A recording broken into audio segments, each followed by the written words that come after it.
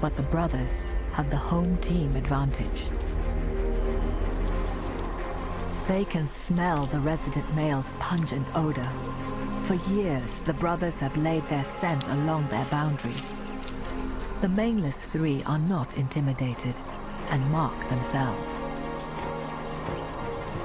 They keep to the river's edge, safer for them, but their eyes turn inland, searching for the pride.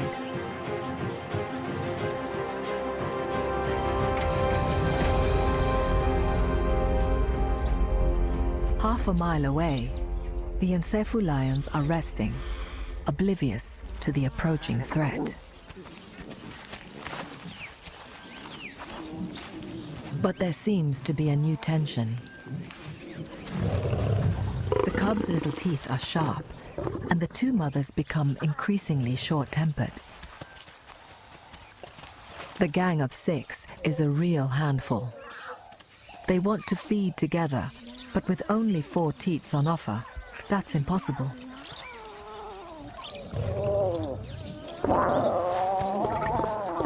Milk changes over time, from high fat to high protein. So it may be that the cubs prefer one mother over another.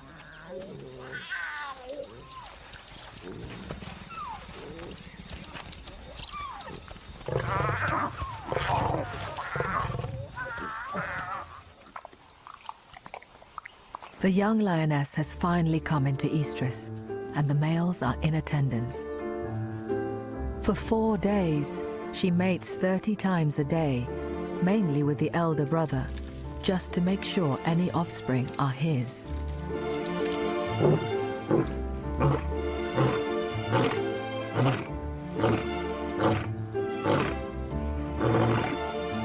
She'll quickly become pregnant, and in 110 days, she'll give birth. Her hormones fire up the males.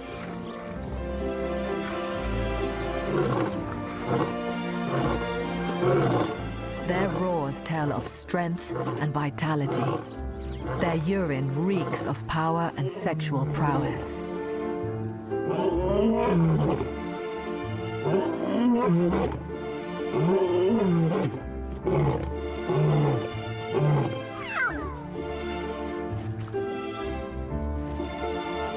Already fired up by courting cubs and mothers, and now by the hormones of a successful mating, the brothers set out with renewed confidence, determined to defend their pride.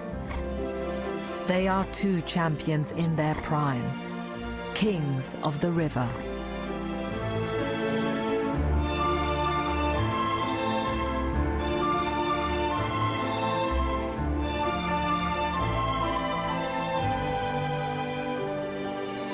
A change in the wind brings these smells and sounds to the 3 invaders. They seem to reconsider their options.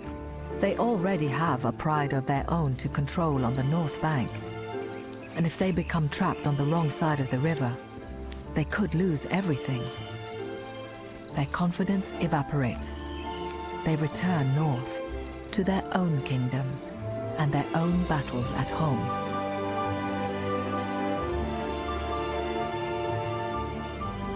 The Nsefu pride has triumphed. The 2 sisters have 6 healthy cubs, and the youngest lioness has a replacement litter on the way. With 5 new males, the pride's future seems secure.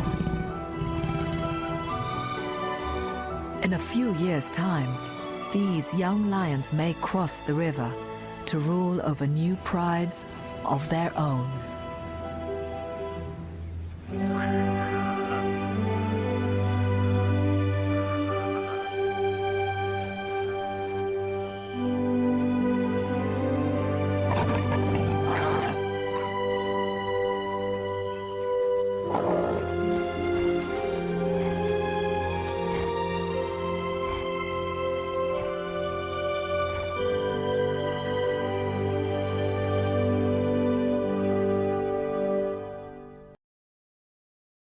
Crossing the Sahara in these modern days is hard enough, but attempting to cross it in the Cretaceous period was absolutely suicidal.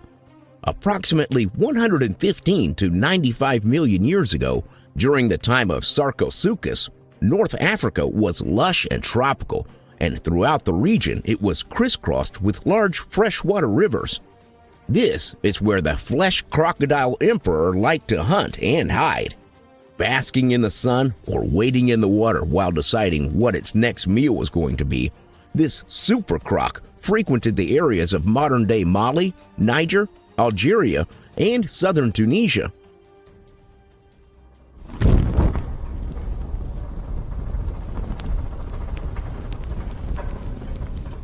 When hiding, the Sarcosuchus took advantage of the river waters. It had to, considering its enormous size. Measuring in at approximately 40 feet long and weighing in the avenue of 8 tons, it needed every bit of cover that it could get. Luckily for the Sarcosuchus, there was no shortage of fresh waters to hunt in across Cretaceous North Africa during that time. Now you might think that it would be impossible to hide at this size, and that's understandable, but consider this. The modern saltwater crocodile, a known man-eater, is able to hide just fine and measures out at half of the Sarcosuchus' size. If this ancient hunter were still around, there are still places where it could hide and eat pretty much anything that came along. Now there's a thought that will keep you awake at night. As far as natural predators, the Sarcosuchus would have been almost indestructible once it reached its adult size. Unlike the crocodilians of today, however, which take around 10 years to reach their adult size, Sarcosuchus grew slowly throughout its entire life. This meant that other predators could eat it, but they had to be lucky enough to catch the wily crocodile while it was still small. Even then, if you could catch a young Sarcosuchus, you'd have to have a pretty strong bite to eat it. Sarcosuchus was covered in osteoderms, which are essentially plates of armor, efficient enough that evolution keeps producing them in the creatures of today. Our modern crocodiles have osteoderms as well, but their armor suffers with the occasional break in the plate arrangement, commonly around the neck and various other parts of their bodies. The Sarcosuchus probably didn't have this weakness. So, what do you eat when you are 40 feet long and equipped with such deadly weapons? You'd think, well, anything you want. But Sarcosuchus likely dined almost exclusively on fish and turtles. Mind you, sometimes this might have been fish like the Mawsonia, a relative of the coelacanth, which could measure in size at up to 13 feet long. A possible exception to this rule might have been the Spinosaurus, the largest carnivorous dinosaur that there ever was. Spinosaurus loved to eat fish, and so this would have put him in the emperor's domain far too often to avoid the occasional tangle. Now, you are probably wondering why the Sarcosuchus didn't eat more dinosaurs, and the answer lies in the design of its jaw. Like the modern-day crocodilian known as gharial, Sarcosuchus imperator had a long, thin snout which was better designed for scooping up fish than to all-out combat. The imperator's relatives in South America, such as Deinosuchus, had wider jaws, and because of this, they were more combat-ready. Wider jaws allow for eating not only a wider variety of prey, but for executing the famous crocodilian signature move known as a death roll. This is where a crocodile grabs its prey and spins its own body around, allowing it to rip limbs off or to shred the body of its victim. With his thinner jaws, it is unlikely that the emperor's skull could have sustained the pressures associated with this move. That's not to say that they were completely safe, however. One of the most interesting features of Sarcosuchus was its eyes. Instead of moving to the left and right like you see in modern crocodilians, the Sarcosuchus's eyes moved up and down. If you were approaching the edge of the water, then Sarcosuchus definitely knew you were there. Then it just needed to decide if it wanted to move closer and make you into a snack, or to back away and look for easier prey. Aside from its vertical eye movement, Sarcosuchus also had another interesting feature on its head, a bulla. Think of it as a large globe at the end of Sarcosuchus's nose. Now, we don't know if it used it as a club or if it served the purpose of creating sounds to call other imperators to join in for a big kill. But this distinctive feature definitely served a purpose, and it was present on both male and female Sarcosuchus specimens. Alas, the Sarcosuchus would not reign forever. Along with other prehistoric creatures, the Sarcosuchus was doomed to extinction, and over time, it and the other giant crocodilians eventually fade away. The closest of the surviving crocodiliforms in modern day would be the gharial for its appearance, and the saltwater crocodile for being the largest crocodilian reigning today. Thanks for watching. Please subscribe and comment below.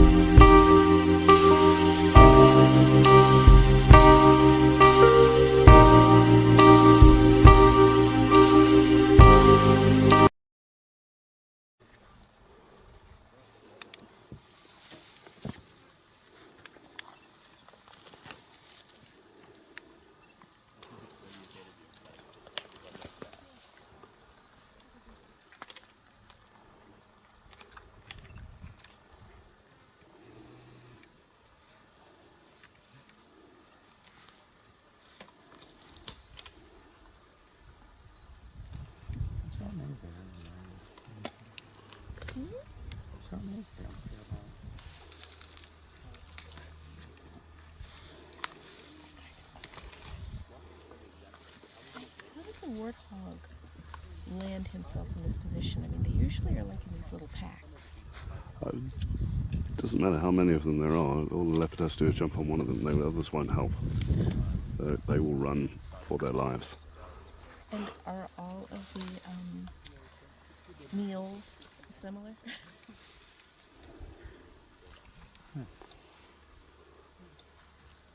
Ooh, what's that thing? Intestine? Yeah, it's opening up the intestine there. Try and get all the grass out of the way.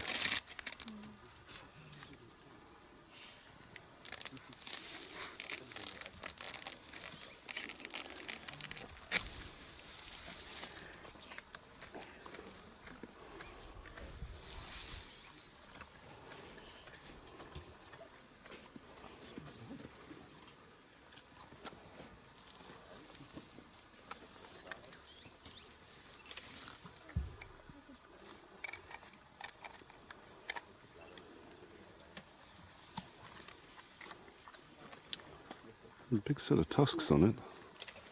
It's not an easy kill, a big warthog like that. The tusks of the warthog can inflict quite a big wound on a leopard.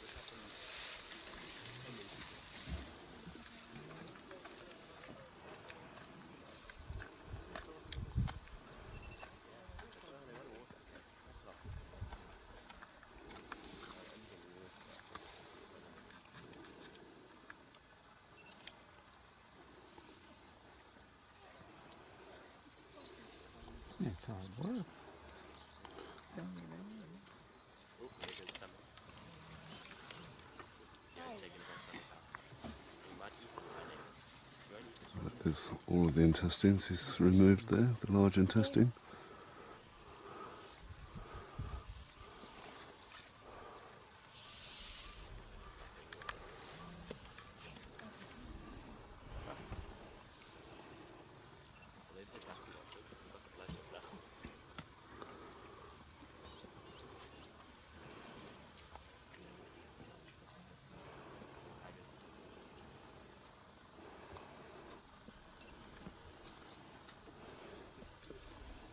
So how long would it take for hyenas, etc., to say,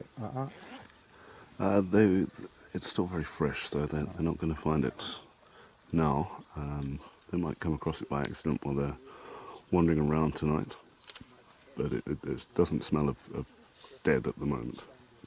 And by opening it up and getting all that processed grass out, it's just going to smell of grass. So that scent will actually mask the scent of the meat to start with.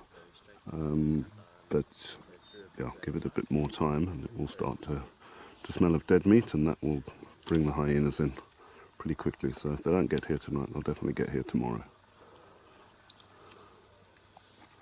Just depends on how many hyenas there are actually in the area.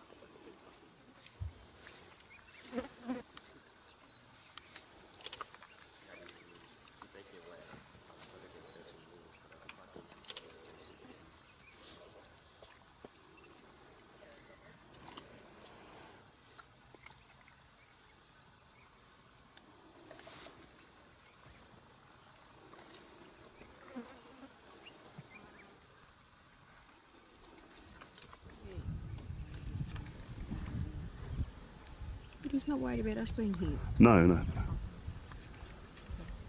But being a wild animal, you would have thought he would have. None of the animals are worried about us. They've learnt that we're not food and we're not a threat. Like to specialise in warthogs. Oh, that's his favourite dish. Does he have a name?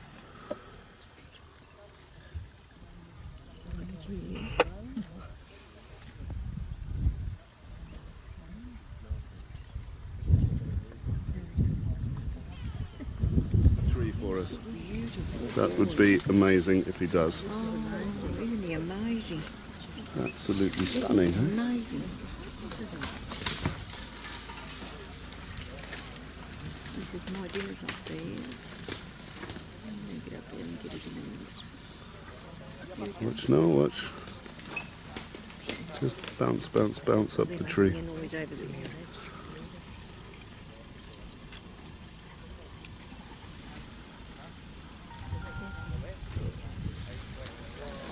Look at that.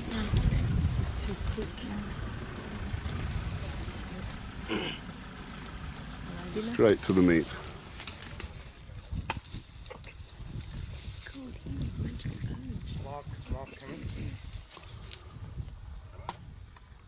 Well, Dyke is trying to get hold of you to do a link up to you. I don't know if you want to try and get hold of him.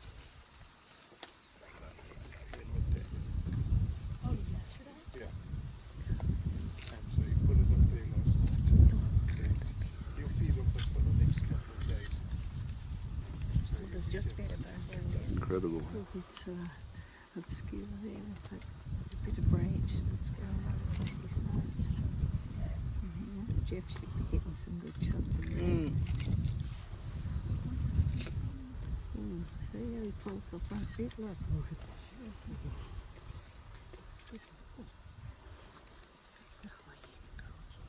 Poor little waterfall. His antenna won't be standing anymore.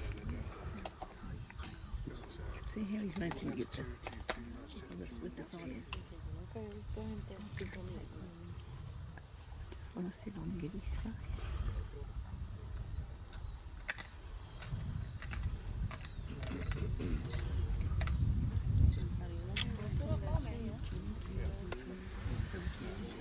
It's pretty thick.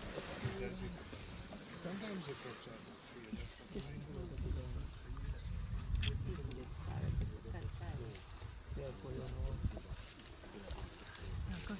If he drops it, then he's lost it.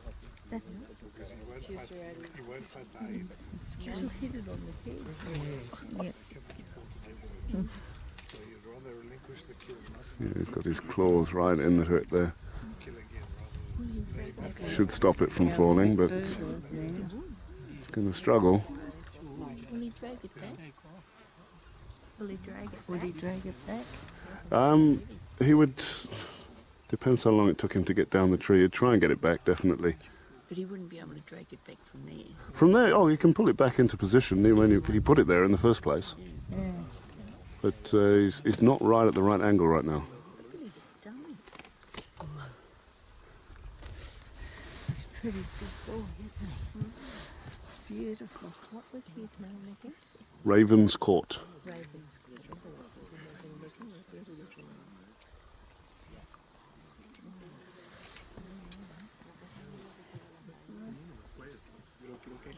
Looking up, looking.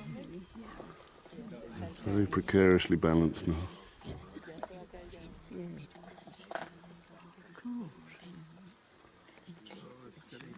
Jeff is great.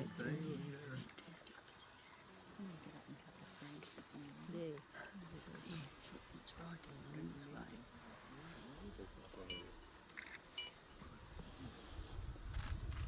Lynn, do you want me to take one of the little cameras? Jen's taking a couple. She might get a better one up there. Carter's going to overbalance soon.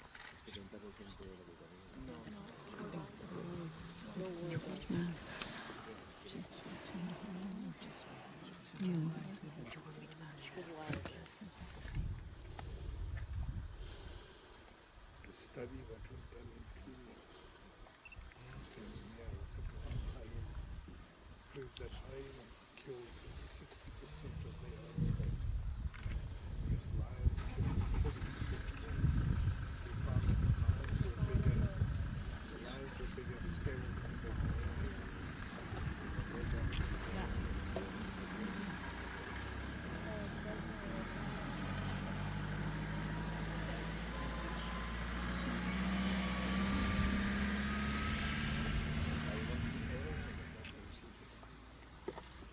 Listen to them crunching the bones.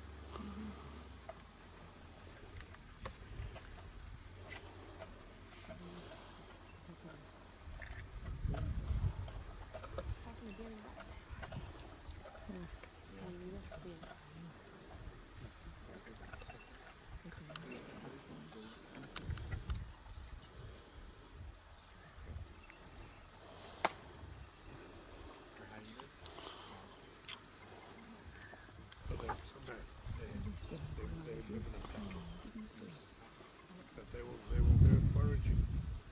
So, they will go, sometimes go to chase lions or kill. They will find calling and the rest of they chase them. Lion can kill them, yeah.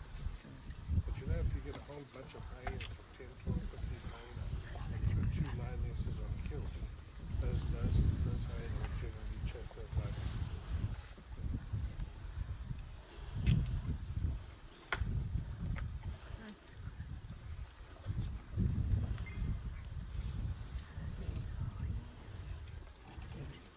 Still not too look.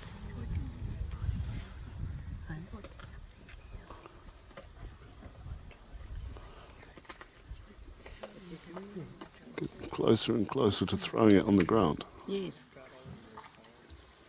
He's getting it off balance.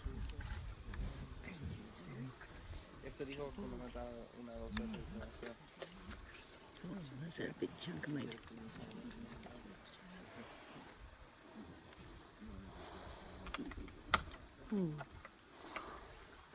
Is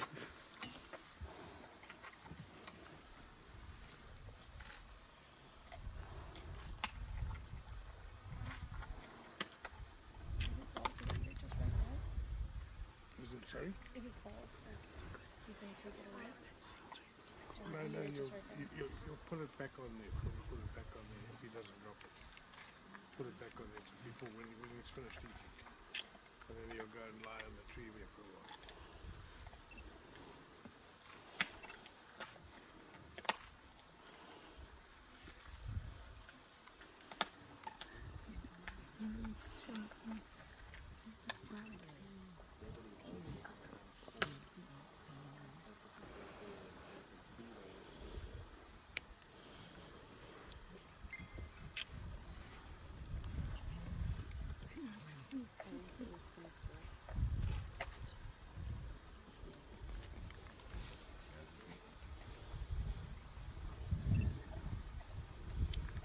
Look at that.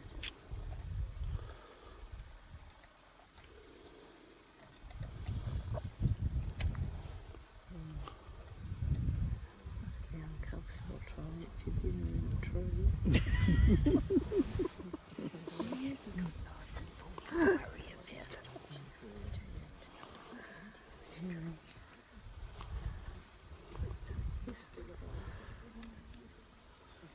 It's not, it's not. It's a big female. It's a big one. You know, that should last him 2-3 days. It should last him 3 days.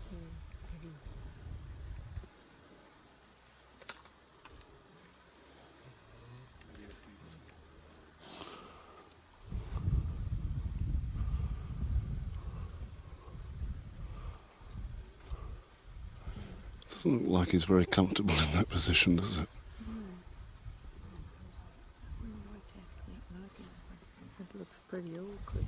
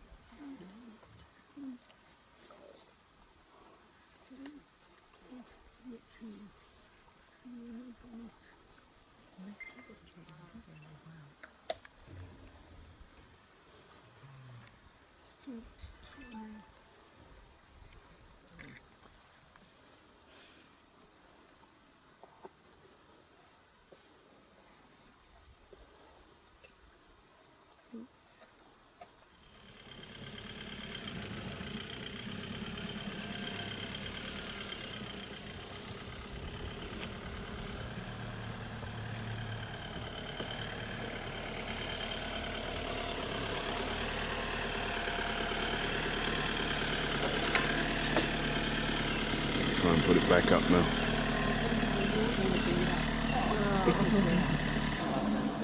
Look at him. He's got the leg. Is that alright? Did you see what he just did? And hoist it up further.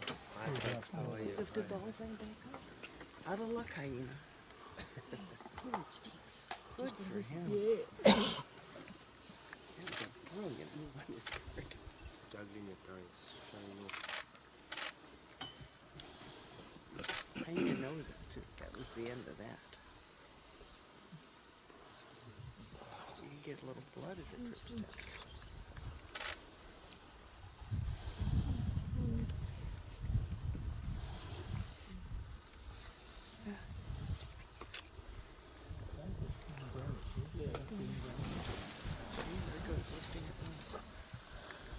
See, it is there we are. Big noses. Just moving it around like it's nothing. Just with his teeth. Oh, He wants the front part around the neck and the head there.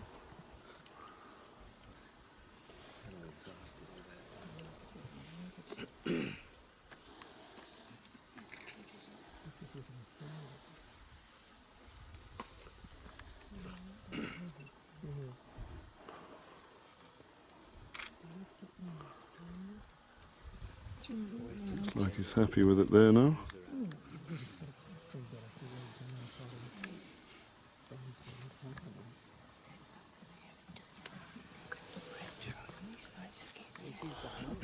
Hyena also knows that nothing going to happen now. He's clever. Did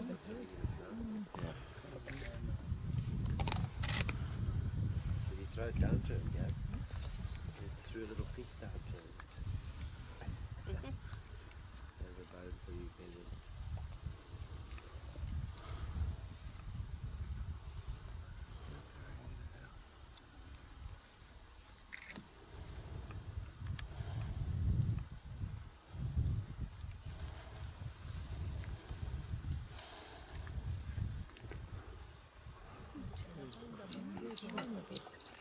It's still crunching. There's a lot of feed in one warthog.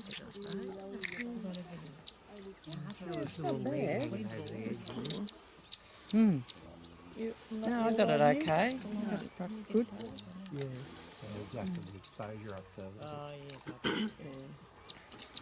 Quite light enough. That's got the branch. I've got the Yeah, branch I running right have along in front of his too, yeah. face. The backlight makes it harder too. Yeah. Yeah, that, And there's that small branch. you still can't stop taking them. No. Because when you get home, But that's still not good really for the light, No. is it? Oh, it's all right too. You'll be able to change your aperture, Jeff. Yeah. I don't know that I can on this, but anyway. Where are you, hyena?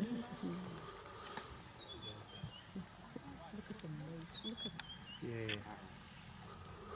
It's no longer recognisably a warthog, is it? Yeah. Oops. I didn't even know what it was. Look at the head sitting there. I bet he thinks, oh, I'd love to get into that. Yeah, the skin's all still there. He won't eat the skin unless he has to. That pelvis looks quite close to falling down now. Yeah, if he bites right through there in the middle, it's just he's gonna drop half of it, isn't he? No, won't. He's just lifting it up. He's not silly.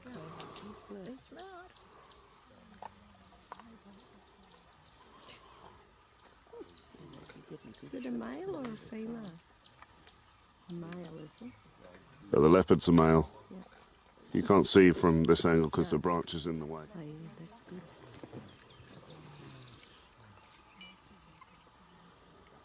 Yeah, that first one wasn't too bad. You can see his face all right. Oh, yeah.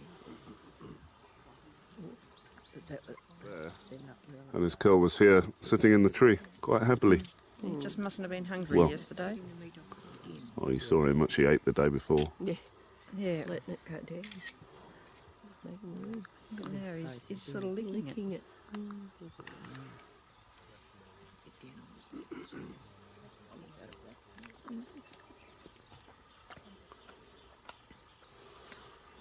Oh, yeah, the ears poking up down in the grass. He just stares like he's mesmerised. He does, doesn't he? Mm. No, they're pretty. Would that be the same hyena? I should think it would be one very patient hyena. Yeah. Yes, he is. He's probably stayed here all yesterday just hoping to. Yeah. Drop.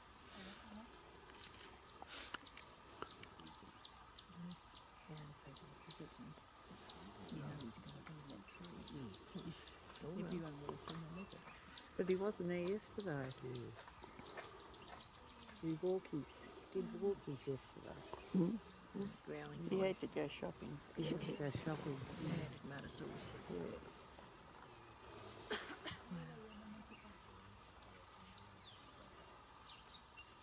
a hard one, isn't it? They know no different. No. I realise. I just checked. Might be finished now. Coming down. Wow, coming down, but that's good.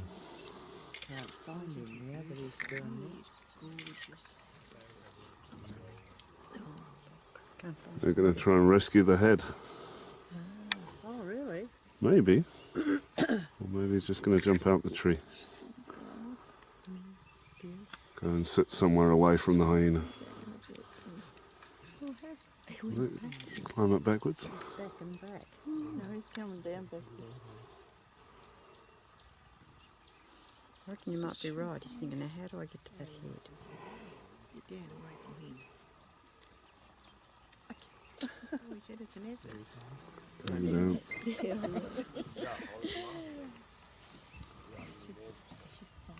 To hyena attack feel sorry for Look, him. you could, surely with your gun you could take out that branch and just let the head fall. all got eaten.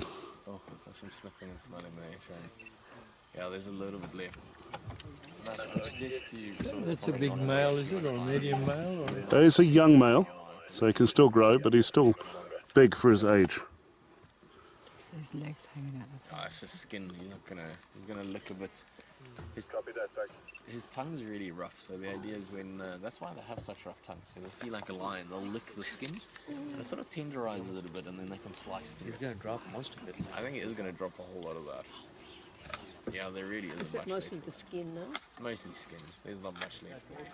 There'll be a little bit of meat still left on the skin that's probably got a beef jerky at the moment, but otherwise, Crunchy that skin is, like eating a shoe. warthog skin is incredibly thick. They must be safely 2 or 3 centimeters thick. Oh.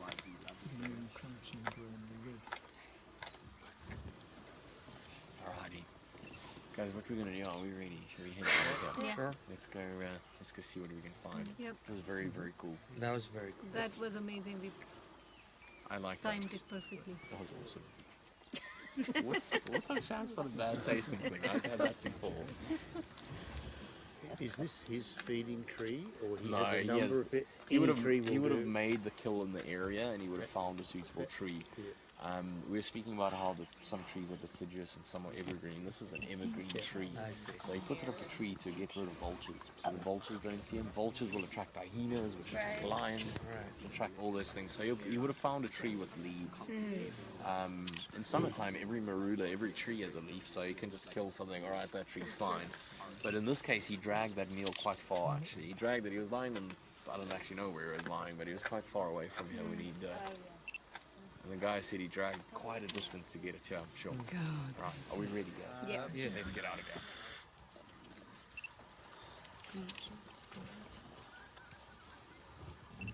Such good contact across his face.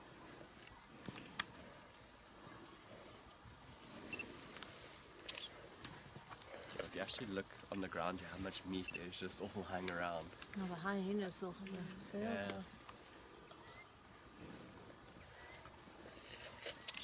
Oh, wow. Good rip that. Hope no one's got too much on each stomach. There's very little actual meat left there. So when he's finished feeding now, even if there's still some, those legs still hanging in the tree, if he gets out of the tree now, I don't think he'll ever get back up again.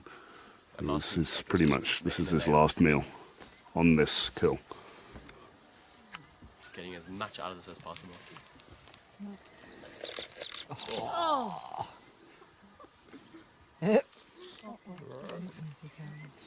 Changing position.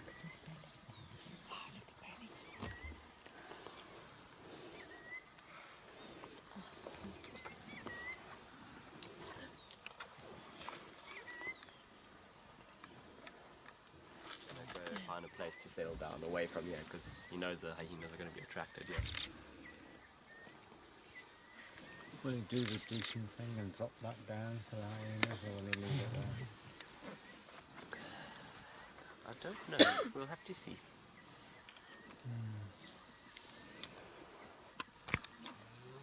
You might sort of see he'll carry on feeding until he literally got nothing to feed on anymore, and that's probably when he'll fall out by accident.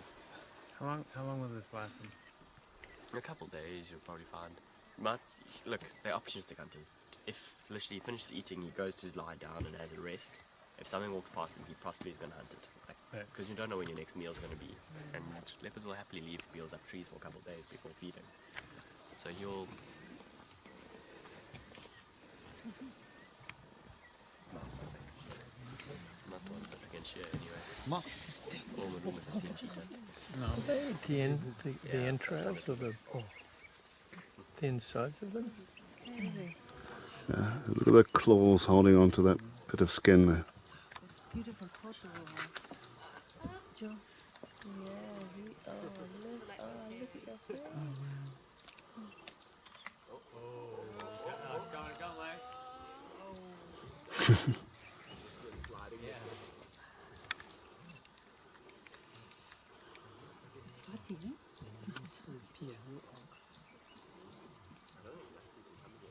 Beautiful face.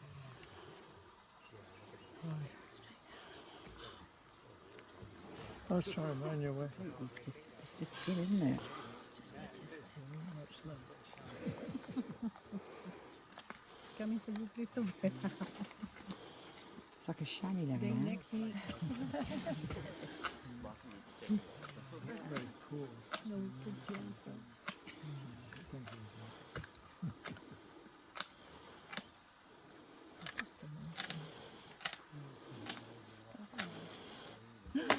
There we go.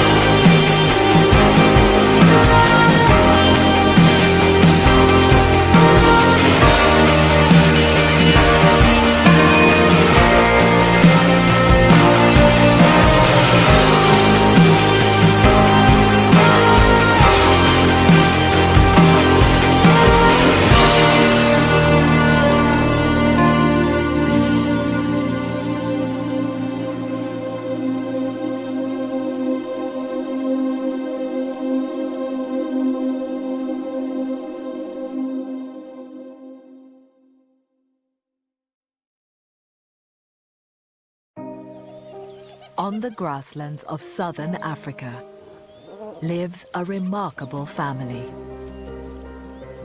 a hyena clan ruled by their queen.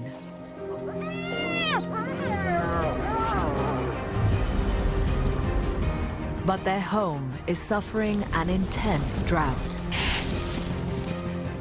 Prey is hard to find, and the clan must travel vast distances in search of food. In the harsh conditions, with young to feed, they face a tough decision. Do they leave their cubs and head north to hunt? Or do they wait for the rains and the herds to come to them? The clan must be bold, cunning,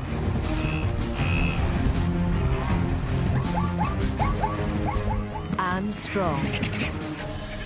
If they are to make it through the drought, the toughest time of all.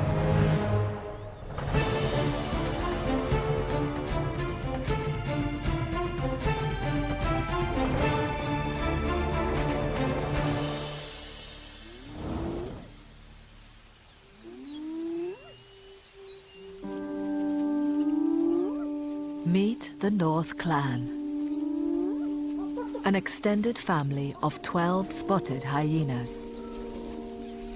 This is the first meal they've had in almost a week. They're hungry, and it's only a tiny antelope. They need a decent meal at least every 3 days. There isn't enough to go around, and tensions rise.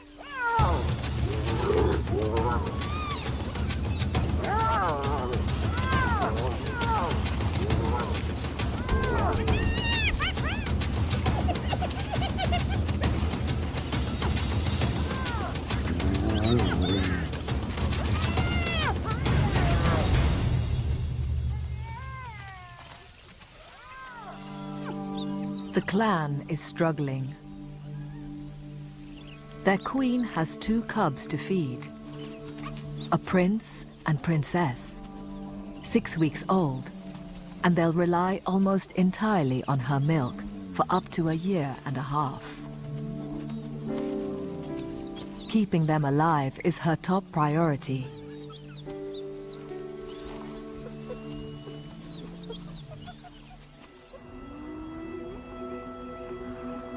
Their home is an underground den in the north of an area of wilderness known as the Lua Plains. The queen and her clan rule over a huge patch of the plains, extending 20 miles in every direction from their den. Located in the far west of Zambia, Lua Plains National Park is 1,400 square miles of open grassland. There are only a handful of lions here, and the queen and her clan have risen to the top of the food chain. Here, they are hunters, not scavengers. In good years, there's plenty for the clan to eat. Herds of zebra, small antelopes called oribi, and the clan's favorite prey, wildebeest, and their calves.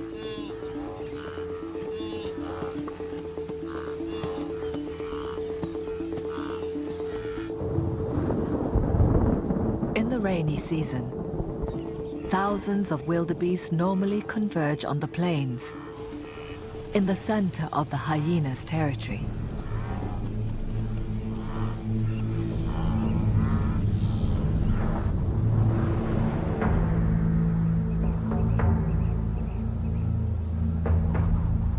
But this year, the rains are more than a month late.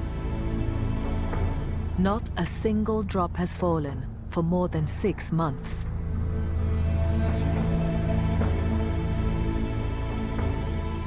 And Lua Plains is suffering a severe drought.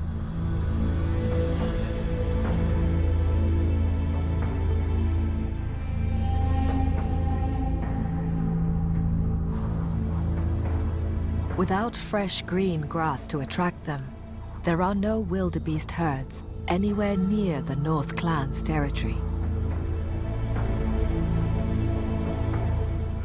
The herds are now scattered far to the north, and the clan has to travel vast distances to find them.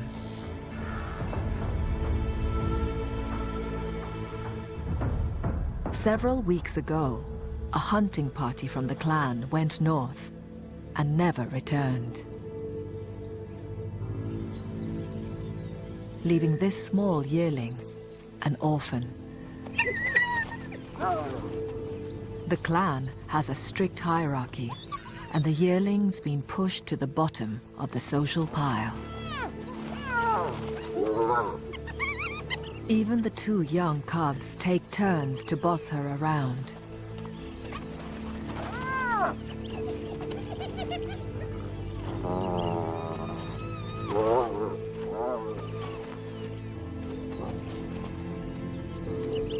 Born to a queen, they have high ranking in the clan.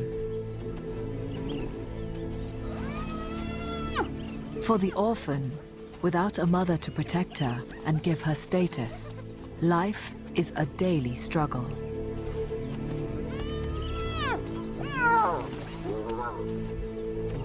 She needs to grow up fast and gain respect.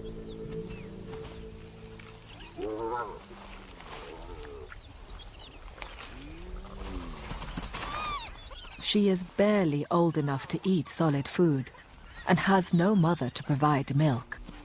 Now, she has little choice. She must fight, even for a tiny scrap of the kill, to keep herself alive.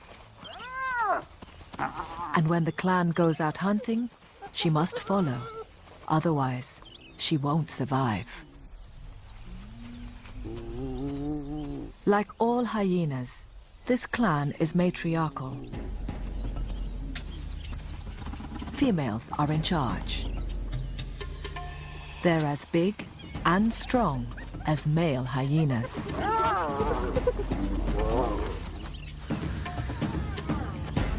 All of the adult females can potentially have cubs, but they will usually only tolerate one adult male at the den.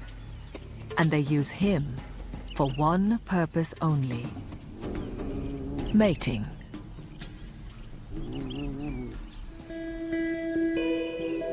The clan females have unusually high levels of testosterone, and this results in the growth of external genitalia, a pseudo-penis that looks almost identical to a male phallus.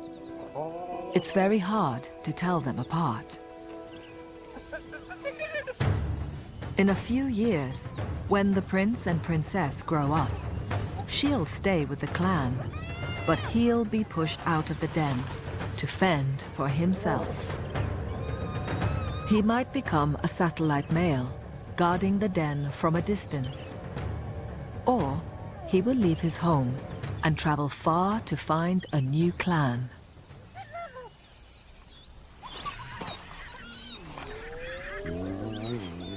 For now, though, he's indulged. All the clan helps out with the cubs. There's even a babysitter to watch over them when the queen goes out hunting. Or when she just needs to take a break.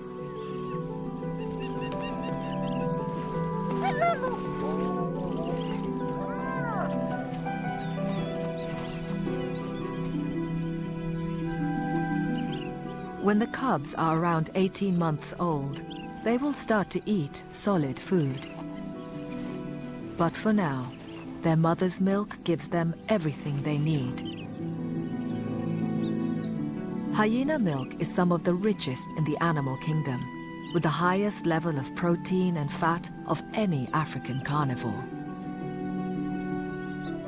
It's so rich, one feed can keep the cubs going for days at a time. But when their mother goes hunting, she can't be gone too long. If left for more than a week, the cubs would die. For the queen, Producing such nutritious milk requires a lot of energy. And she hasn't had a decent meal in over a week.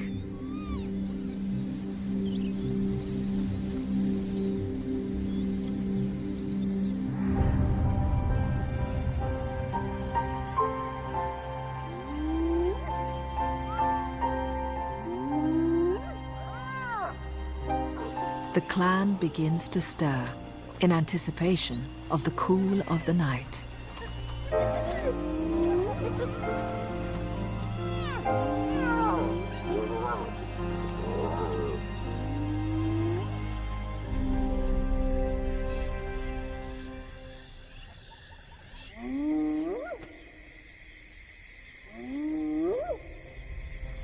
They've conserved their energy for nighttime, when they typically hunt.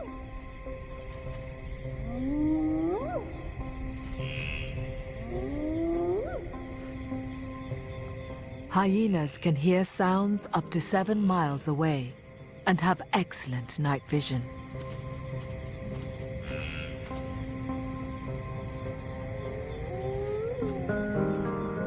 They scour their home territory for food. They can cover their entire range, walking 20 miles in one night. The queen stays at the den to feed the cubs, but listens out for any sound of the clan making a kill.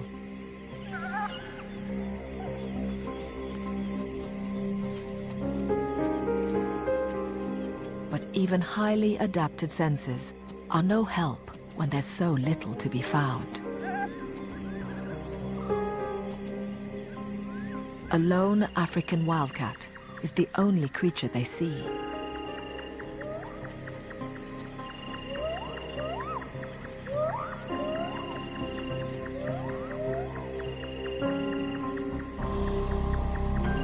They will continue the search until sunrise.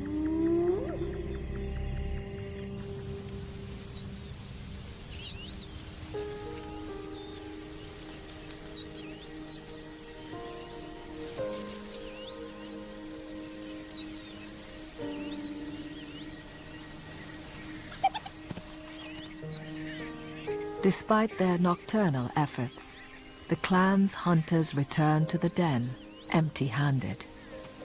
But the cubs are still pleased to see their family safe and well.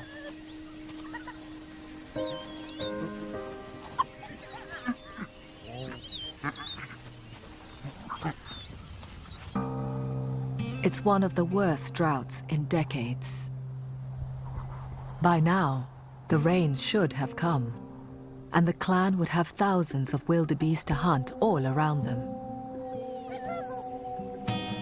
But with no sign of rain or wildebeest herds on the horizon, the queen faces a tough decision.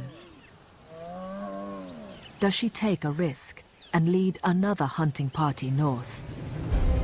Or does she wait and hope the herds come to her? She makes a brave call and gathers the best hunters in the clan.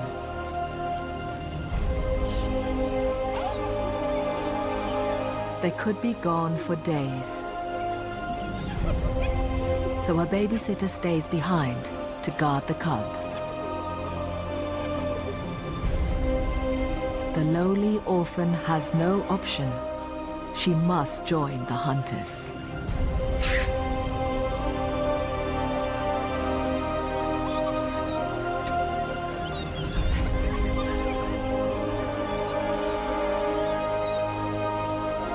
The cubs must wait patiently, without food, for their mother to return.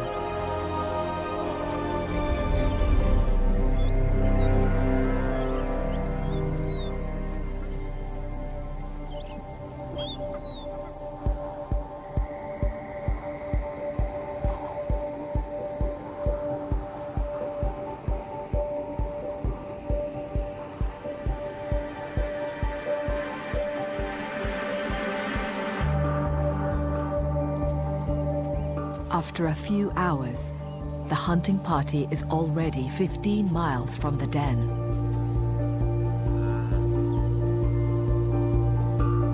They find a single wildebeest, but no sign of the large herds with calves they're looking for.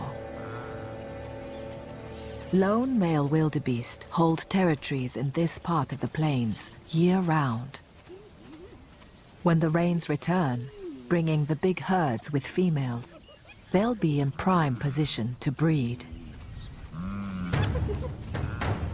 They spend their days fighting with their neighbors in a display of strength.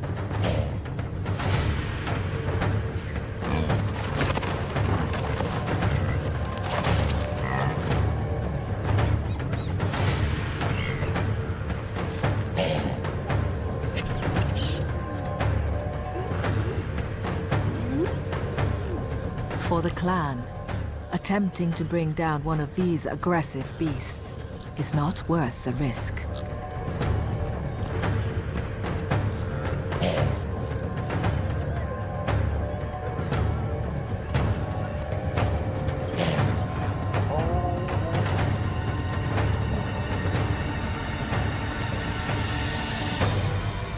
They push on further to the north.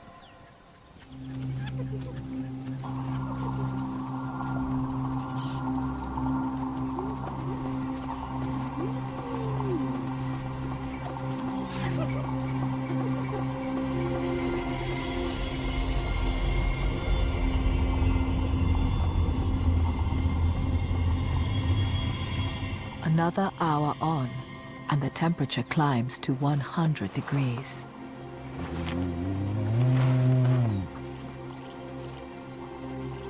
Most of the hunters stop and rest.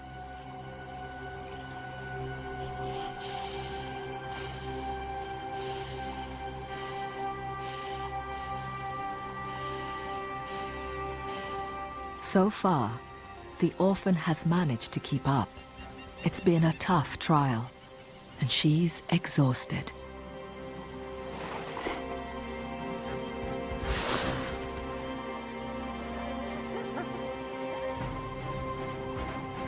But the hungry queen pushes on further, alone.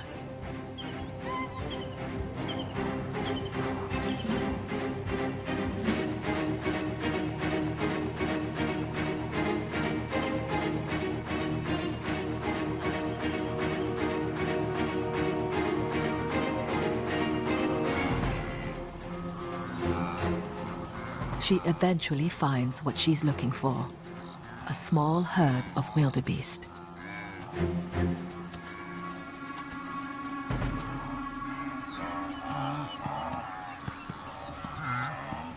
This time, with more vulnerable mothers and calves.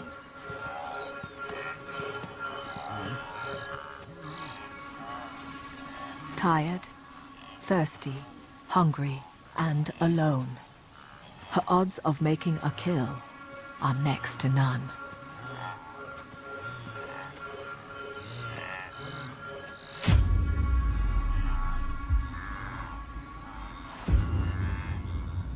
To hunt, hyenas usually rely on teamwork.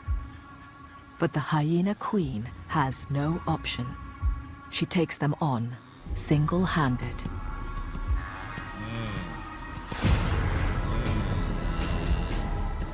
To have any chance, she needs to find a vulnerable target.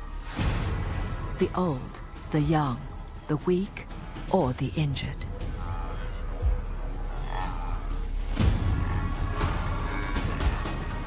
She sets the herd running and looks for any sign of weakness.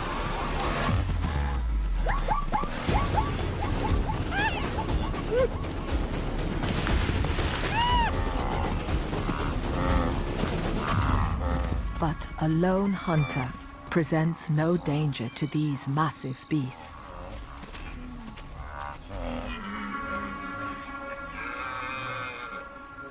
Now the queen faces another challenge. She must cool down.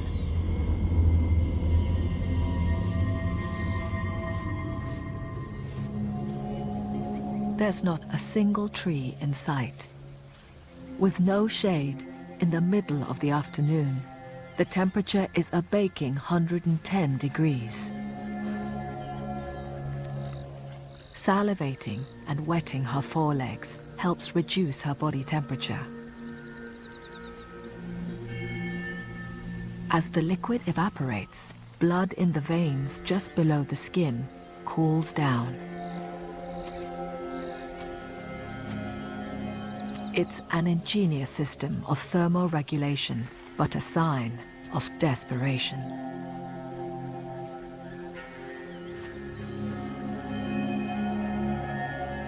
The queen has run all day in the heat without food or water.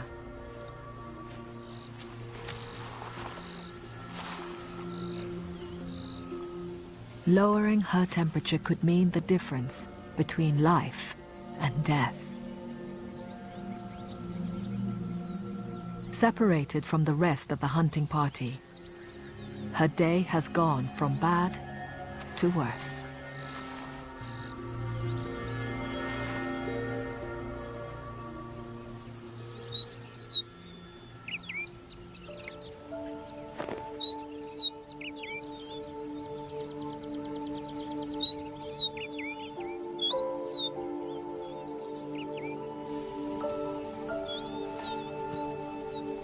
The hunting party is 5 miles back. They've slept through the worst of the heat.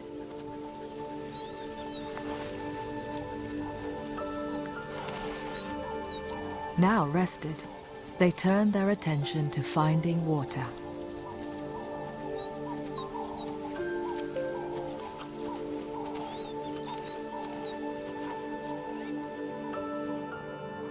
Dotted across the dry plains are tiny circles of green, remnants of the last rains. Water holes.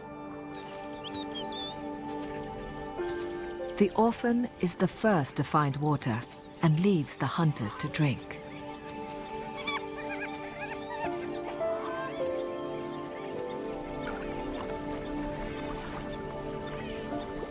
It's a precious oasis in an otherwise parched land.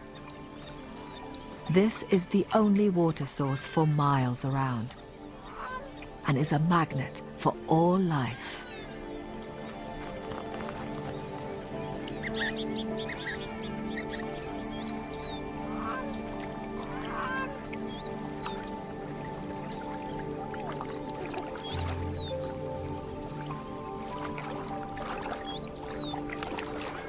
The orphan and the hunters may not have found anything to eat, but they've at least found somewhere to drink and keep cool.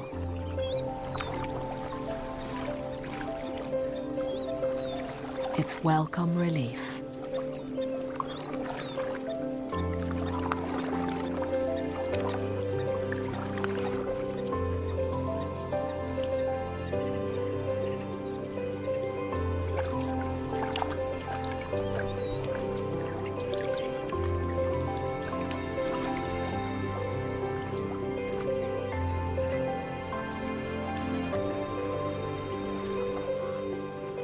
Even the elusive wildebeest come here to drink.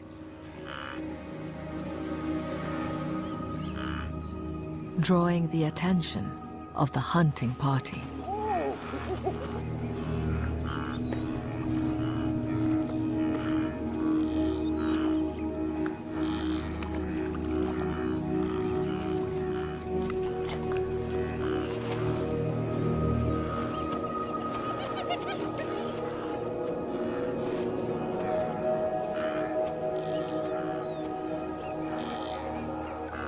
A brave and thirsty wildebeest tests the waters.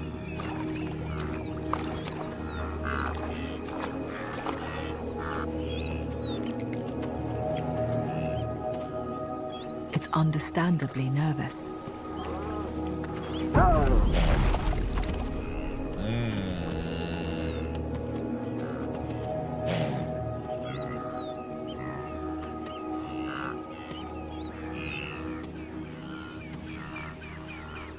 But the hyenas seem to barely acknowledge its presence. It's still too hot to hunt.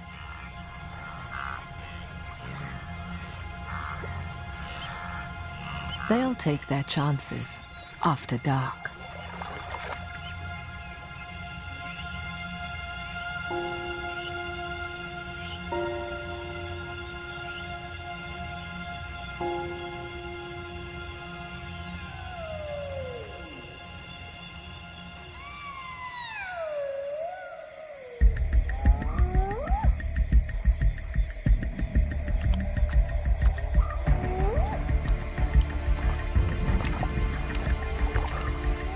In the cool of the night, the queen has regained her strength and traveled back to rejoin the hunting party. More and more wildebeest are gathering at the waterhole.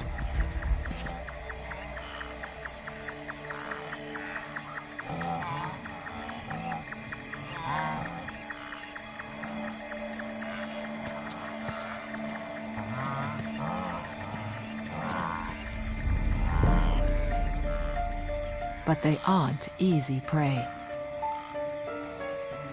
The wildebeest have strength in numbers and a well-organized defensive strategy. They spread out in a line to avoid becoming surrounded.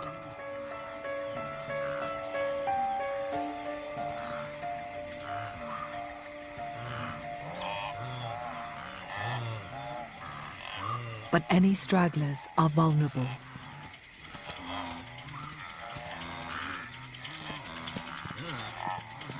And the hyenas keep watching, looking for a weak link.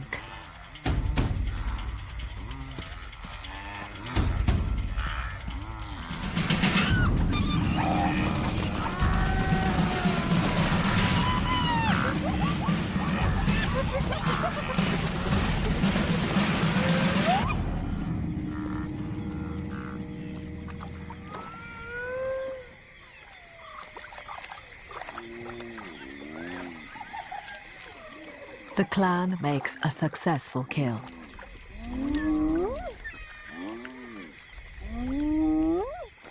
The queen asserts her dominance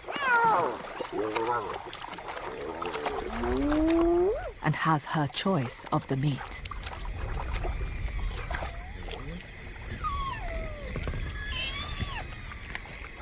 She can eat 1/3 of her body weight in just one sitting. Shared between the hunting party, the entire kill is gone in a matter of minutes.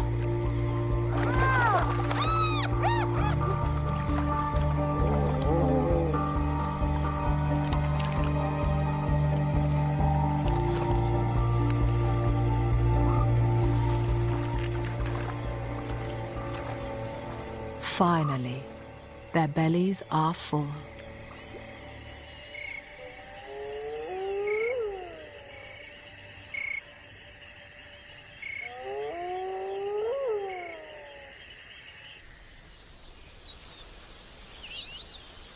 "15 miles to the south, back at the den, the prince and princess are getting hungrier.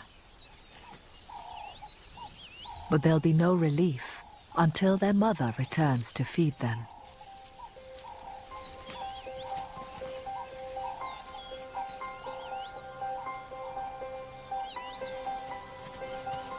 In their mother's absence, and blissfully unaware of any danger, the cubs are starting to venture further afield.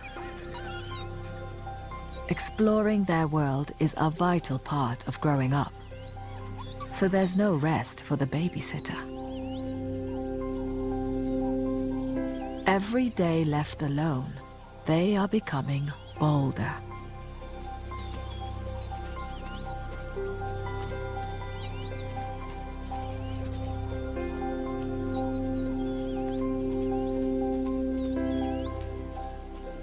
She keeps a watchful eye and makes sure the cubs don't stray too far.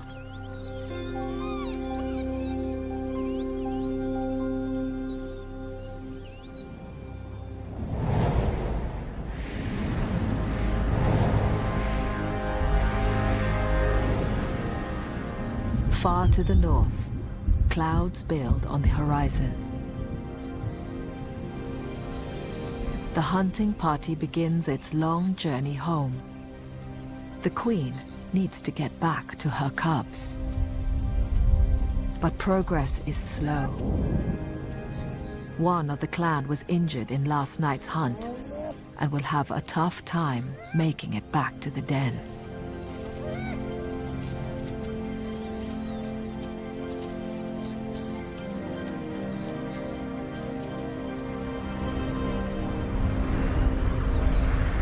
These storm clouds hold false promise.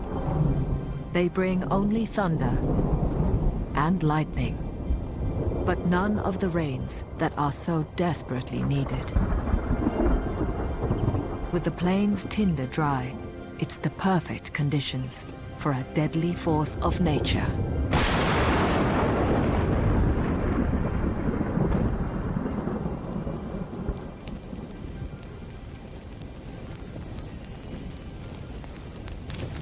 Bushfires.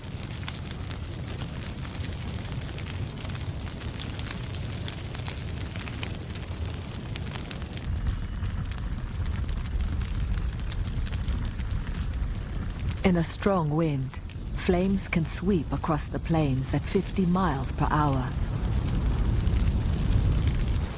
and reach temperatures of nearly 2,000 degrees, consuming everything in their path.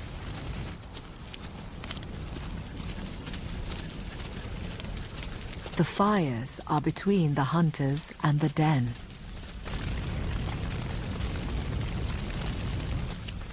Cut off, the queen leads her hunting party around the flames. They'll have to take the long route home, adding a day to their journey.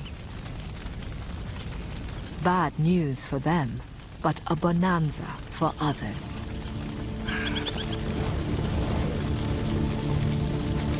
Swarms of insects flee the flames, providing a feast for bird life.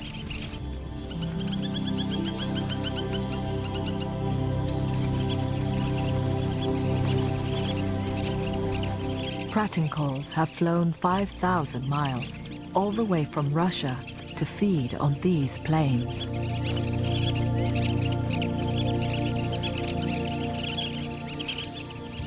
They are quick to take advantage of any food they can get.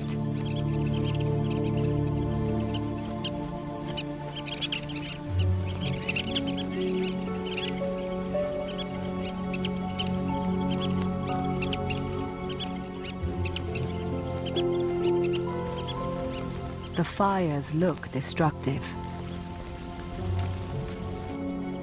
but they cleanse the grasslands, converting dry vegetation to fertile ash.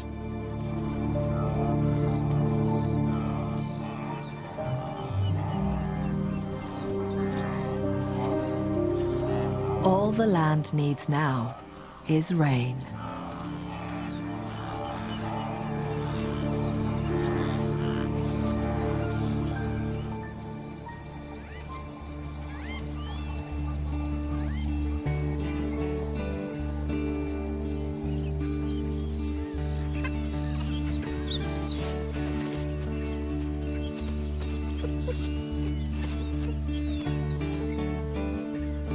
Three days after it set off, the hunting party finally returns to the den.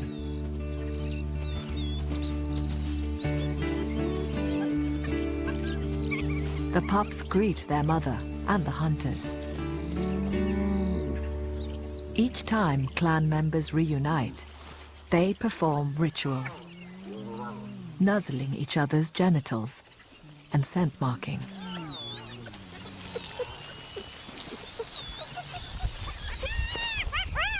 This strengthens family bonds and reinforces hierarchies.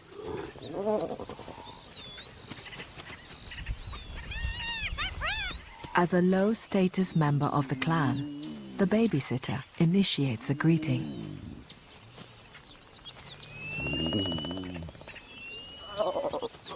The orphan has grown up a lot on the hunting trip and is slowly starting to gain the respect of the clan. For the cubs, who survive totally on their mother's milk, the queen has arrived just in time.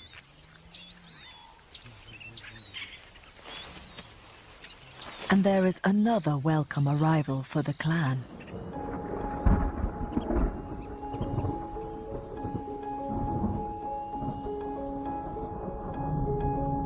After months of drought and struggle, the rains finally arrive.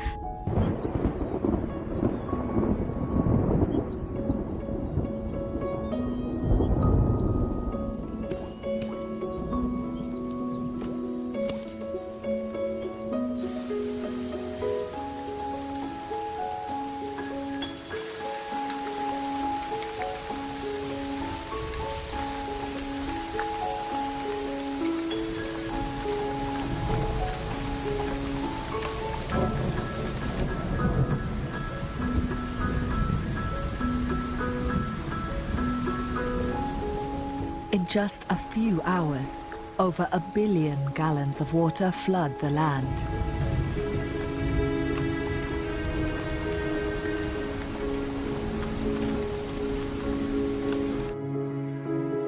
In a matter of days, Lua transforms from dry, dusty plains to green grassland.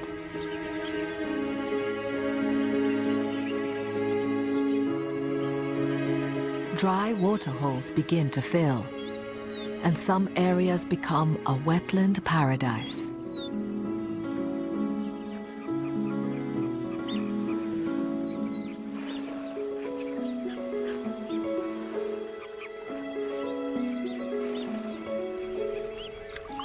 All creatures here have been waiting for this moment.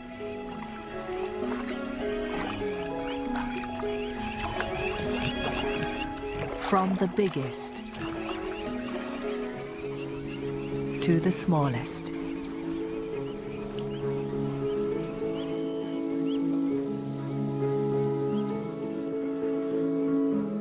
The first drops of rain trigger a remarkable event. As the earth softens in the rain, termites emerge in their thousands.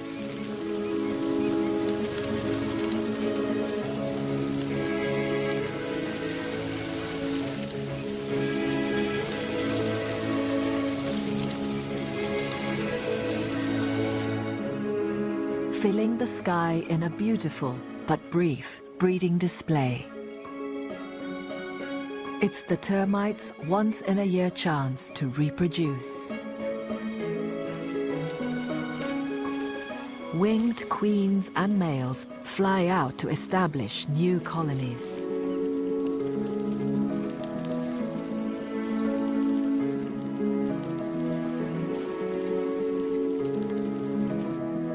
In the air, females release pheromones to attract males from neighboring mounds.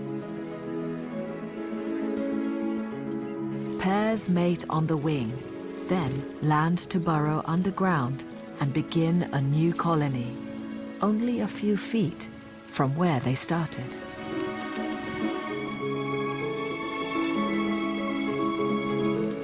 It's the first sign on the Lua Plains that a new cycle of life has begun.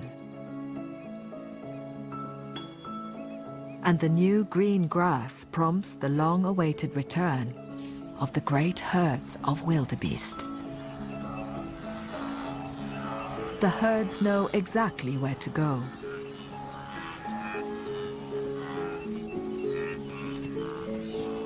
Walking for days to arrive just in time for fresh green shoots to spring from the ground.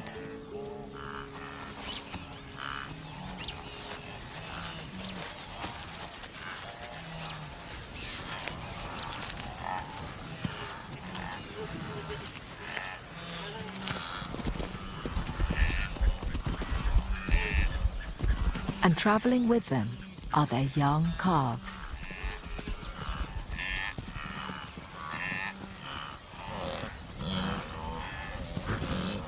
Their arrival in the clan's territory is a turning point for the family. The hyenas are rested, and with thousands of wildebeest now on their doorstep, they should have more chance of success. One by one, they test the herd by charging at them.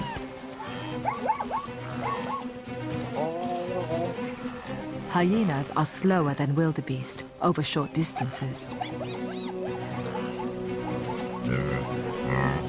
But they are patient, cunning hunters.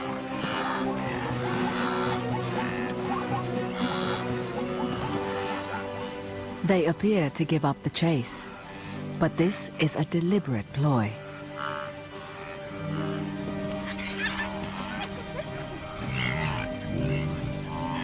They watch the fleeing animals closely, looking for any sign of weakness. The commotion of the hunt draws the attention of other opportunists. Lappet-faced vultures. They can zero in on a potential meal from 20 miles away.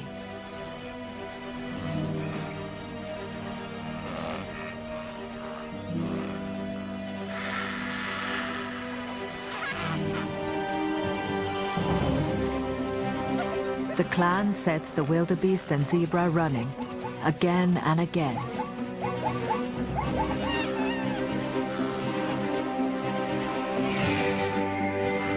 It's a strategy of observation and persistence.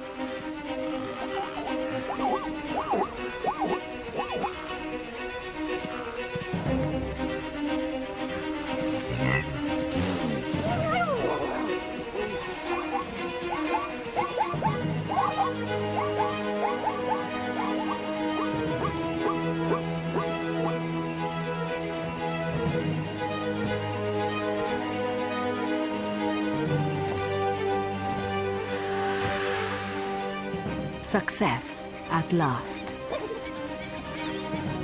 The vultures know exactly when a kill takes place and gather on the sidelines, waiting for an opportunity to steal a share of the spoils.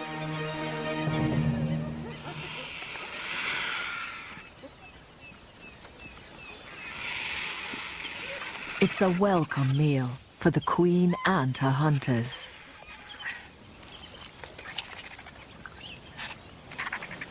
There's plenty to go round.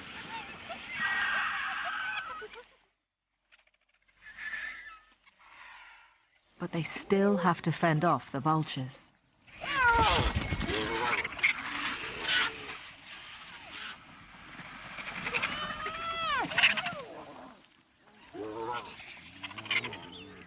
When it comes to eating, the clan, like all hyenas, are perfectly adapted carnivores.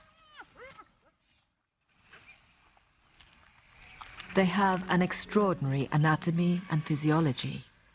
With thick jawbones and powerfully developed muscles, their bite force is immense, one of the strongest in the animal kingdom. Their teeth are specially designed to grind down even the toughest bone. And they eat the entire carcass. Only hair and horns remain. Their digestive system has strong acids to dissolve bone, using up every part of the kill. Stomachs finally full, they lie down, allowing their gut to get to work. This efficient eating is what's enabled them to survive on little food during one of the toughest droughts on record. It's the key to their success and what's made hyenas one of Africa's most abundant carnivores. The orphan has had her fill. Against the odds, without a mother to feed her, she has established herself.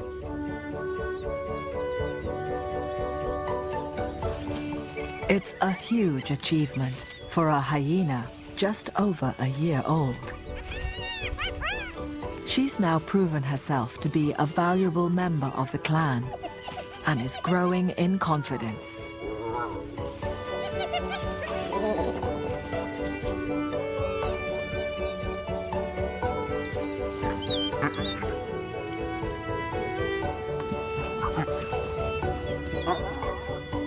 She's no longer at the bottom of the pile.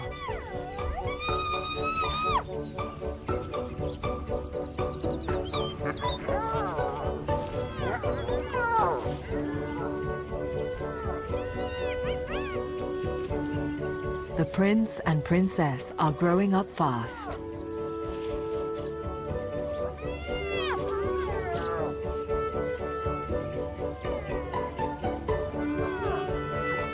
They're digging themselves a new burrow at the back of the den.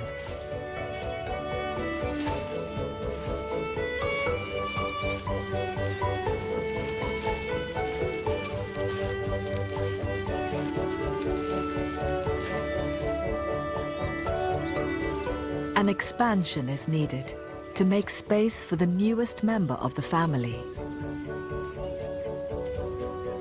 One of the other females has given birth and is introducing her 2-week-old cub to the clan.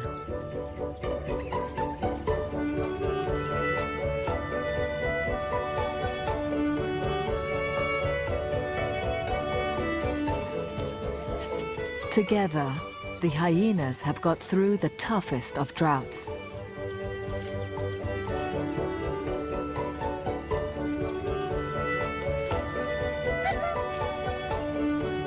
And the family is growing.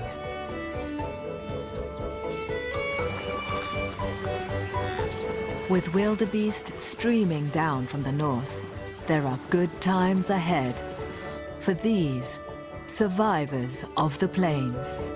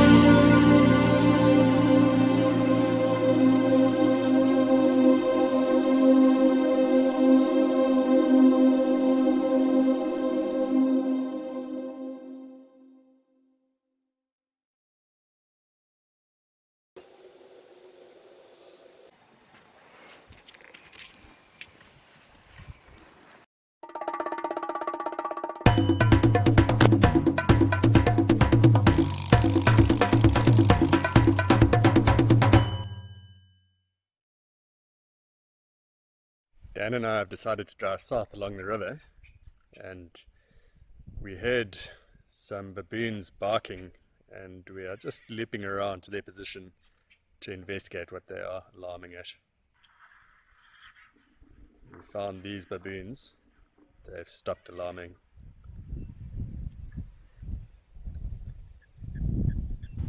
Stations, there's two subadult male lions on the western bank of the Sand River, directly opposite Beaumont's camp. They're stationary next to the watercourse.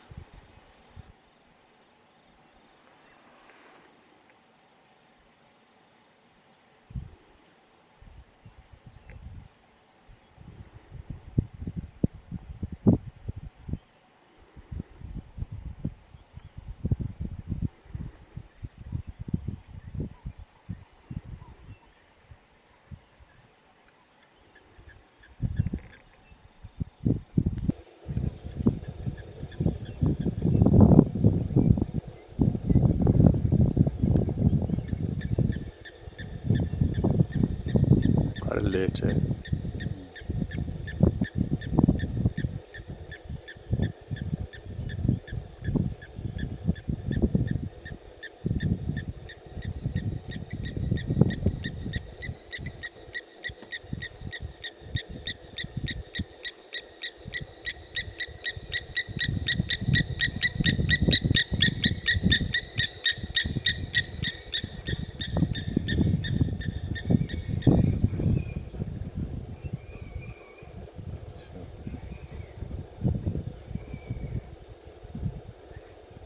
Is that being murdered?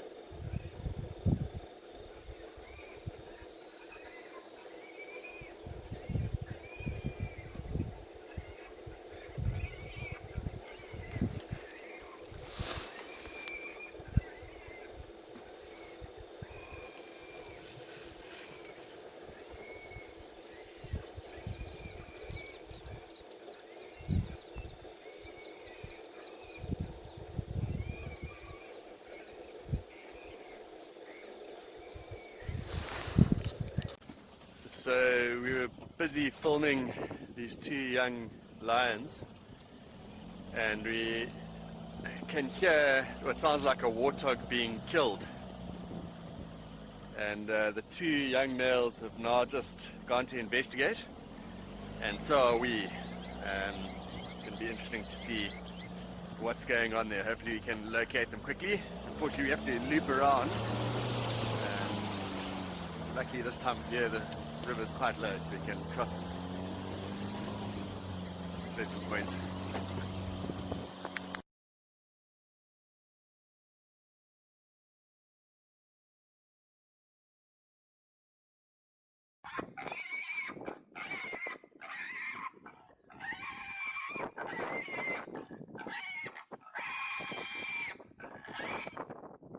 So what we typically do is we sit in the place for about 45 minutes. Sometimes it takes them up to an hour to respond, as you saw. The guys that it takes a little while if they're going to decide and how far they are. So we play 10 minutes and then we wait for 10 minutes, play 5 minutes, and then just wait for another sort of half an hour or so to see. And it is remarkable how they pinpoint it. Like you can be in a random position where, I mean, here it's a nice open area on the junction, and they will Come right here. an hour later. They just, when you haven't played for half an hour, and they just straight up. So it's yeah, it is very effective. Messing with these guys. Just so you're interested, they barely noticed it. They literally bounced off and we sort of looked around and Then he found the shiny young. then he found it. So that was, as you guys arrived, I was like, oh shit, no.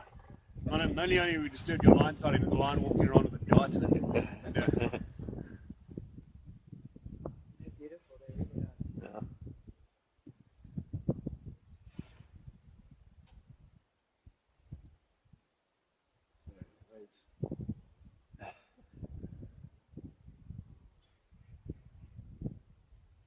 Think of any animal, a young male lion is probably the most likely to respond to a distress call. Single male lion on the the KMP break, just at its junction with Captain Dam.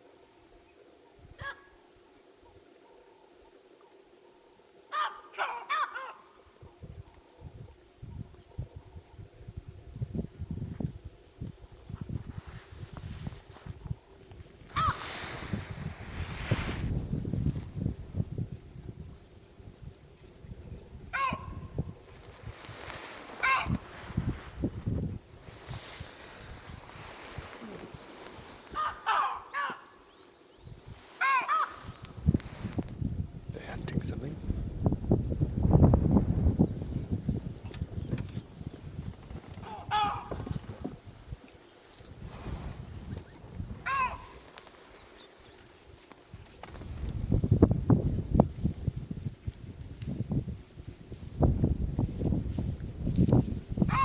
Plush seems to be keen on the Kabula Pride as I said. Especially there's a Java boy on the eastern bank of the Seine River, just north of the conference crossing. I'm not going to be saying.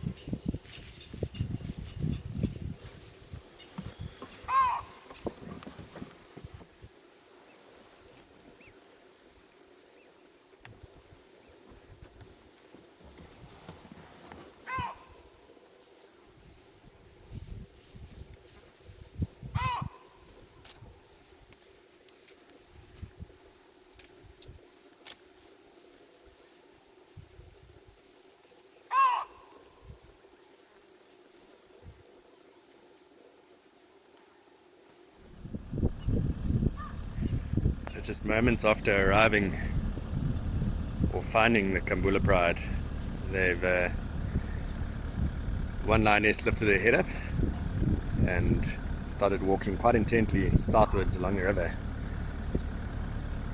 The rest of the pride followed suit. We're just going to follow and see where they head to, what happens from here.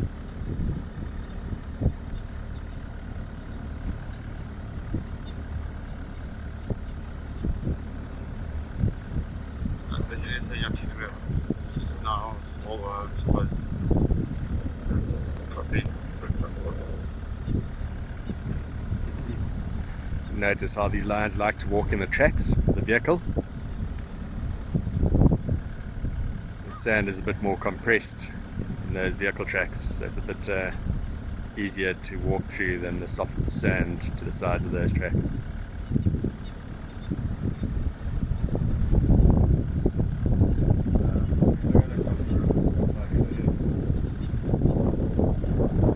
So if they cross the river here, unfortunately we won't be able to follow them.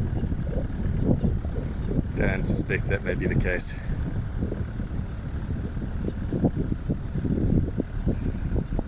So we looped around to see what the Kambula Pride were after. And as we got into position here, we saw two Nyala bulls running away and one lioness chasing after them. Unfortunately, they did not, or they were not able to make the kill. Fortunately for the Nyala, unfortunately for the Kambula Pride. It's been a good morning. Yeah. Lions enjoying the sun on a nice sandbank.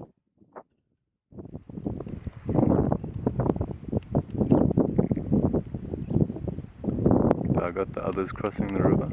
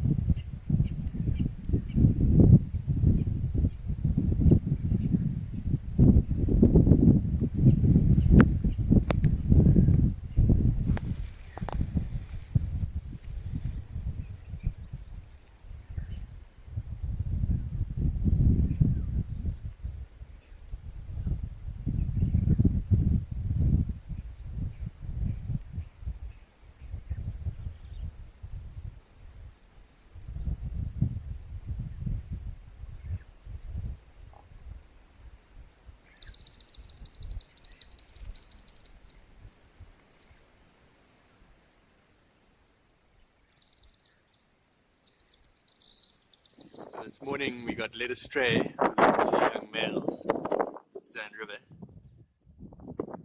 and thought they were hunting, or we thought that they were after a warthog in distress. That was not the case. Then we witnessed the Kambula Pride hunt a Nyala, or 2 Nyala bulls, unsuccessfully. And there are reports of this herd of buffalo that we found here, as well as lions in this area. Now, we found the herd of buffalo, but we haven't found the lions yet. Their tracks are in and around the area. Buffalo seem to have settled down for the day. It looks like they've gone for a drink of water already. A few of them have been wallowing in this pan just to the south of us. We're just going to stand by here and hopefully hear if any of these lions run in, they'll cause a commotion. But the lions are certainly still in the area, we just don't know where exactly. It's quite thick bush here.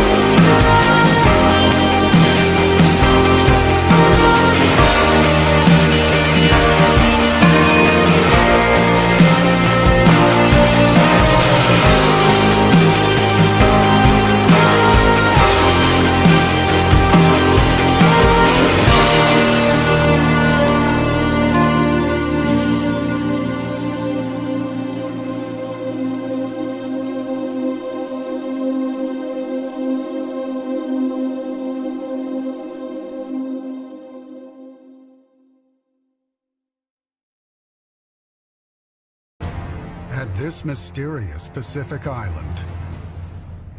The great white shark prowls in deep water in search of sea lions and giant elephant seals. I have seen these animals removing the head of a northern elephant seal with one bite. A supreme hunter, fast and efficient, with serrated teeth and an armory of super senses. When the seals are trying to get to the shore, the sharks are waiting for them in deep water. I saw like 9 predation events in one day, right in this spot. But how do they hone in for the kill?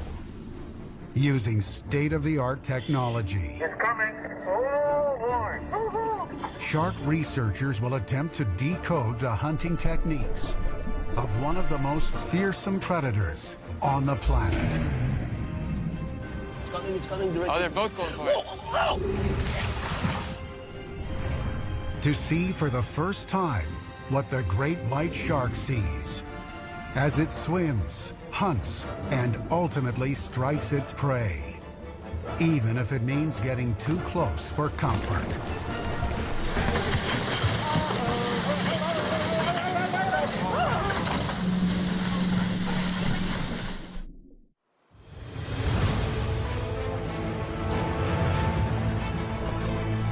This is the one we want. Thanks, Claire.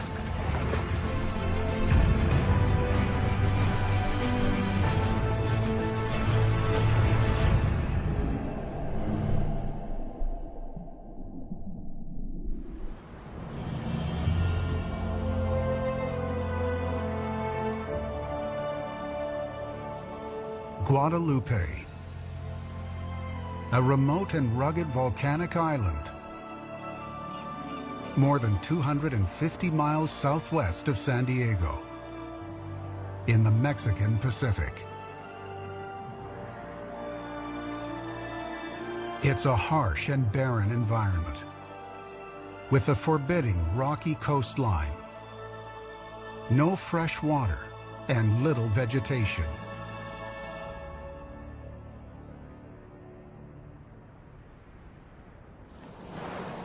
But for marine biologists like Connor White, Guadalupe is a paradise.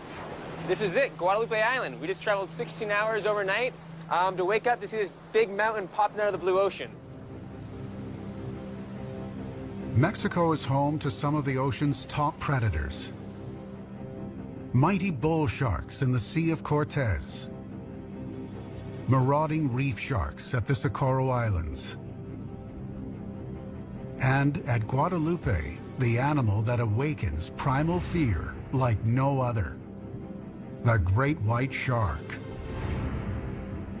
It's the largest and most powerful predatory fish in the sea, stretching to 20 feet and weighing as much as 4,500 pounds, roughly the size of a pickup truck. The great white has the strongest bite of any fish, 20 times greater than a human's. Though much of the damage to prey is caused by its teeth, which tear through flesh like a buzzsaw through cotton. The white shark was once considered rare in Mexican waters. A study conducted from the 1970s through 2001 recorded just 37 white sharks at Guadalupe. But in the last 2 decades, the shark population here has been booming. Today, more than 200 white sharks come to the island each year, making Guadalupe one of the best white shark research sites in the world. It's the perfect place to find answers to the persistent mysteries surrounding the great white. My hope is to really figure out what they're doing here, why they come, how much time they spend here, and then personally, I want to know where they come from. Connor has come to Guadalupe to launch a unique expedition alongside legendary shark expert Dr. Mauricio Hoyos. Working together, they will have 2 days to attach a state-of-the-art camera to the dorsal fin of a white shark, allowing them to enter the shark's realm like never before, to see for the first time what the white shark sees as it patrols its hunting grounds at Guadalupe. There's a ton of life here. There's a bunch of marine mammals, there's tunas, there's sharks, there's turtles. And let's hope we see some big sharks with some tags on them. Connor and Maurizio hope the footage will reveal white shark behaviors, such as mating and birthing, that have never been captured on camera, and unravel the mysteries that still surround these apex predators. I think that when you hear the word shark, the first image that comes to your brain is the white shark, because of this movie, Jaws, that was shown in the 70s, and everybody related these amazing and beautiful animals with this man-eater, with this monster. So I think that since I saw that movie, I fell in love with the white shark. I was a little kid, and I really wanted to know the truth about these animals. And that's why I started my PhD here in Guadalupe. And I started to see a lot of things that are very different from what people believe about these animals.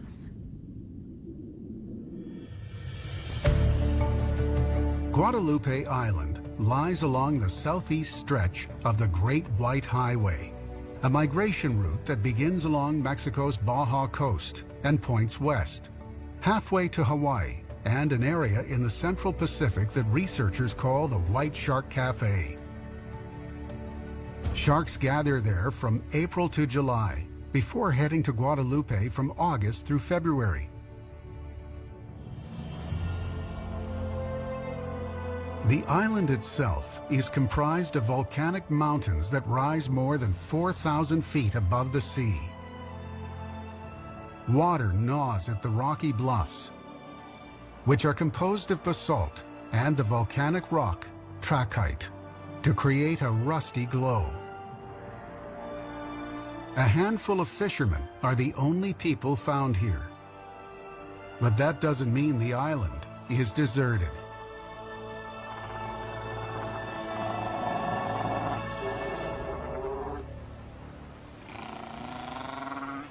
Fur and elephant seals flourished here until the mid-1800s, when they were nearly wiped out by hunters seeking blubber to make oil. In 1888, the elephant seal was declared extinct. In 1892, a Smithsonian expedition to Guadalupe discovered 8 elephant seals, 7 of which were killed to be displayed in museums as rare specimens of science. Somehow, the species survived, hidden from hunters. By the early 20th century, there were more than 100 elephant seals on Guadalupe. In 1922, the Mexican government declared them a protected species. And today, about 10,000 of these large and extraordinary creatures that barely escaped extinction thrive on the island. Elephant seals are among the world's largest carnivores. Bulls can grow to a staggering 20 feet and weigh in at up to 3.5 tons. These rocky inlets provide a safe haven, not just to elephant seals, but fur seals and sea lions. Guadalupe is now a protected nature reserve. The only hunter permitted to take down a seal is the great white shark.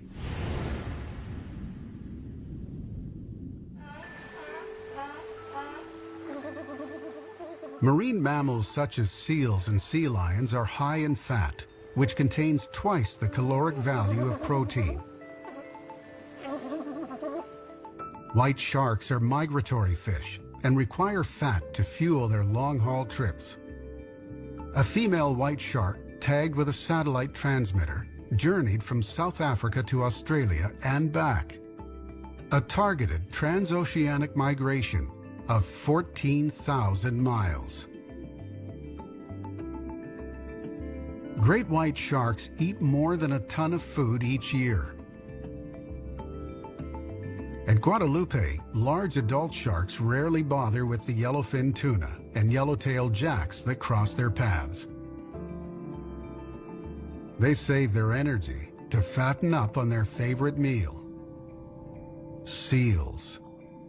We have found that when the northern elephant seals are arriving from their migration to Alaska, the big pregnant white sharks females arrive and they are feeding on these animals.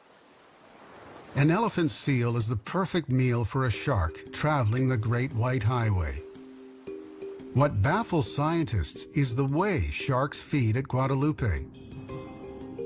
Around the globe, white sharks prefer water temperature between 60 and 75 degrees. So they typically stay in warmer, shallow waters and near the surface. In South Africa, white sharks patrol the shallows for young seals returning to shore and make their kills at the surface. But here in Guadalupe, sharks may be striking their prey farther from shore, in deep water. The question that remains is why? Maurizio has a theory.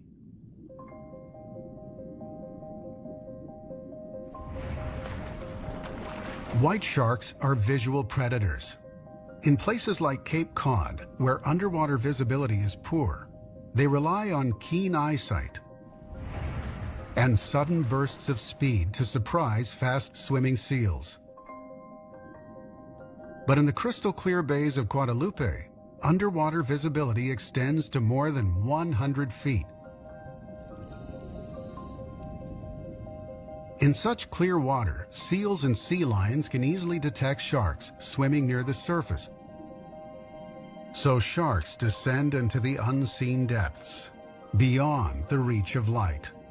Here, they remain hidden from seals and wait to strike their prey from below. So this is the only place on Earth that sharks are taking advantage of the good visibility and the depth of this island in order to ambush the northern elephant seals when they are coming. Maurizio's theory, if proven, is more evidence that the white shark is one of the animal kingdom's most versatile hunters.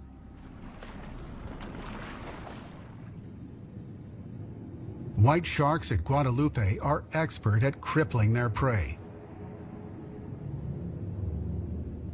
If the target is a yellowfin tuna or yellowtail jack, the shark removes the tail to prevent the fish from swimming away. To disable a northern elephant seal, the shark zeroes in on the hind flippers that propel the seal through the water.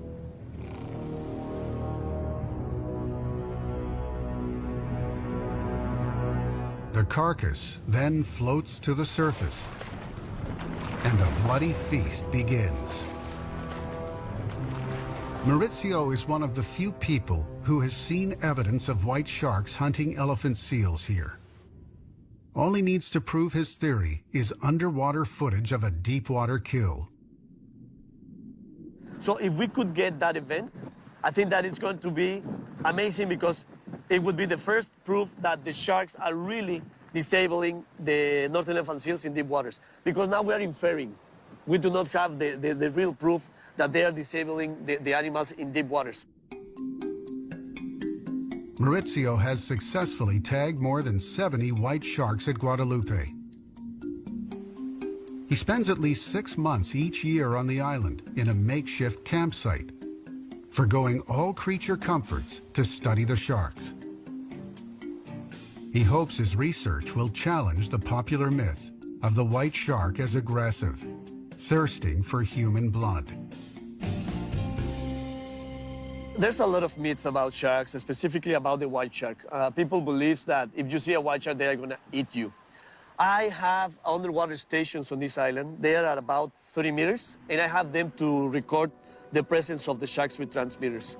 I have seen 7 sharks at the same time by myself when I am retrieving the receivers, and I never were afraid of them because thanks to the visibility, they know that you are not a prey, so they wouldn't try to attack you. But most of the people believe that they are man-eaters and that they like humans.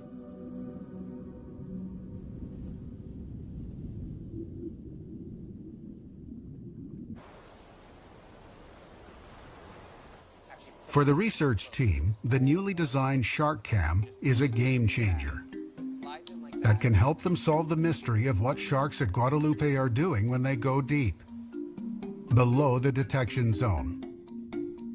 With this special camera, we will be able to see what they are looking. We know that they are 200 meters, 300 meters for 2 or 3 hours, but are they looking for rays in the bottom? Are they trying to ambush northern elephant seal when they are coming? Maurizio has many questions.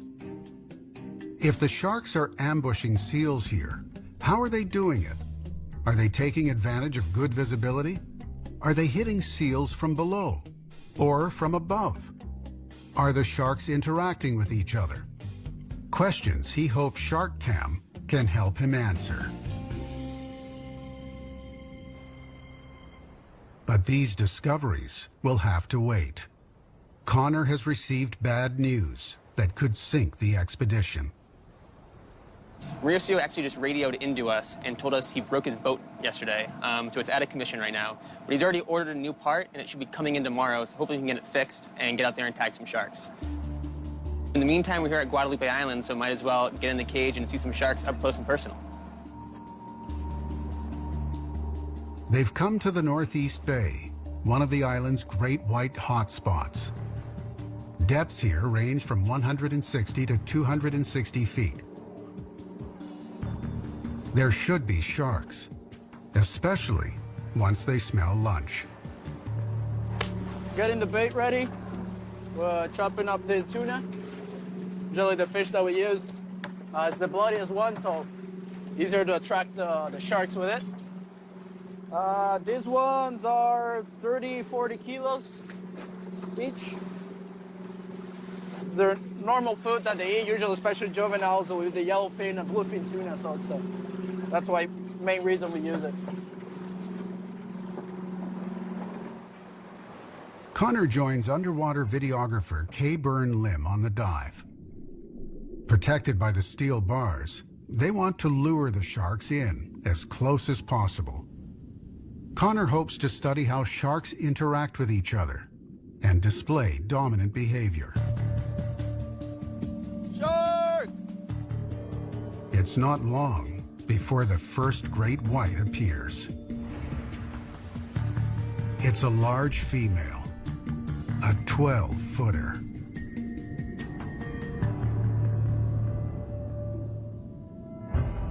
Others soon follow. Connor's cage is quickly surrounded by sharks.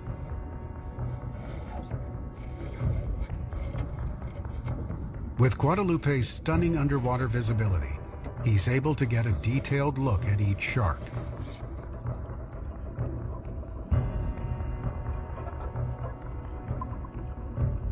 Some bear battle scars from prey, typically seals and sea lions, that have fought back with knife-like claws.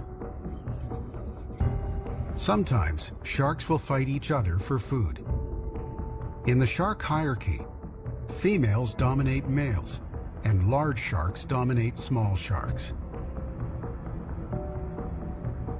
While combat among white sharks is rare, some carry bite marks that match those of other white sharks. Juveniles wisely keep their distance.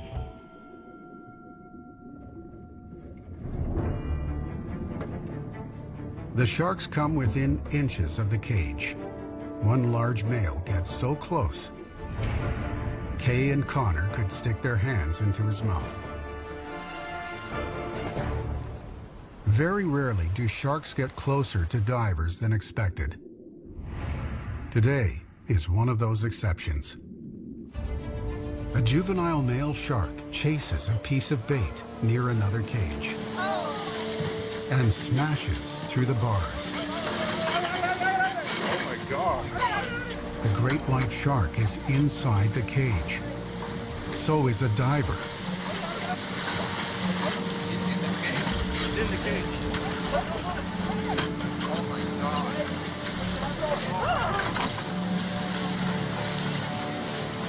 Finally, the shark escapes back into the ocean, bloodied but not seriously harmed.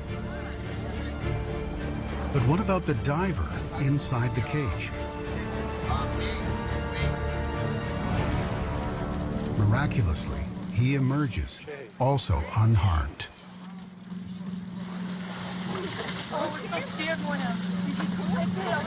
Are you okay? Okay? Are you hurt? Is this the first time this happened? Yeah, like this. Sensational incidents like this may be the direct result of an amazing white shark defense mechanism. When a shark wants to get a prey, they roll their eyes back in order to protect it. I have seen sharks with scars inflicted by seals because they have claws and they can injure the shark. So they do that in order to protect the eye, but unfortunately they remain blind for a few seconds, and that's why we have had a few incidents in the cages in here, because if you pull the bait directly to the cage and they roll their eyes back, they are blind and they hit the cages. Tiago's quick thinking, opening the top of the cage, allowed the shark to escape. Thankfully, incidents like this are extremely rare in the world of shark tourism, an industry that could soon generate more than $700 million per year worldwide.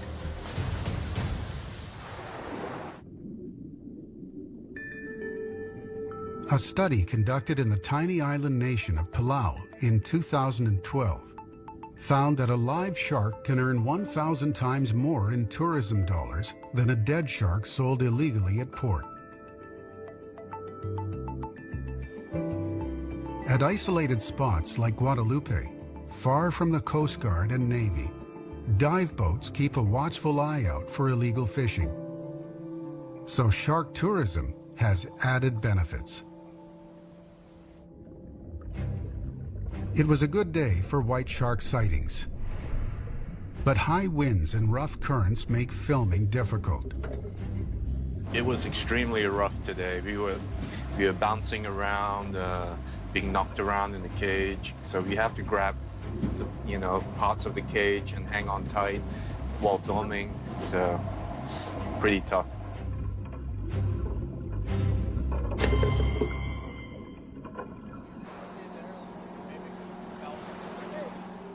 The gusting winds prevent them from deploying the Pelagic Explorer, a revolutionary motorized cage designed for filming sharks in their own element, far from boats and bait. Wind, waves, and a broken boat are all working against them. The research team needs its luck to change if they're to have any hope of attaching shark cam to the fin of a great white sometime in the next 24 hours. So it was actually really bumpy in the cage there, and that's due to all this wind. So hopefully that actually lays down for us tomorrow and gives us a nice little weather window. Hopefully also, Mauricio gets his boat fixed, we can get out there and tag some sharks.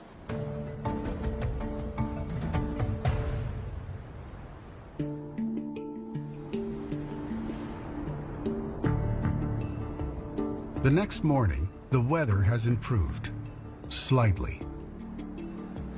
Connor has a plan and heads out to the island to run it past Maurizio. Hello. Hey, Mauricio, how's it going? Welcome to Guadalupe. Hey, how's it going? It's bad. A piece is broken. And a boat is supposed to come today to bring it, but I don't know if they're going to make it with this weather. Yeah, it's blowing pretty hard. So we had a plan B, actually. It's too rough out there to actually tag off of our boat. Okay. We're thinking we might be able to tie it up to the side of our dive boat and then tag off the side of it. Yeah, let's do it. I spoke with the captains of the boats, and they have seen sharks at the surface, even though that it's very rough. So yeah, let's do it. We have a chance. First, Connor must prepare shark cam for the tagging expedition.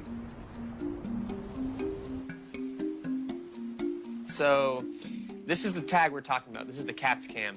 It has a video camera in the front, so you can actually see what the shark is seeing over 6 hours of recorded video.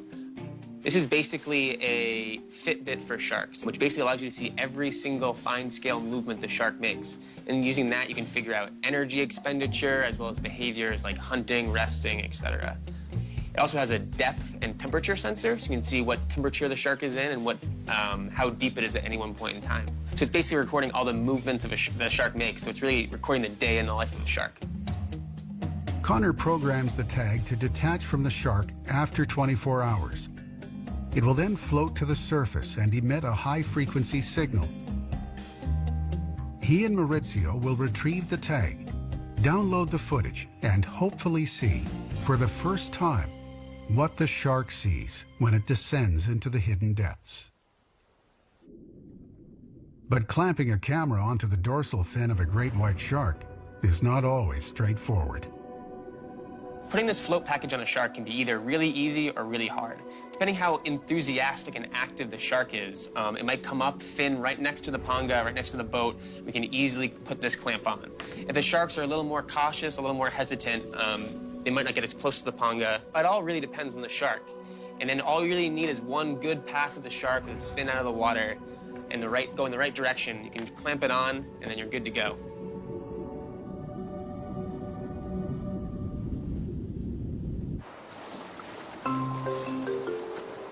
With winds still whipping through the bay, Connor and Maurizio proceed with their makeshift plan. Secure the skiff to the larger dive boat, then try to get shark cam onto a great white. Maurizio attempts to lure sharks to the skiff with the same bait used for the shark cages. The waiting begins. Before long, the first shark appears. A male, about 12 feet long. Oh, it's coming, it's coming, it's coming. Turn, baby, turn. It's coming. Oh, it swam right by us.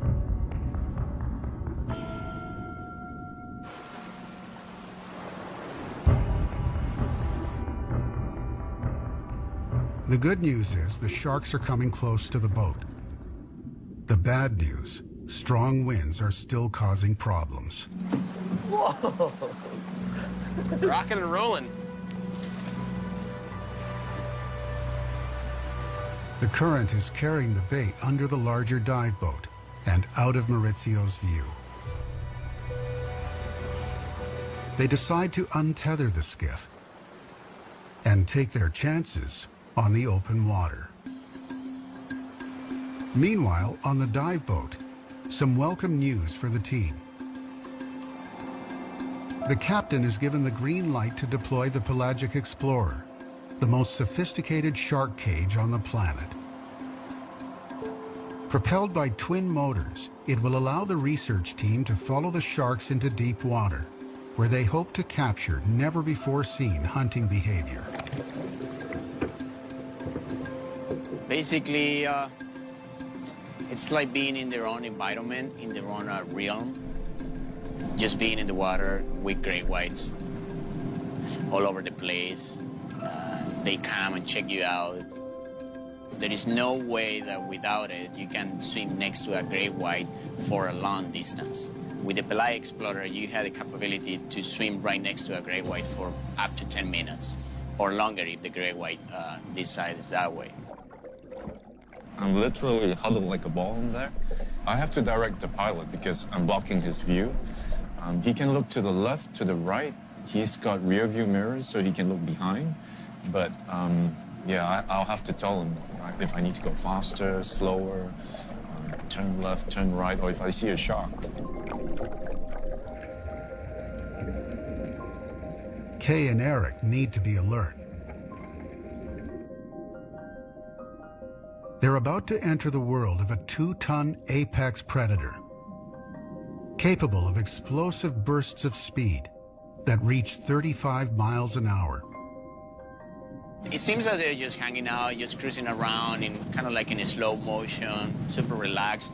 But if they decide to speed up, they can do it right away, immediately. Just think about this. An adult great white that can weigh up to 2 tons, which is 2,000 kilograms, to propulse itself out of the water. Can you imagine how much power you need for that? So they can speed up.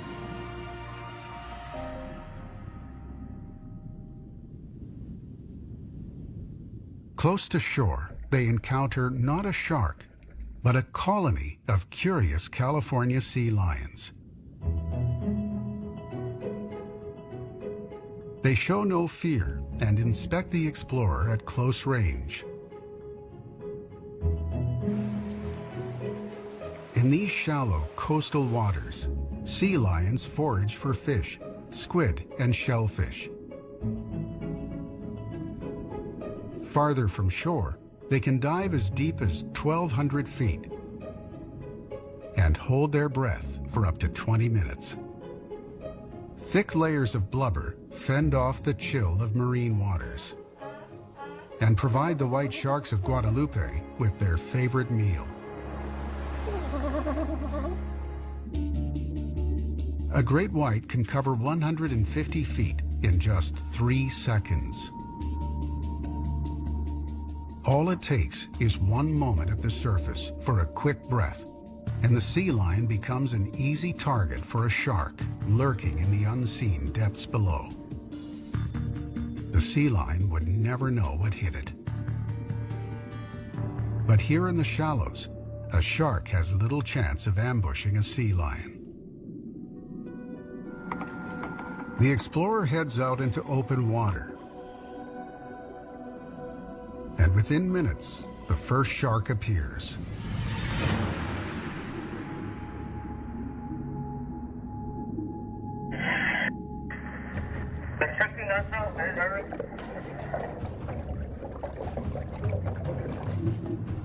In such clear water, sharks can spy the explorer from the deep. The white shark is the ultimate predator. Always hunting, it appears without warning from the depths. Kay and Eric keep a constant lookout. It's essential that they maintain eye contact with the sharks around them. White sharks are known to stalk prey silently from behind. They don't want to be taken by surprise. Oh, he's coming from behind you. Oh, look at that. A great white appears quickly from behind, then dives deep, disappearing from view.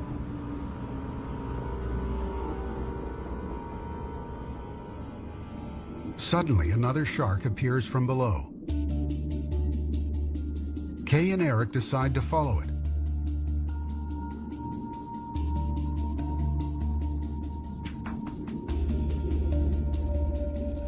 Gradually, Kay comes within touching distance. Without the aid of the explorer, it would be almost impossible to follow a white shark like this.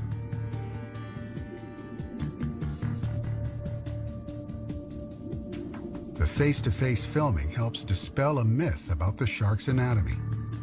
Its eyes, described in the film Jaws as black and lifeless, are in reality a rich, shimmering blue.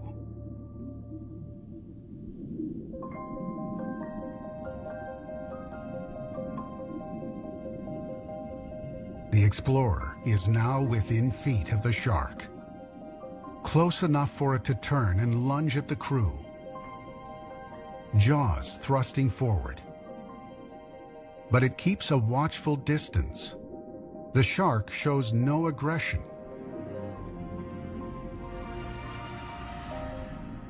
White sharks are cautious around the unknown. But the longer the explorer remains in the water, the more curious the sharks become. A large shark closes in fast.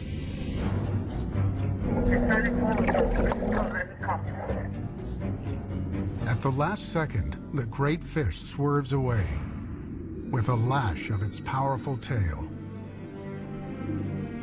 Again and again, sharks appear out of the blue and head straight for the cage. Coming, it's coming. It's taking us out. Oh, boy. To go eye to eye with a white shark in open water requires great composure. Kay must remain calm and steady to film these close encounters. The shark turned around, and you could literally see him almost grinning at us. And he started coming towards us, and he came straight at eye level, all the way to the camera, to the Explorer, only to turn away within touching distance. And all this while we were moving as well. We weren't stationary, so it was like a game of chicken. Filming white sharks from a mobile cage, far from the safety of a dive boat, is an experience few would seek. But for Kay, it's the only way to capture these primal hunters in their own element. You get a point of view that nothing else can give. Not even if you were scuba diving. On this dive, we had slightly smaller sharks. They were very feisty, curious. Some of them were shadowing us from behind while another swam in front. It was almost as if they were teaming up, to check us out. I mean, to keep pace with a great white shark isn't easy. And we were able to swim alongside, get up in front, go from underneath. It was just amazing.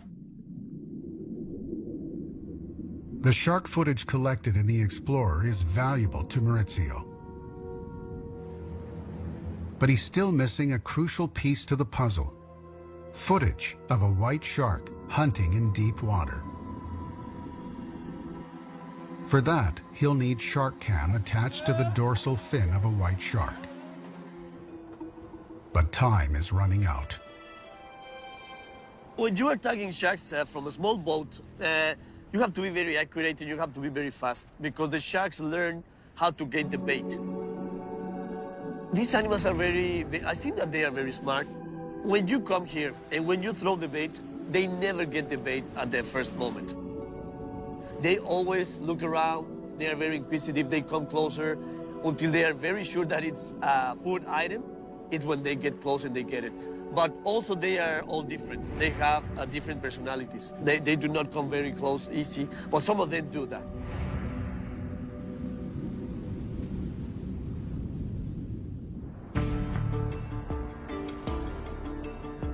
Finally, a break for the tagging team. The winds have died down. Connor and Maurizio don masks to protect themselves from the sun and quickly take advantage of their last remaining day. Once again, Maurizio attempts to lure the sharks to the surface. They love low frequencies. So when you do like this, they come closer. Look. Maurizio's strategy works. Within minutes, curious sharks appear around the skiff. Sharky, sharky, shark. There's a shark. It's coming. It's coming this way. Can you see it? Right here. Yeah. Come on. Deep. Come on. It's a 10-foot-long female. It's turning. Right in front of us. Yeah. Right there. It's coming, it's coming, it's coming. Yeah. The shark is cautious. At the last second, it swerves away from the bait. Come on. Come on. Oh, there's another one. So we have two. We have this one and this one.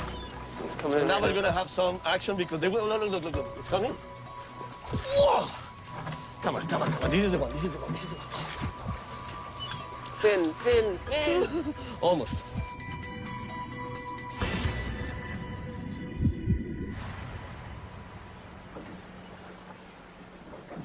After an initial flurry, the sharks appear to have left the area.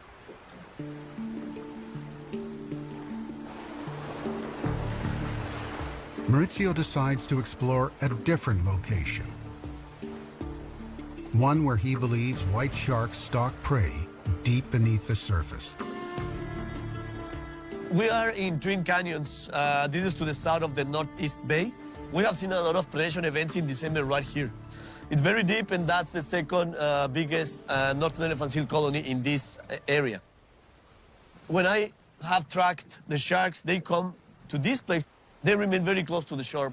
When the seals are trying to get to the shore, the sharks are waiting for them in deep water. I have seen these animals removing the head of a northern elephant seal with one bite, right in this spot.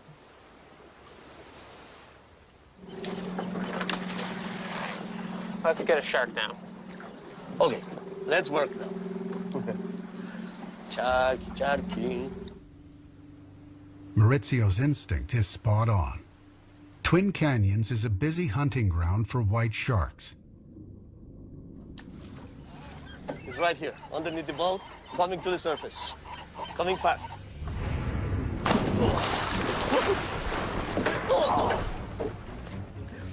It's close. In this small boat, the tagging team is vulnerable. A 2-ton shark tearing after bait could easily hit the skiff, sending both researchers and their captain into the water, with as many as 100 hungry white sharks. When a shark closes in on prey, the lower jaw strikes first, knifing the prey with serrated teeth. Then the upper jaw clamps down, trapping the prey inside. The entire process takes less than a second. Again and again, the sharks creep up on the boat from deep cover.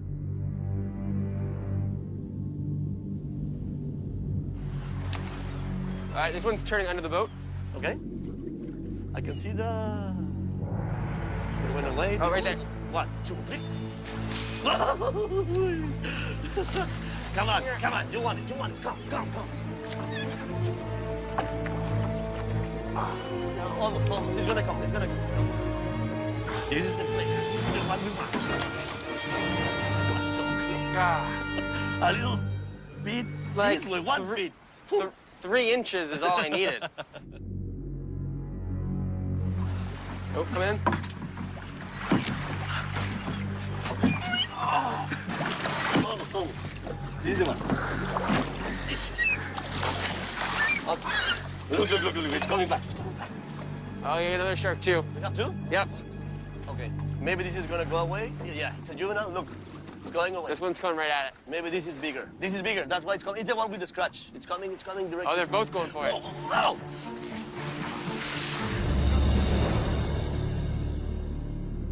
The bigger shark snatches the last of the bait.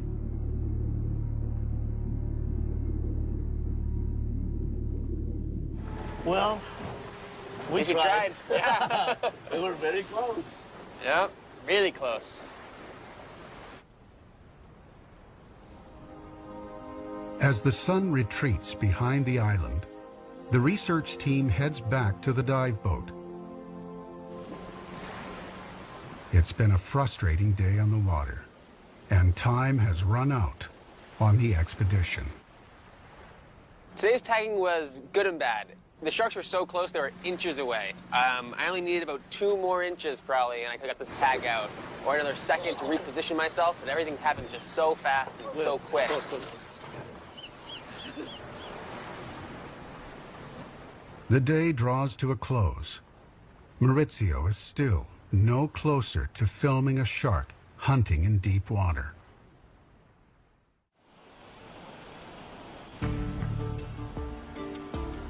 With the expedition over, the crew readies for the 18-hour journey back to the mainland. All right, so we're off today. I'm gonna leave the tag with you. So once you get your boat fixed, hopefully you can get these tags out. Okay. I think that I will have a good chance. I have had the sharks very close to me, so I'm sure that I will be able to do it. I think that we have a very good chance to set this camera. Now the weather is better, and as soon as my boat is fixed, I'm sure that I will be able to set it. I'm really excited because I have found different things about the behavior of these animals little by little. And I think that we have a very good chance to see what the shark is looking when they are in deep water. We do not know so far, so I think that with this, we will be able to know.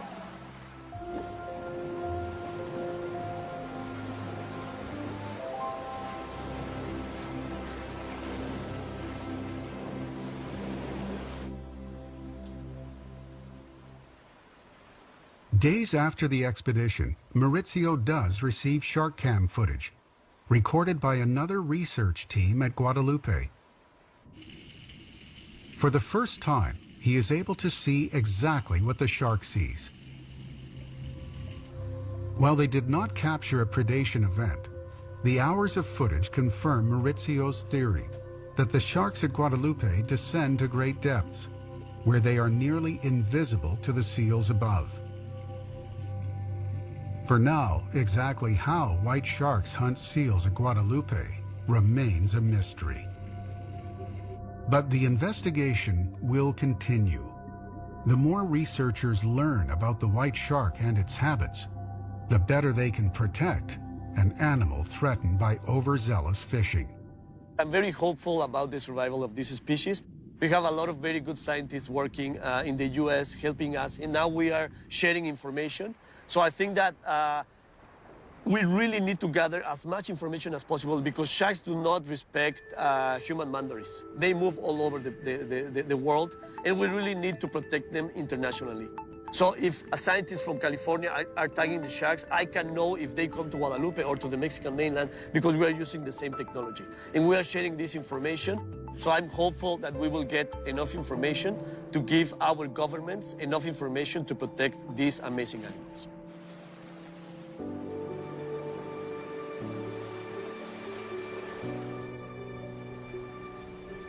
Guadalupe is one of the world's best protected nature reserves. A mysterious and secluded sanctuary where extraordinary creatures able to make 14,000-mile journeys hunt, feed, and prepare for their epic migrations, free from the ravages of illegal fishing. Here, in one of the world's last refuges for the great white shark.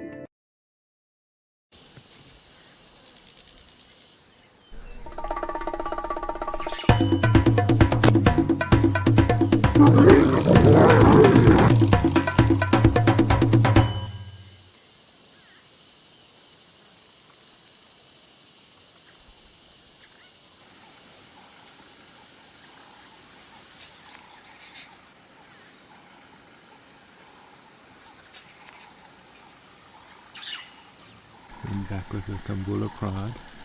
Looks like the whole pride is here now. I'm busy staring at a herd of buffalo in the distance.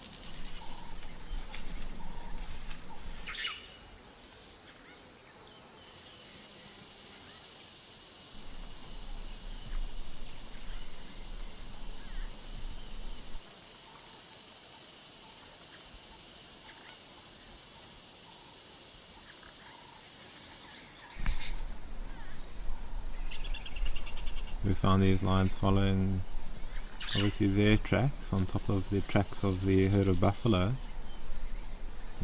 Obviously they've been trailing them the whole night and seem to have been unsuccessful. They did hunt. Yeah, they might give it one last go before the day heats up.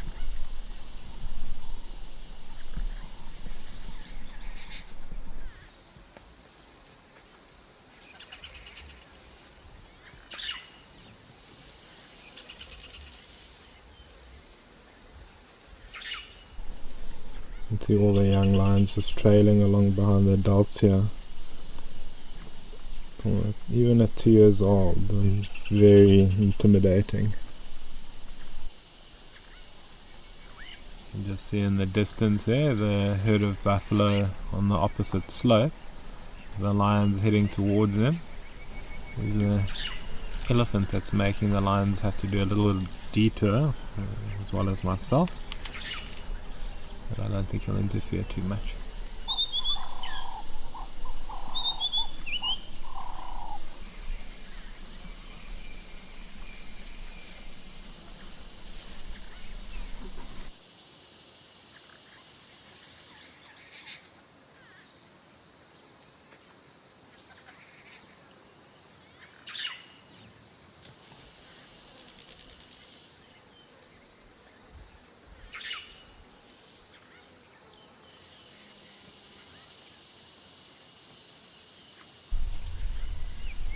Just here with the tail end of this herd of buffalo. A lot of the herd has actually reached one of the larger water holes, Buffalo Bush Dam,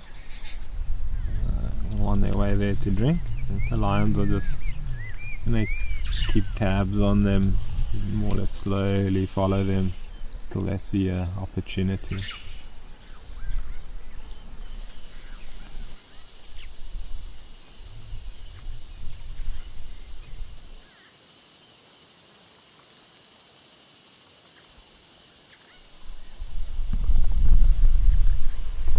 Can't see the lions, but the other vehicle says they can see the buffalo.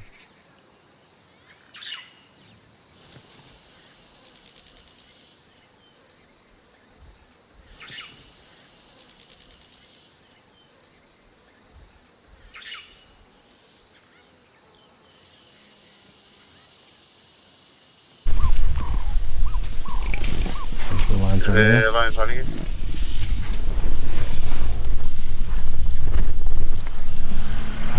My best to catch up with where the lions and buffalo ran off to. Just regrouping with the lions. They seem to have found something here. Not sure how they found it, but there seems to have been a little buffalo calf strayed behind the herd. The lions have just caught it. Price you pay for being a stray cat.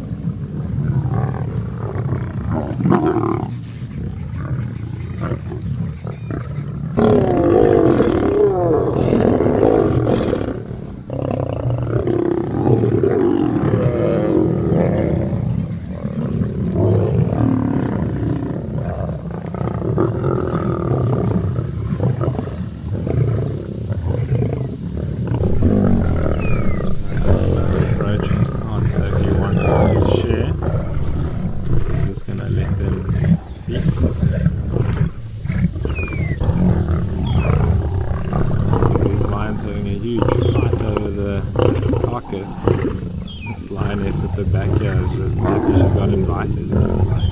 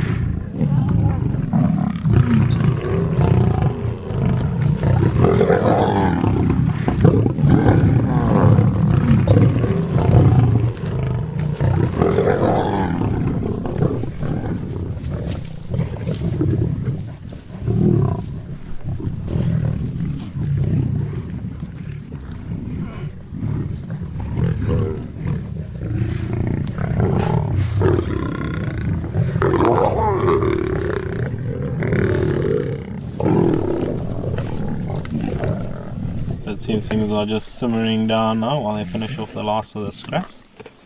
The lioness has just moved off to go and lie up in the shade. The other male went to join them, one or two of the other older cubs already. Now it's just this male that arrived late and some of the younger cubs that are feeding. I think we'll leave them to them.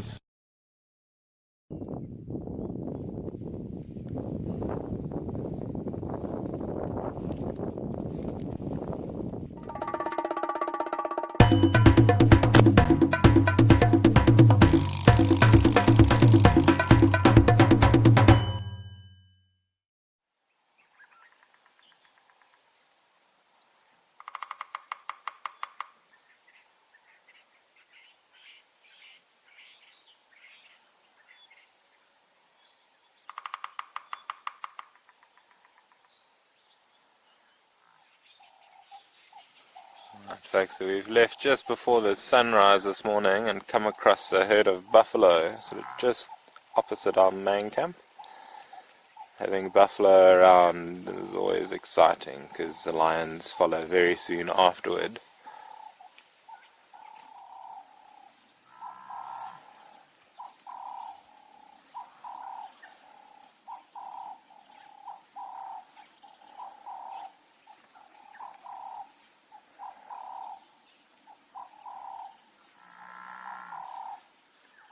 So we're out on the eastern bank of the Sand River, just to the south of Mola Mola main camp.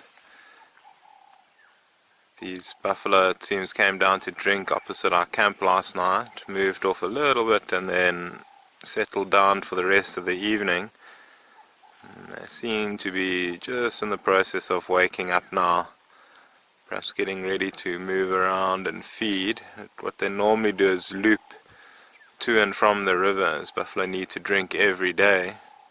Presumably a lot of the waterholes away from the river are starting to dry up, so buffalo coming to drink at the river close to camp will become more and more of a feature in our episodes coming up.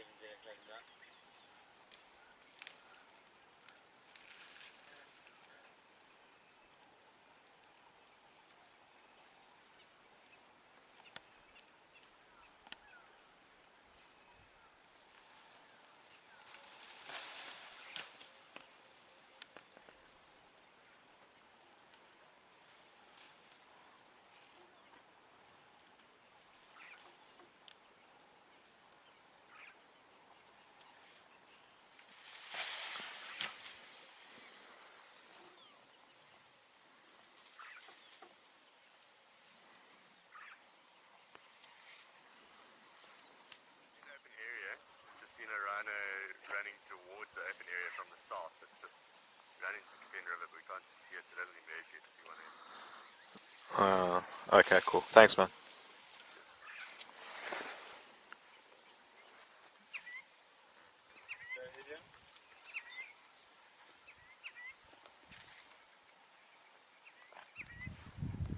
Morning everyone. We've been out this morning doing some APU patrols and we've come across this beautiful female leopard. There's also a couple of hyenas in the area and she does look pretty well fed. So I wonder if she might not have a kill in this area and she's just resting. This is the Imsachweni female. Her sons have featured quite prominently in this series. But this is the first time we've actually seen her. She's extremely recognizable. She's got only one eye, as you can see. An incredible cat. The fact that she raised two sons to adulthood while coping with this disability, as well as keeping herself, well fed. Just an incredible cat.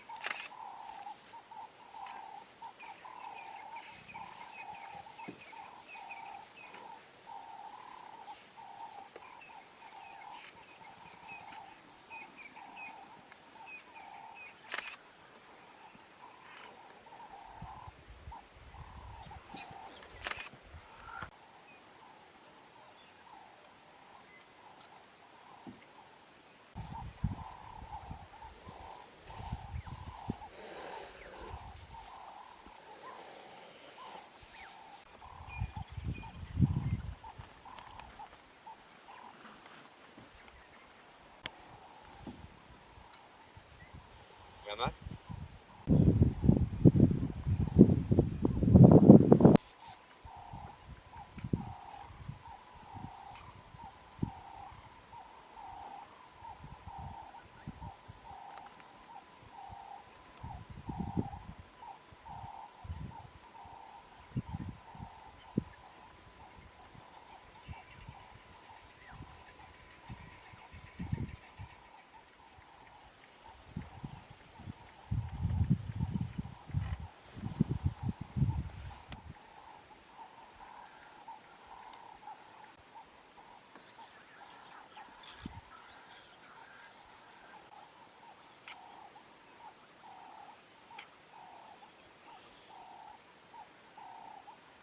Properties. So that's why royalty would live longer than the normal people. They have silver in the ground. Right, folks, just a bit of chaos here because there's a leopard up this tree. It's terrifying every monkey in it.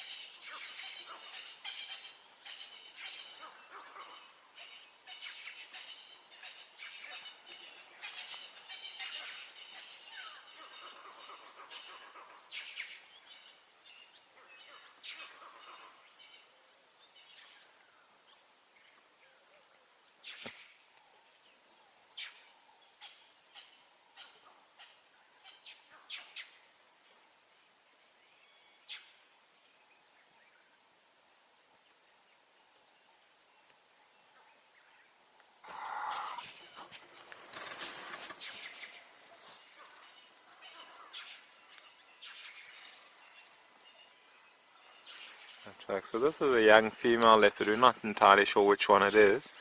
The spot pattern seems to be a 3-3 spot pattern. It could very well be the same leopard we saw with the accipiter male the other day.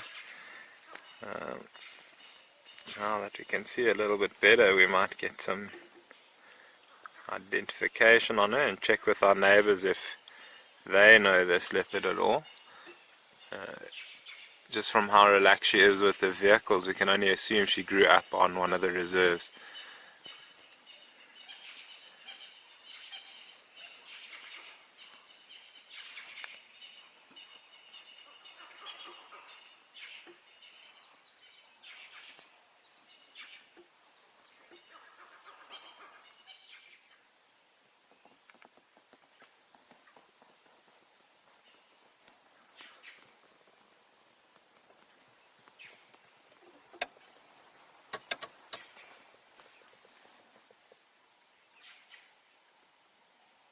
This is the island female's territory, even though she doesn't really use it.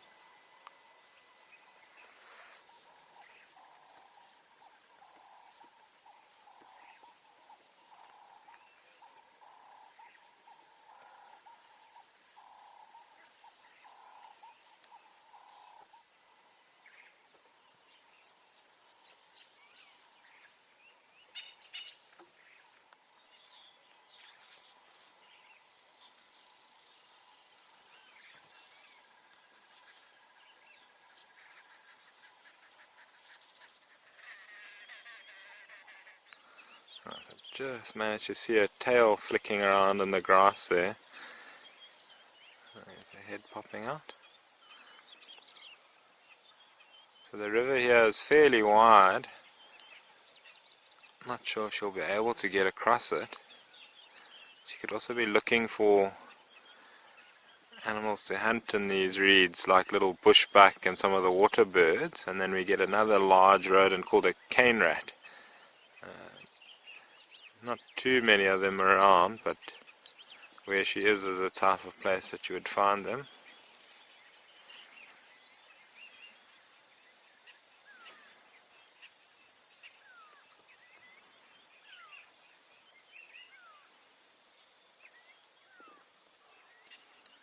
All better.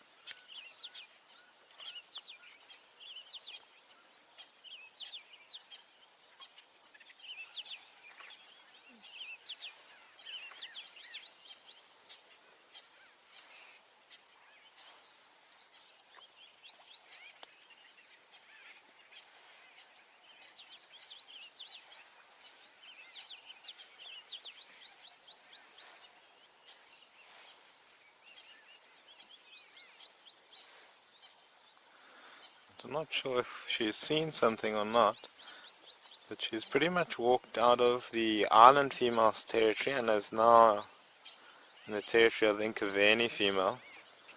It's quite possible this is a young leopard we know as the Plush rock female, who is actually the daughter of the Nkaveni female.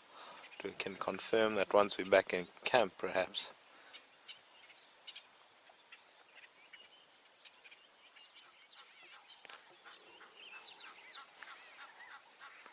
So folks, the growling you can hear in the background is Robin's stomach. She hasn't eaten in about 3 days, judging by the sounds.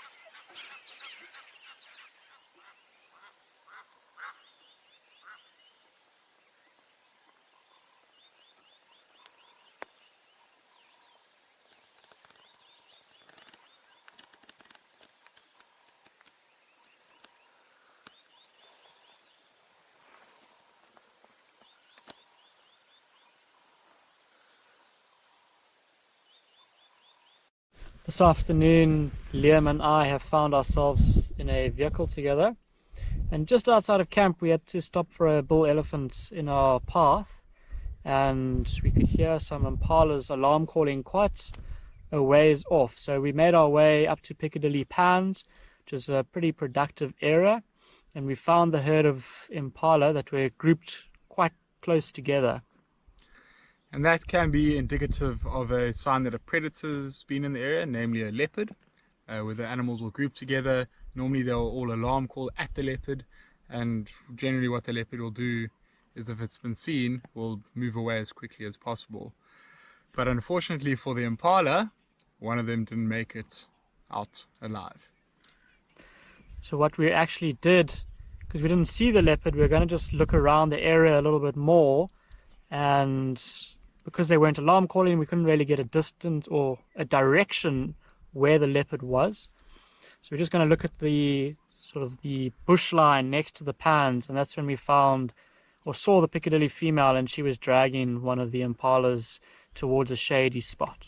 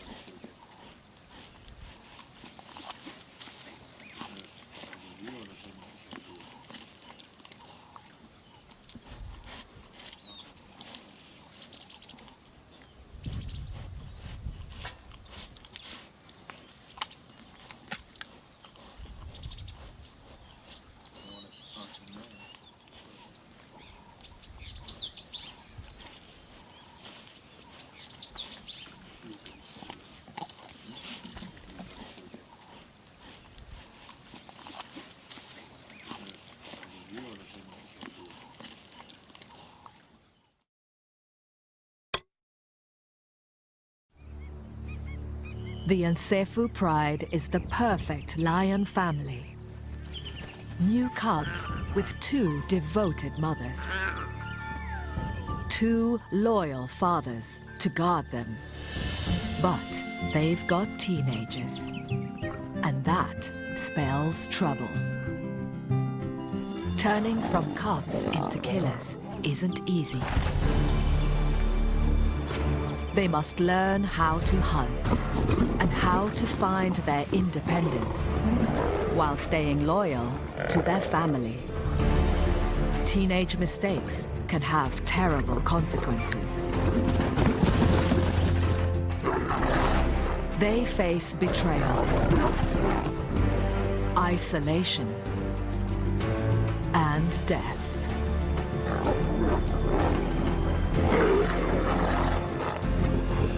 Theirs is a journey into adulthood through the trials and tribulations of teenage pride.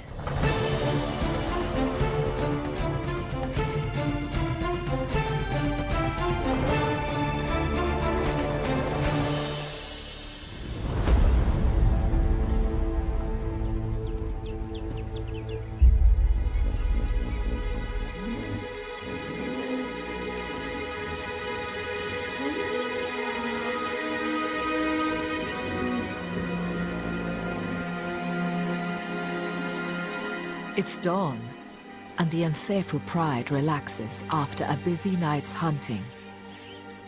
The Nsefu lions are led by 2 dominant males in their prime.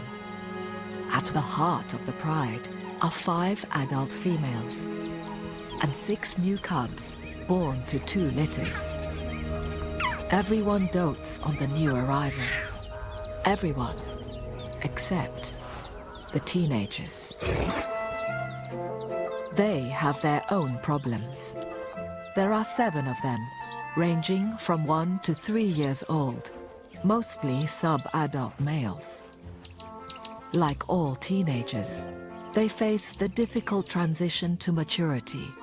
But these adolescents are lucky.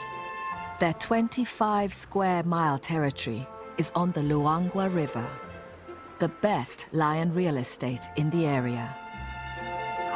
Born 8 weeks ago, the new cubs are now old enough to hang out with the pride, and even the 2 big males spend time with them.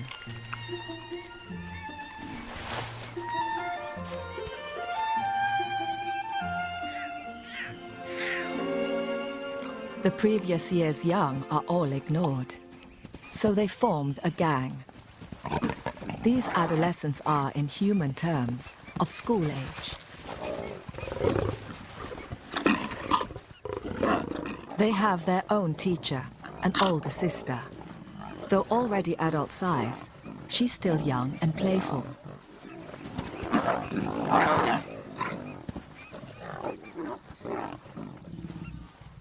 Life was perfect until the 6 new cubs came along and stole the show. The mothers have their hands full now and pay little attention to their older offspring.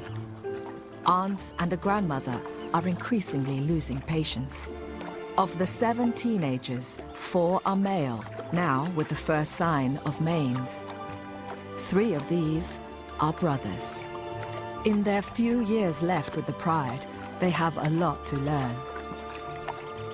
Their big sister, their teacher, makes sure they keep up. There's a lot of land for dozy adolescents to get lost in.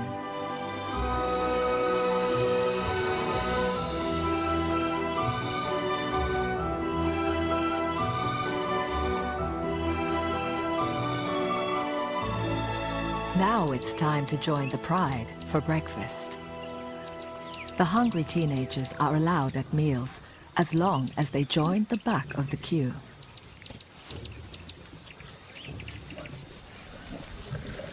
The new cubs are treated like royalty and even steal the big males' meals.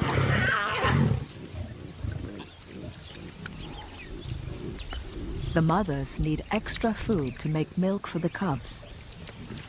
The males are grumpy about having to share. One antelope, stolen from a leopard, doesn't go far. The aunts try to eat their share discreetly until the teenage gang finds them and forgets their manners.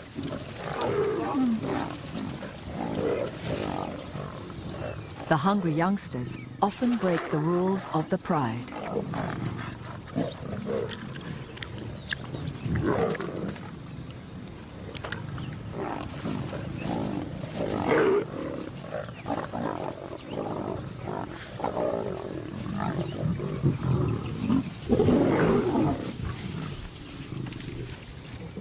The big males send the adolescents packing.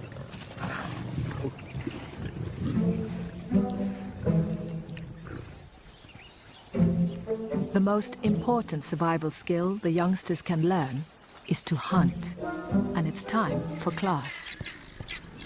The pride's favorite food is buffalo. The 1,000-strong herd comes to the river most days to drink. But each is half a ton of power, with lion-killing horns and hooves. The elder sister, their teacher, selects a safer target for demonstration.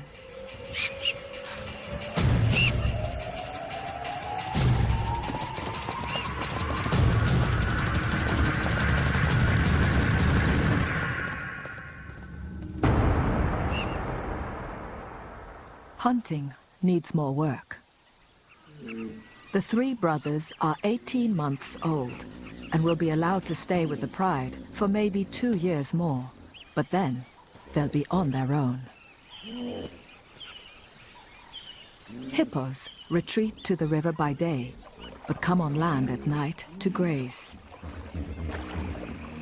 Baby hippos are a regular meal, but adults are huge, much bigger than buffalo, with 12-inch long teeth and bad tempers.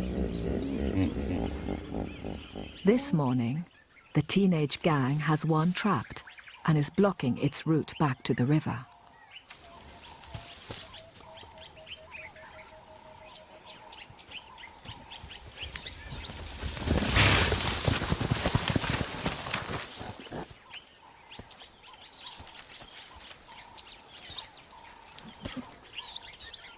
Potential predator and potential prey fight a battle of wills.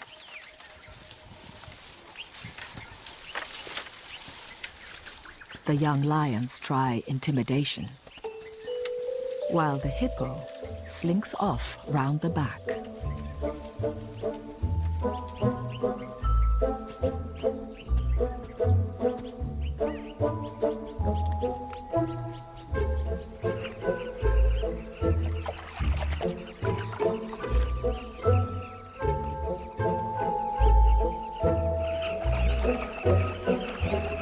The chatter of brightly colored birds distracts the hungry teens.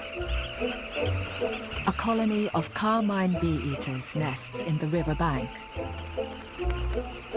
Their burrows extend 6 feet or more into the soft sand.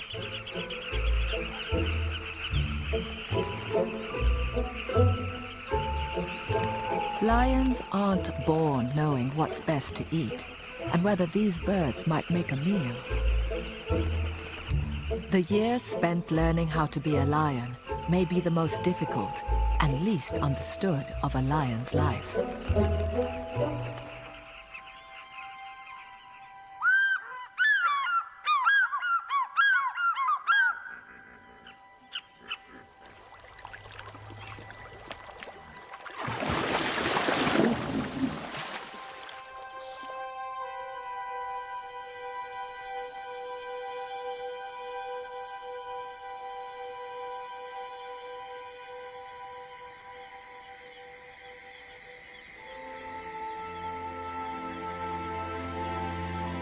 Lions are meant to be nocturnal, active at night.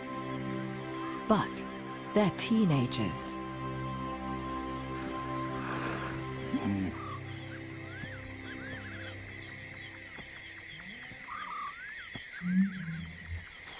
The hippos are braving the land to feed.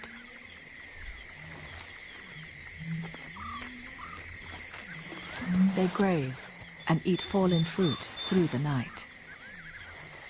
For hungry lions, 3 tons of slow-moving meat is just asking for trouble. This time, if they work together, so many lions should be able to take on 1 hippo. Yet the hippo is more intimidating than they are.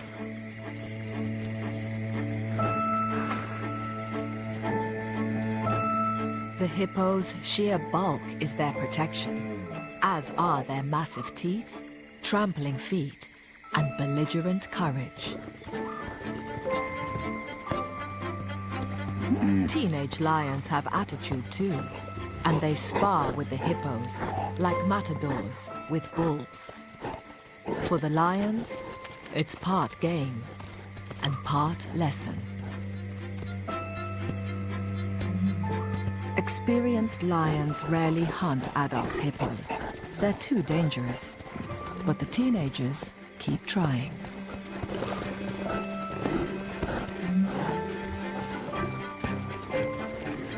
They'll eventually learn to look for calves or injured adults, which are easier prey.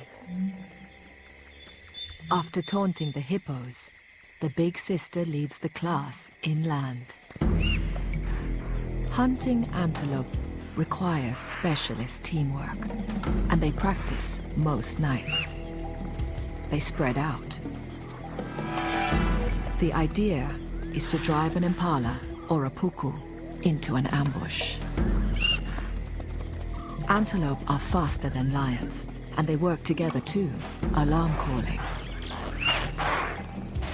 It's time for the teens to test their strategy. Lions assign themselves different jobs in the hunt. Some become wingers, left or right.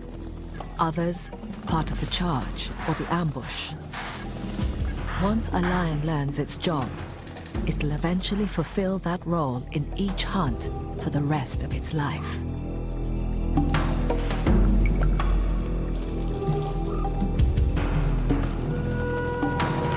These teenagers are working out what their jobs are. The three brothers coordinate well, but they've not caught anything yet.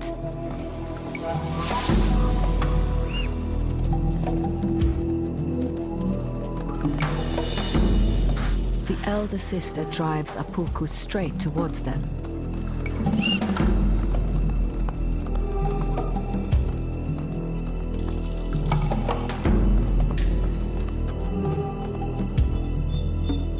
But they miss the ambush.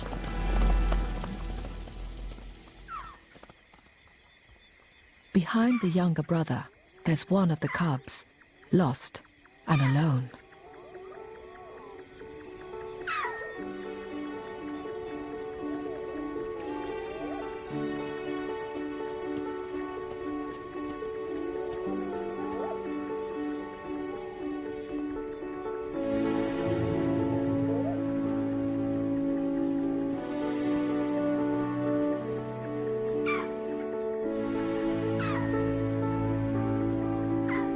The cub's terrified. There are leopards and hyenas around, and he latches on to the teenagers.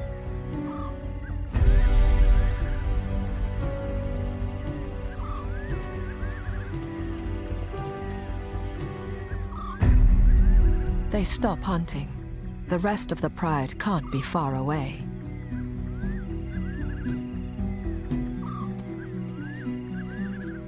But the cub's older siblings may not give him the safety he seeks.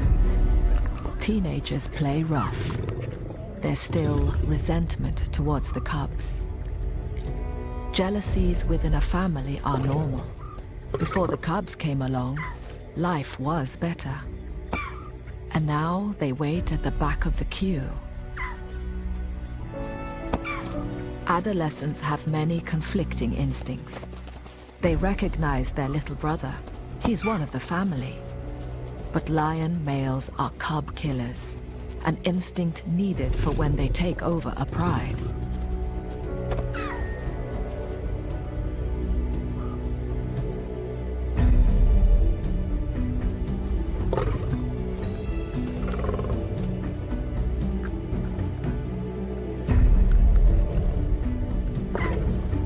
Just as the game looks like being the cub's last, his mother appears.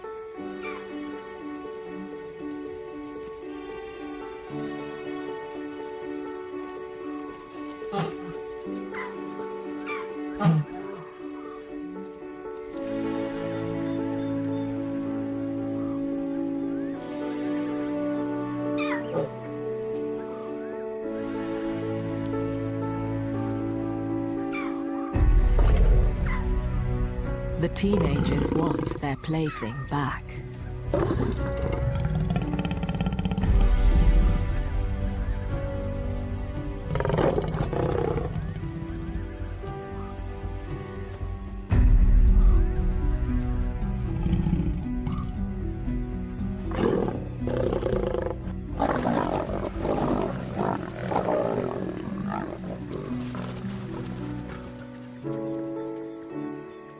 The cub is battered, confused, and lucky to be alive.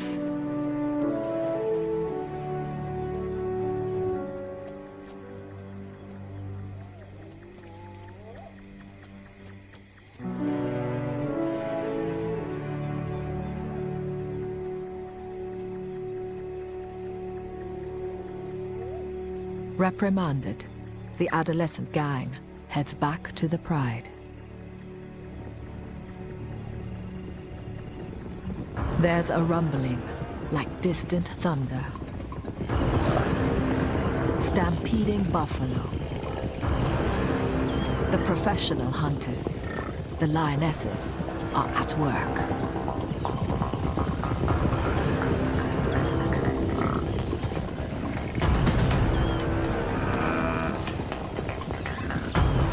It's a big opportunity for the teenagers to prove themselves.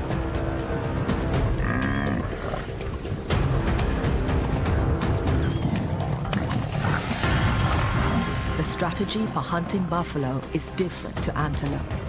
Buffalo are like tanks, well armored. The lions must attack from behind.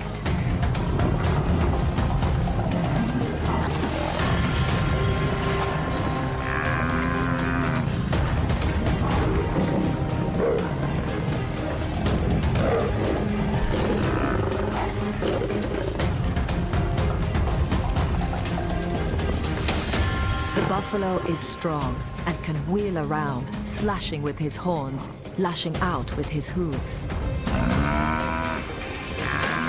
He tramples and kicks one of the yearlings.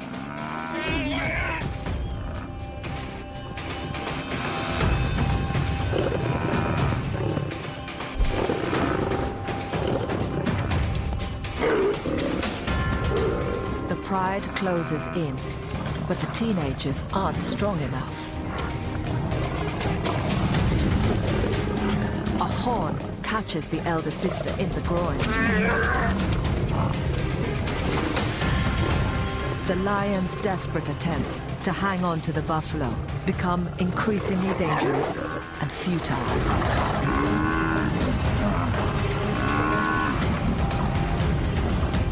One by one, the lions peel off. Teeth and claws aren't enough. It takes experience as well as courage, and knowing when to back down.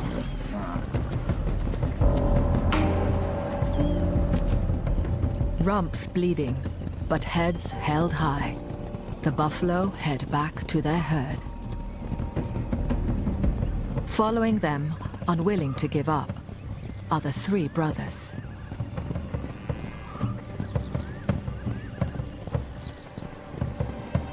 The rest of the pride leaves them to it.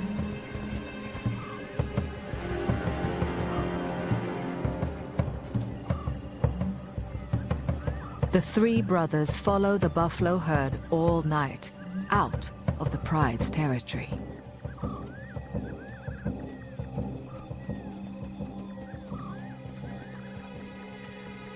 But after a few hours, they've lost the buffalo and their pride.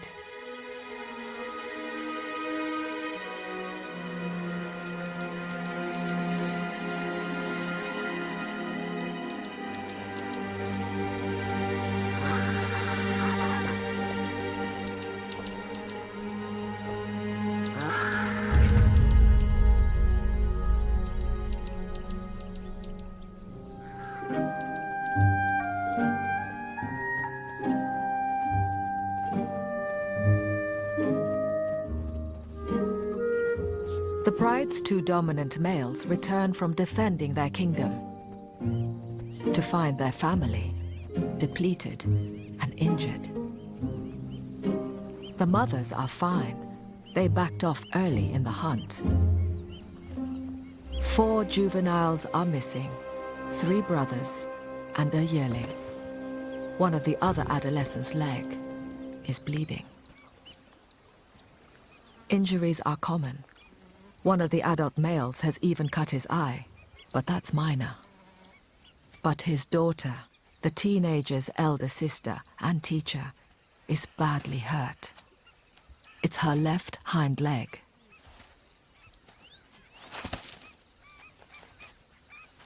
She's fortunate to have the pride. Solitary cats, like leopards, starve when they can't hunt.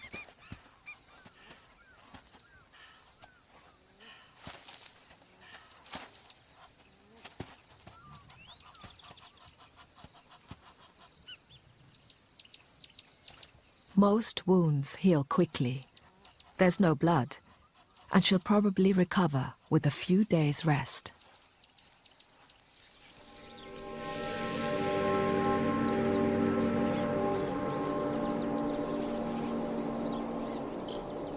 But the trampled yearling is not so lucky.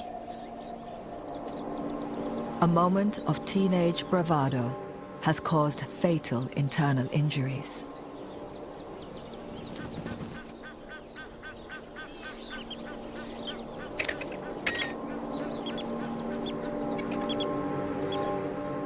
Courage alone is no match for a half-ton of buffalo. The night's injury list grows longer. The lost and found cub can barely walk. The teenagers were rough.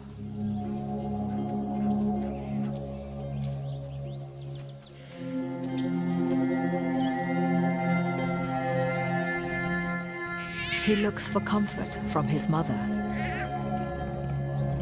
but she rejects him.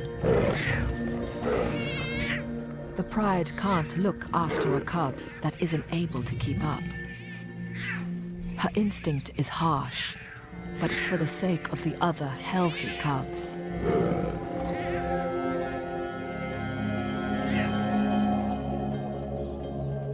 One night of teenage havoc has devastated the whole pride.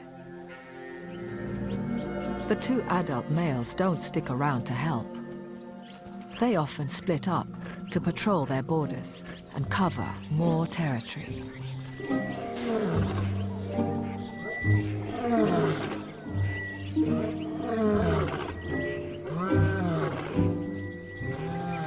It's the height of the dry season, and each lion pride controls sections of a few miles of river, the only water around. The lions hardly ever venture out of their territory in case they meet their rival neighbors. Yet, on this morning, beyond the pride boundary, are the three teenage brothers, on their own for the first time. At 18 months old, they are too young to leave the pride, yet the instincts for independence are stirring. They head out in search of breakfast.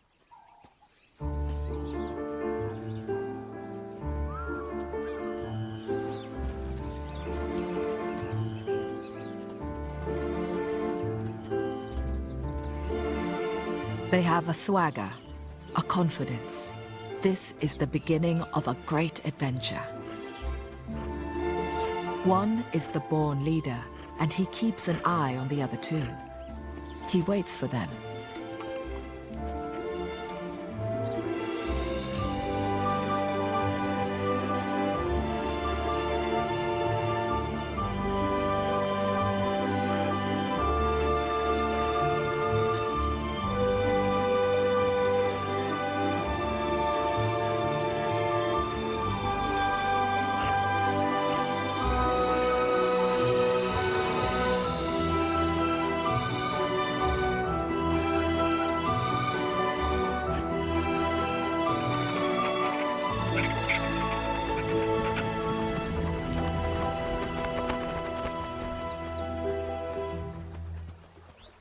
The hippo carcass is days old and thin pickings.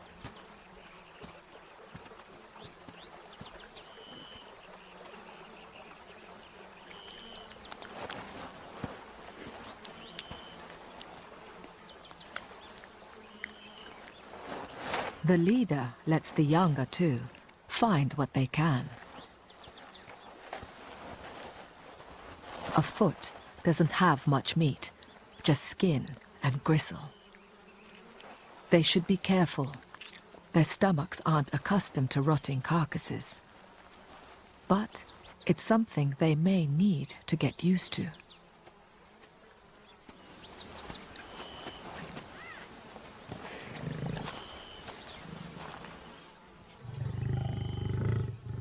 Like many teenage boys, they're prone to fighting. But sibling rivalry could tear the coalition apart, and they must learn to support each other.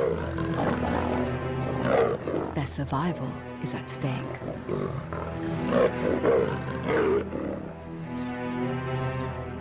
The leader just moves on, and they have to follow.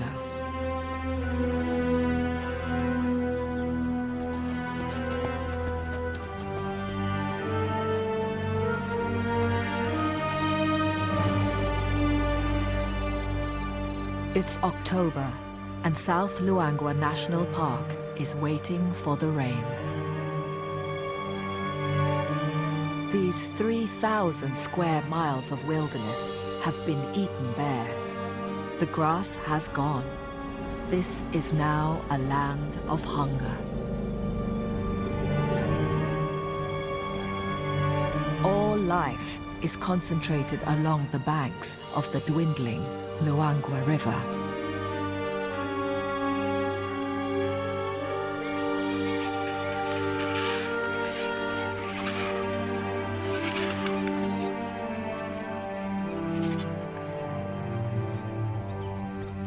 Drawn by the only water, a lone lioness, a nomad. Life without a pride is harsh.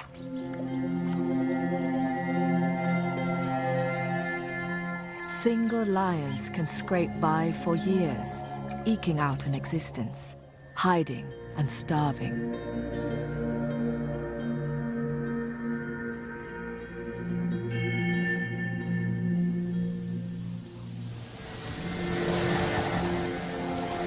Rainstorms are on their way. But for this nomad, it's probably too late.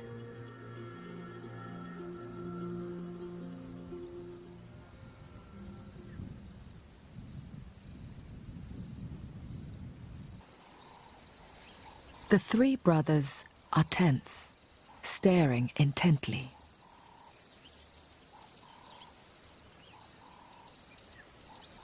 A few hundred yards away is a small pride of lions, their neighbors. This family looks different, battle-scarred. Their life is tougher. There are 2 adult females and several older adolescents, like the brothers.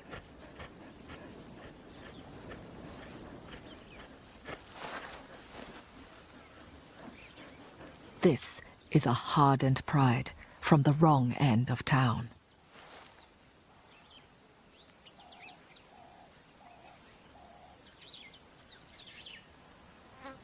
But that's not what the brothers are staring at. There's a familiar face here. Their own father.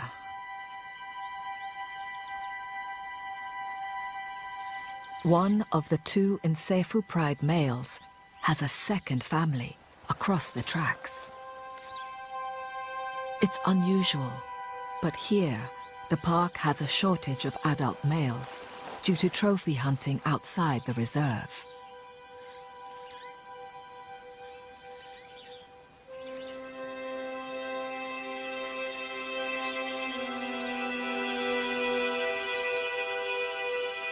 As the brothers watch, he greets the other pride's adolescents. He's clearly their father too. They are a little older than the 3 brothers. This must have been going on for years.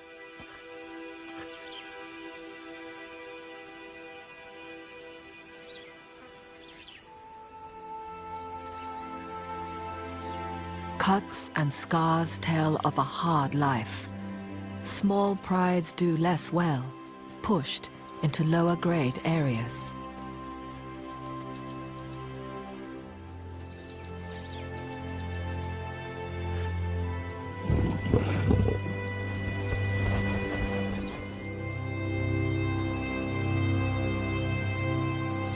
The 3 brothers from Nsefu remain still until all the other lions have left.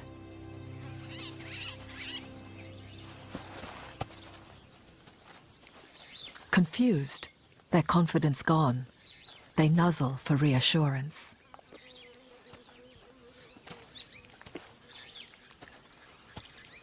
One of the brothers isn't feeling at all well.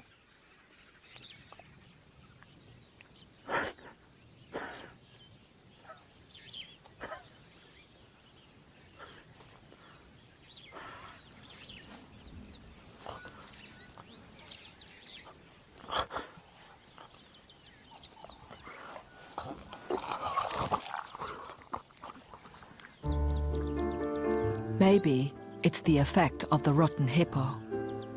But in many animals, emotional upset can have the same results too.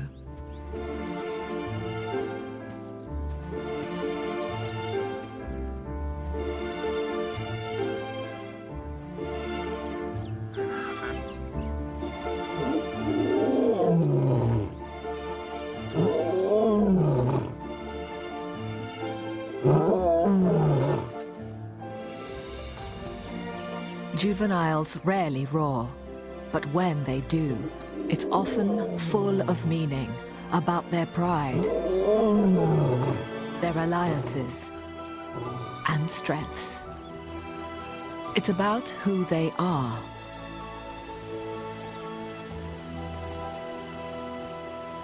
They are 3 teenage runaways, adventurers, figuring out how the world works on their own.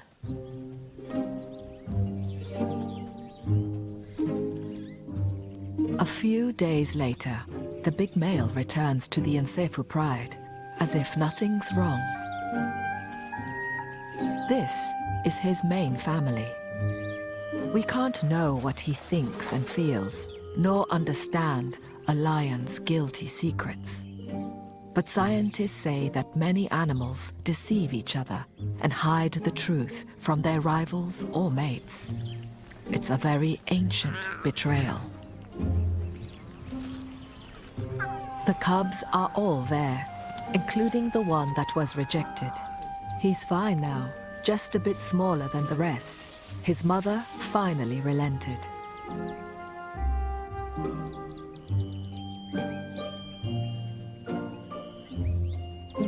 Ignored in the past by his mother and brothers, the lucky survivor is forging a special relationship with his father.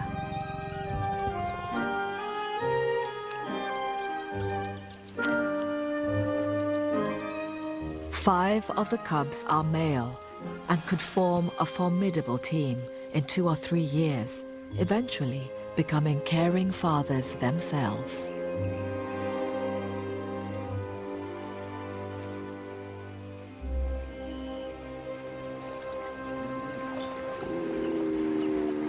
The falling river shrinks the hippo pools. The territorial males aren't happy with their newly confined quarters. If the dominant hippo doesn't get you, the crocs may. Injuries are inevitable. Under cover of darkness, a wounded hippo retreats to the bank. With luck, darkness and dense bush would hide him. But he comes face to face with the Nsefu mothers and doesn't stand a chance.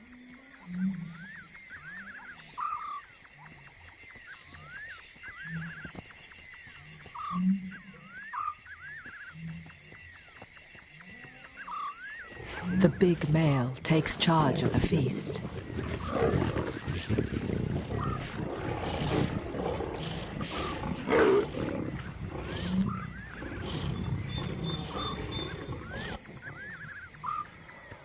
An adult hippo is a huge meal, more than enough for them all. Yet, there's an unusual tension.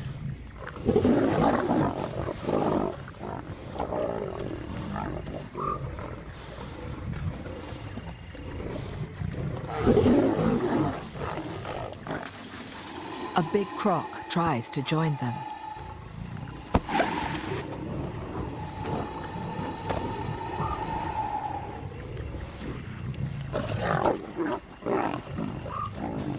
It's too dangerous, even for him.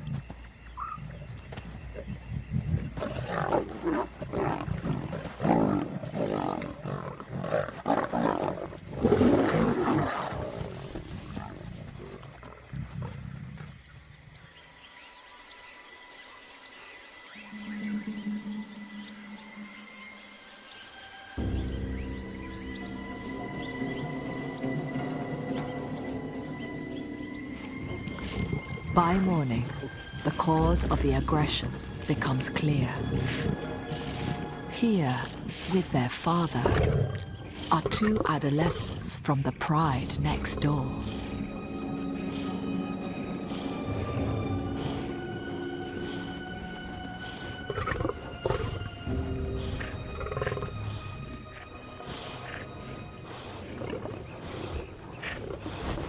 The Nsefu mothers are the most upset.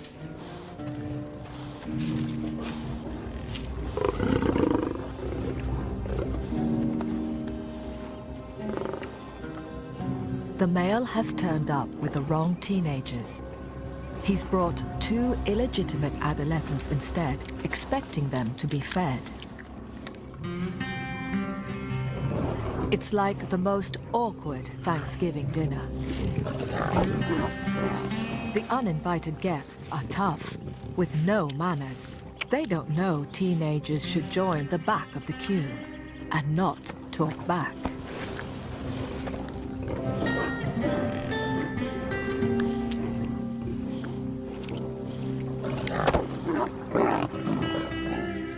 The mother's building anger becomes more evident. The two intruding adolescents are outnumbered and in serious danger. They have to leave right now.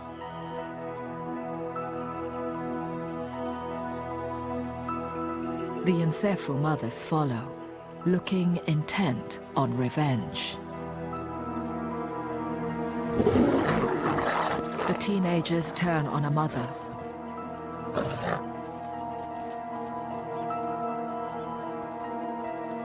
All 5 Nsefu females arrive. The big male tries to contain things and is turned on.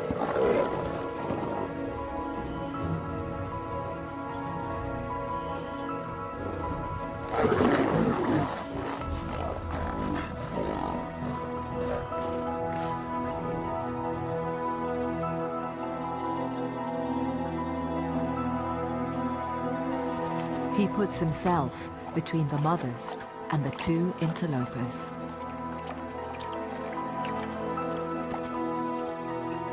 Then, in a display of rightful bloodline, the teenagers nuzzle their father farewell.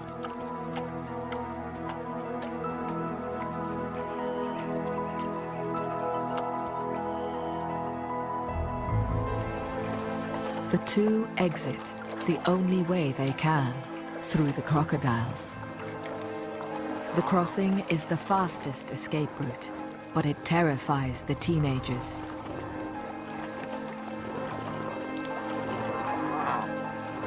They've met their father's main family. Maybe they too thought they were the only ones. It seems everyone's feelings are hurt.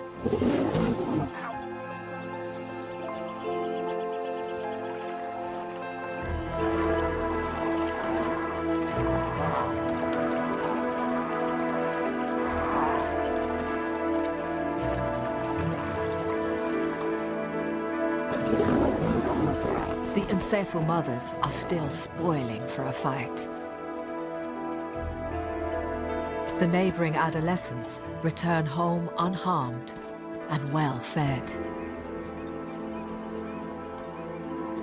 The Nsefu pride is fractured by hostility and betrayal. The growing tension extends beyond the lion pride. Other animals become desperate in the final days of the dry season.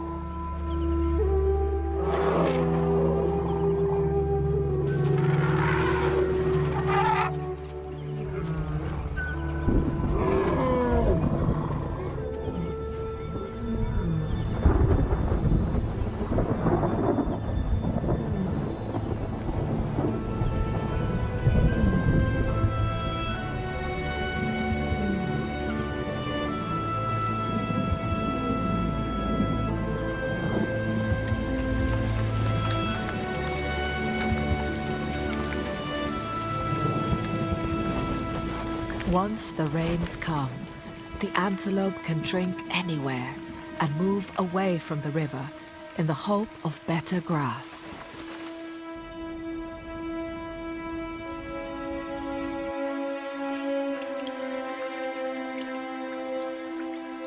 The lions must now search further afield for their food. In these tough times, they can't wait for the 3 missing teenagers to come back.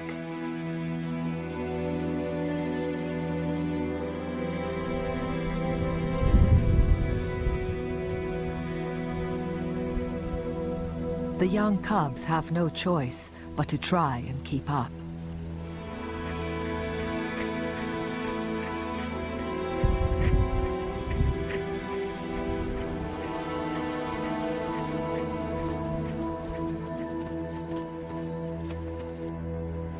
The buffalo head out beyond the pride's boundary. Far from bringing life, the storms empty the lion's world. The territory is a deserted sea of mud.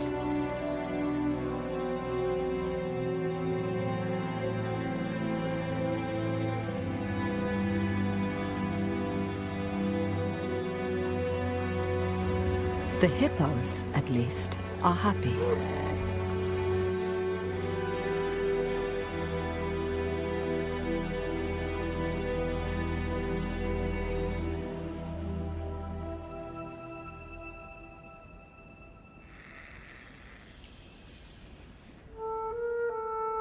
It takes a few weeks, but life returns.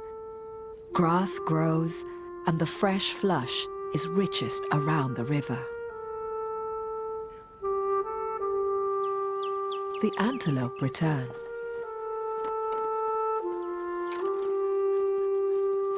Mud, churned by buffalo and baked dry, transforms into lush lagoons.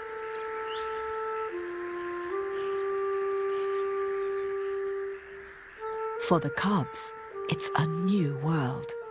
They've only known dusty plains. The little cub, injured by the teenagers, is now hard to tell apart from his brothers.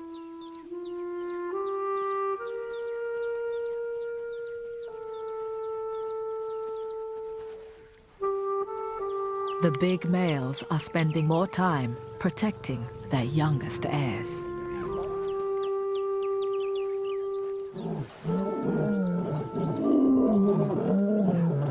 The mothers join with the males in roaring to proclaim their pride. The only ones missing are the 3 brothers. They haven't seen them since the buffalo hunt.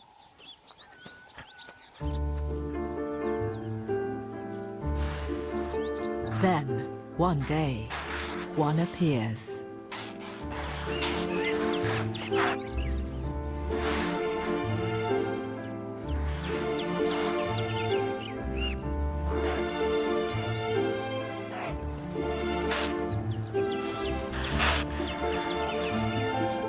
Following him, the other 2.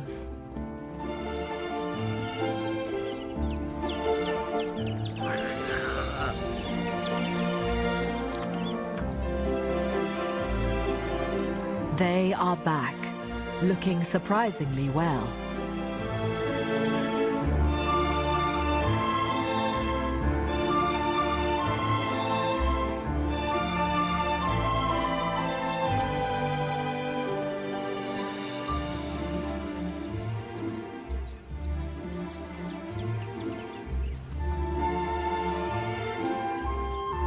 They are welcomed as part of the family.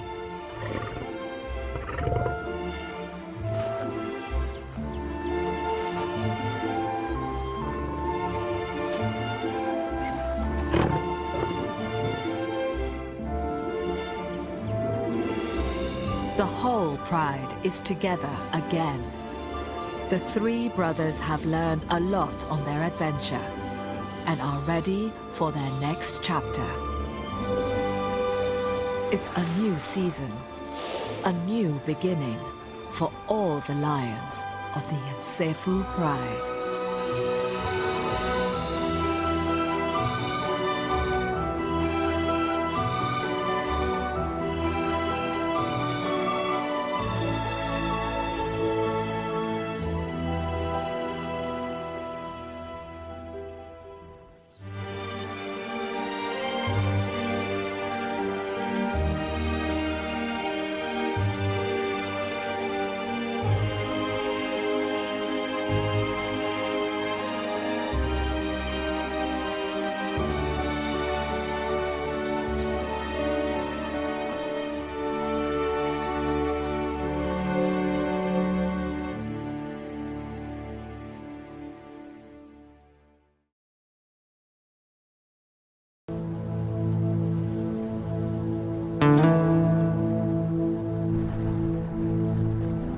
The dead of winter envelops the world in silence.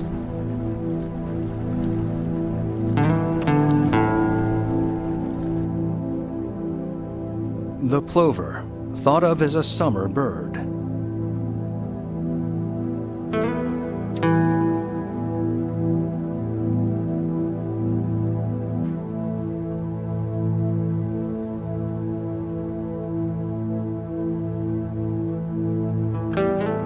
Cracks the silence.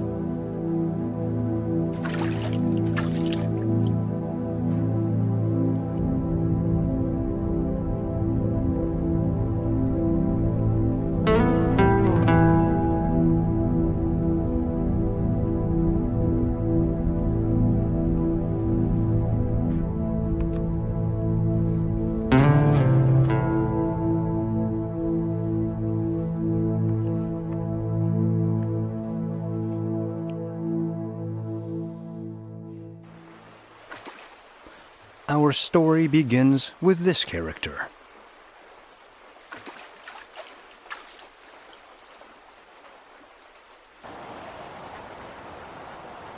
This river scene is the same as any other autumn. It is a time of year when food is abundant and everything is peaceful.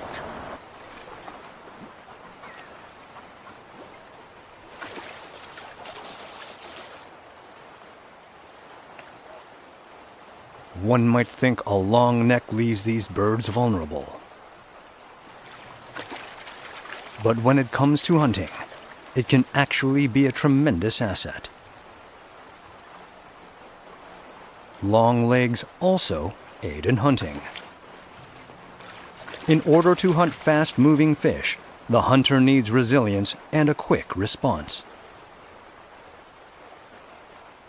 Despite the length of their necks, the neck of the large egret and gray heron contain just 7 bones, like a human's.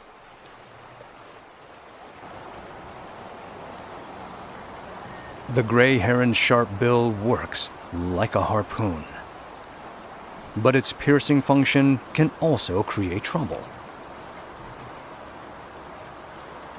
It's an occupational hazard when one's eating utensil doubles as a blade.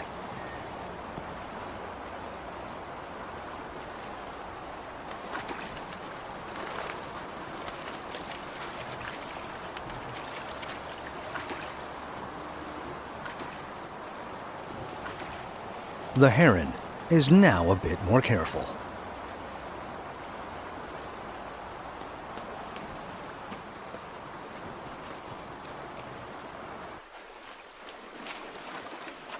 At this time of year, the flathead mullet comes to this river to lay their eggs. Hovering over 100 meters high, this bird is eyeing the movement of the flathead mullets in the stream.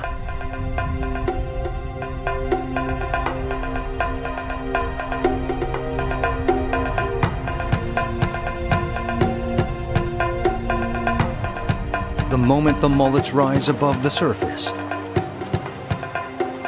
this bird of prey plunges down and snatches up the fish with its talons.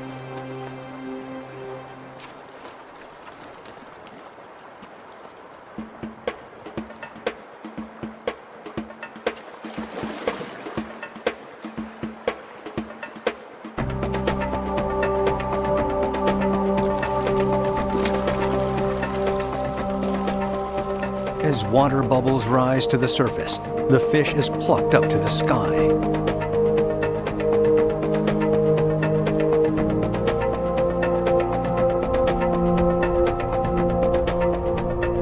The wingspan of this bird is 1.8 meters.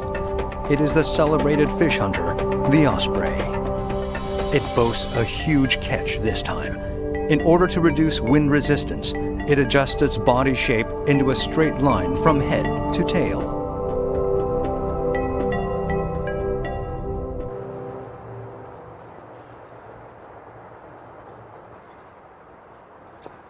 The osprey's talons are key to its hunting prowess. They work much like a fishhook. It has 4 long, sharp talons which bend inward. The instant they touch the water surface, they spread out.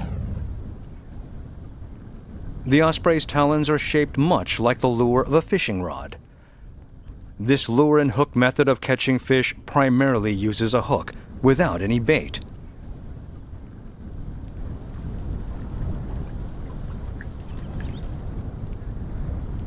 This unique fishing method works like this. The angler throws the hook about a meter behind a school of fish. He then quickly snaps the rod back, snagging a fish on the sharp hook, which he then pulls toward him.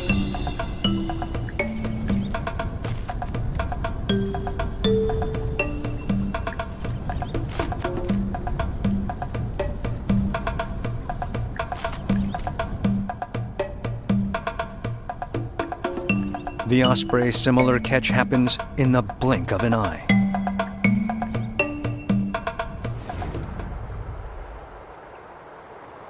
But the osprey's hunting style has a success rate of only 30%.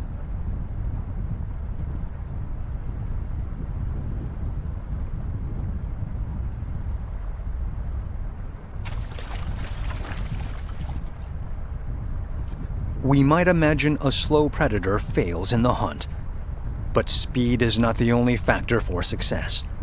The osprey must reduce speed before it hits the water. If it doesn't slow down, the impact of the water surface could kill it.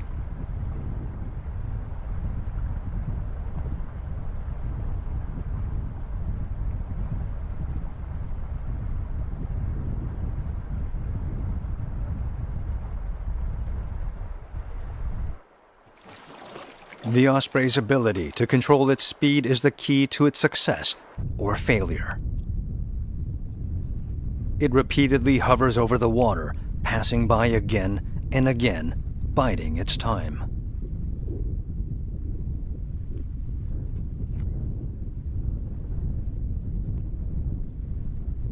It scans the surface of the water with a sharp eye.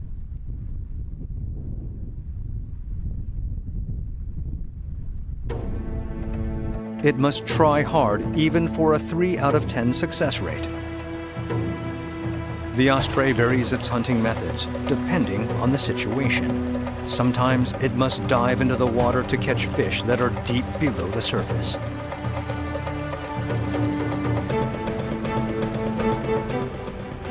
The osprey weighs about 2 kilograms.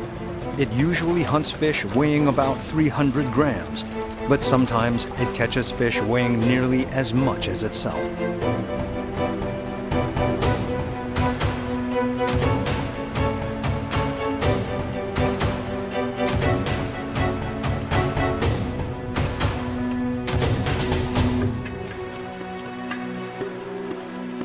To hunt fish just below the surface, it must snatch them up as it glides along the water.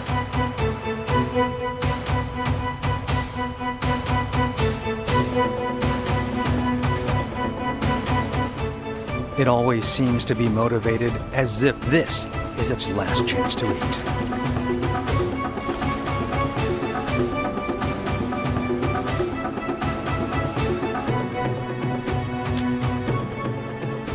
If it's lucky, it gets 2 for the price of 1.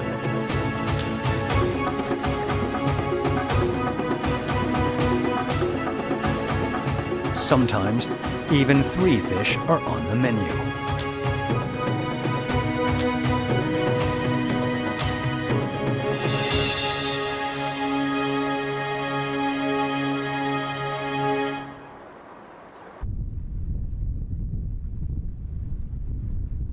To the fish, the osprey is a menacing hunter, but to the seagulls, it's simply another bird with fish.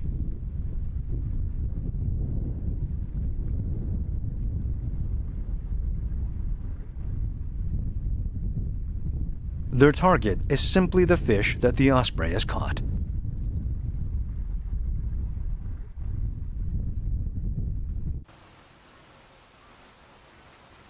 The osprey is a migratory visitor here in Korea, except in a few regions where it winters. It doesn't build nests in these parts. Instead, it will make a temporary home out of a tree with a wide view. This is not a familiar environment to the osprey.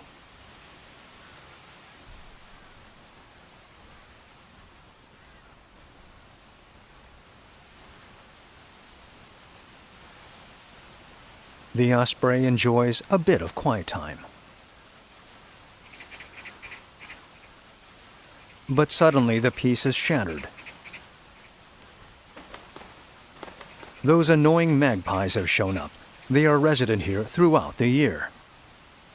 The vagrant osprey is powerless in the face of these permanent residents. The osprey will stay in this region about a month.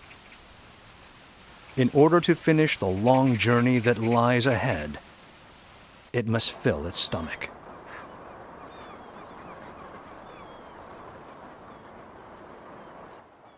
There's suddenly a fuss over something on the river.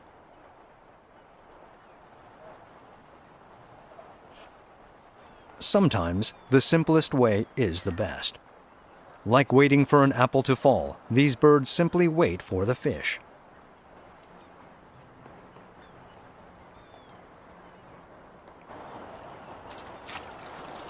This avian neighbor has chosen some easy hunting techniques,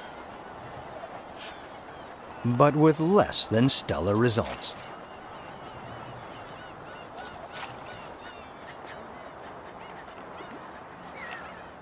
In order to catch bigger prey, it will need to exert more effort. Among the various water birds, the seagulls have developed a wide range of hunting skills. Their survival rate is accordingly high.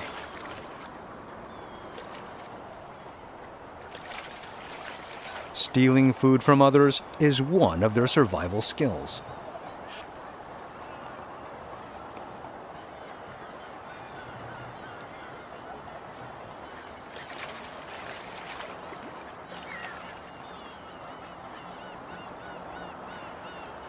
Their only goal is getting fish. To the seagulls, the birds of prey and even other seagulls are simply competitors who have fish.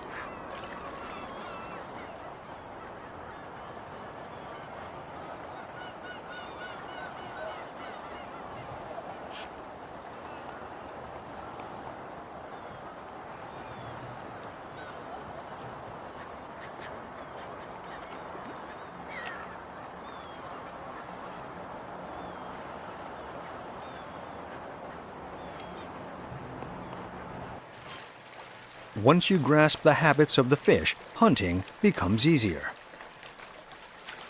These yellowfeet are outstanding.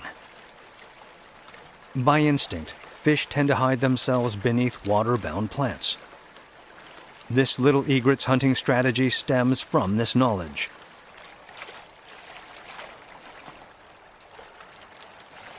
It shakes its conspicuous yellow feet in the water plants. The fish become alarmed and race to get away. A successful catch is very possible now.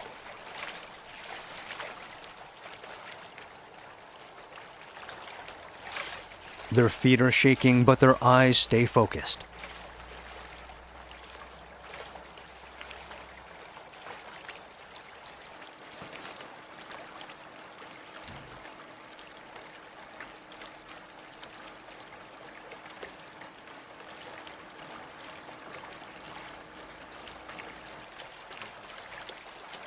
Predators must always stay one step ahead of their prey.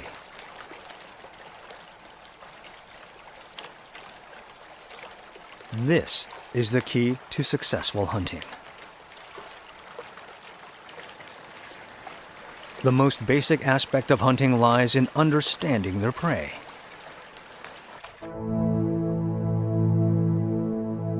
The days are growing shorter.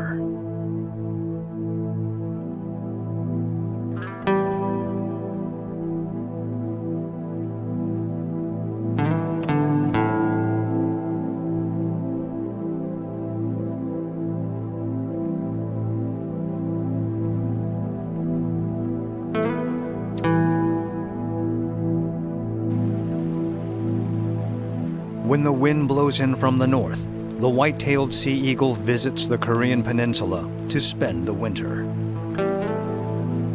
It's the hungriest time of the year as they finish their long journey.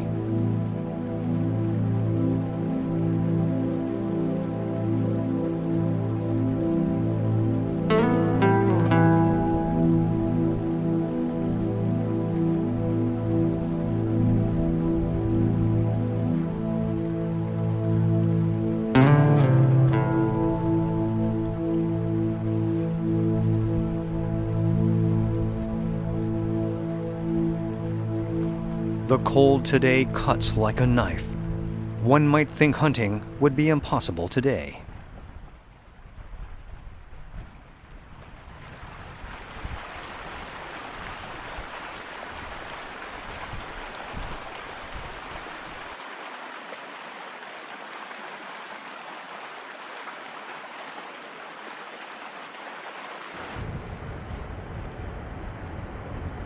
This is a young white-tailed sea eagle. These birds left their mother only a short time earlier.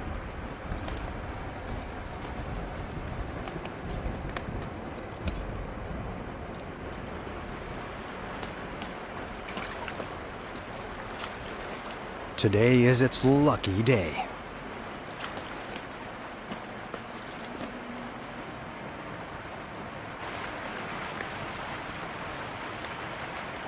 But it's quite clumsy at hunting. It's a good thing it doesn't mind eating carrion.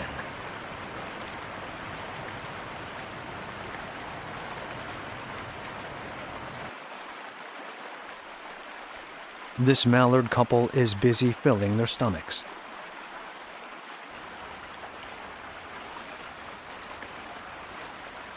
Winter is a difficult season for them to find food too, so the birds snatch up any bit of food they can find.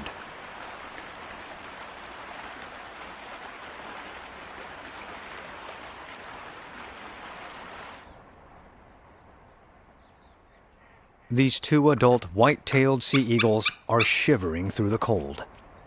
The white-tailed sea eagle is a large and powerful bird of prey. It is 1 meter in length with a wingspan of 2.4 meters. And most consume a great deal each day to maintain its size.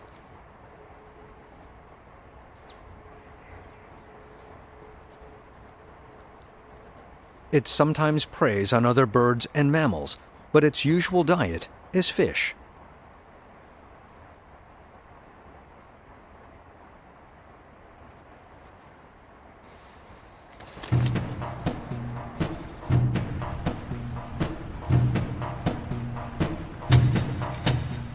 A white-tailed sea eagle soars upward in the ascending air current.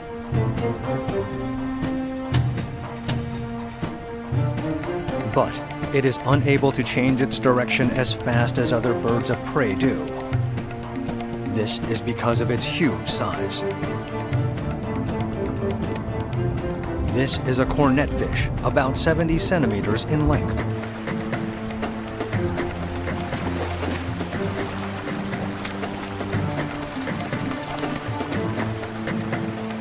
The white-tailed sea eagle is a large bird, so naturally its prey is as well. There are few birds that can fly while carrying a fish that weighs as much as this.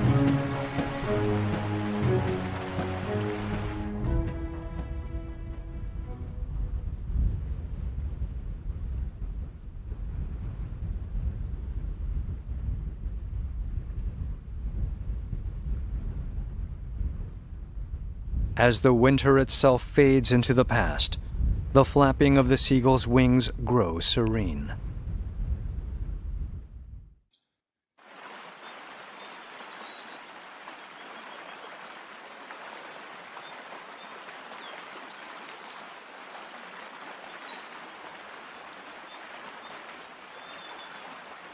The water grows warm again.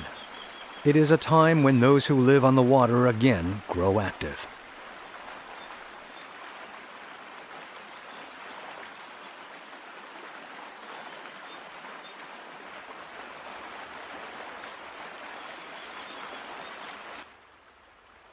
It is a busy time for the common kingfisher.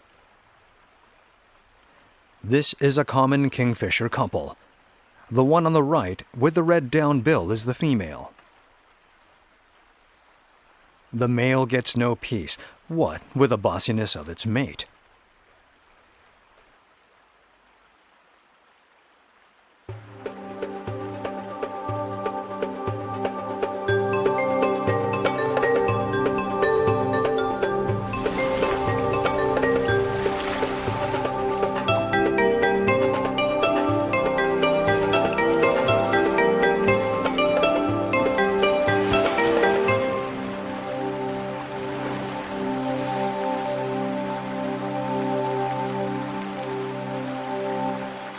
With its catch firmly in its mouth, the common kingfisher rushes off.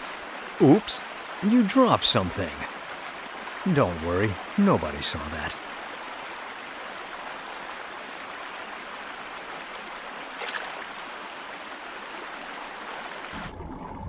The world below the water is quite different from what we see above. When light passes through the surface, it bends. This refraction makes fish well below the surface appear as if they're at a much shallower depth. The common kingfisher is aware of this bit of science.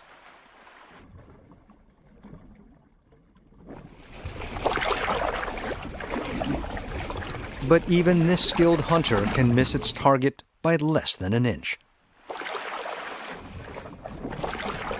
The common kingfisher has learned this through considerable trial and error.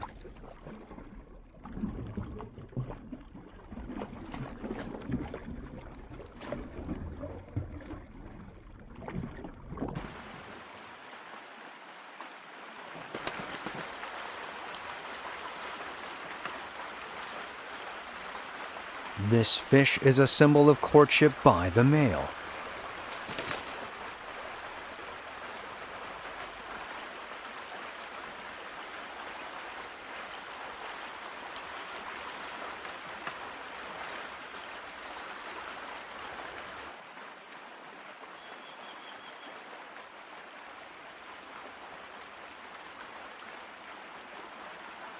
The kingfisher couple may need to go diving more frequently from now on.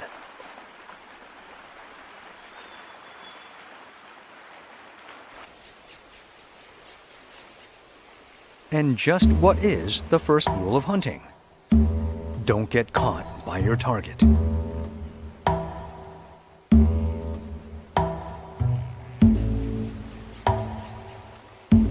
Some fish have a viewing angle of up to 270 degrees. They can sense movement from every direction.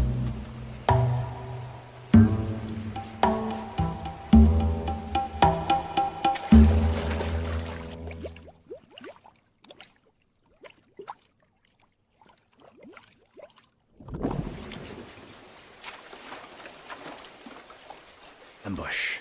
That's the strategy this bird has chosen.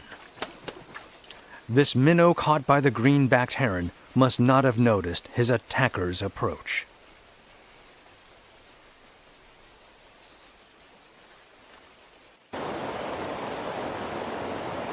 The fish are making their way upstream beyond the cascade.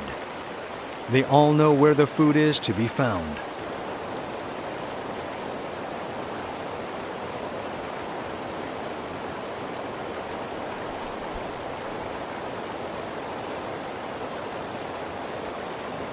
But competition is fierce among the birds for this prime feeding spot.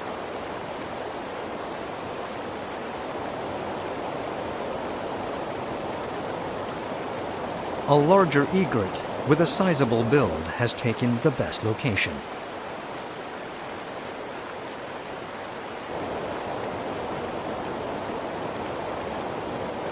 Fish must swim upstream beyond the cascade in order to breed. This instinct exposes them to considerable danger.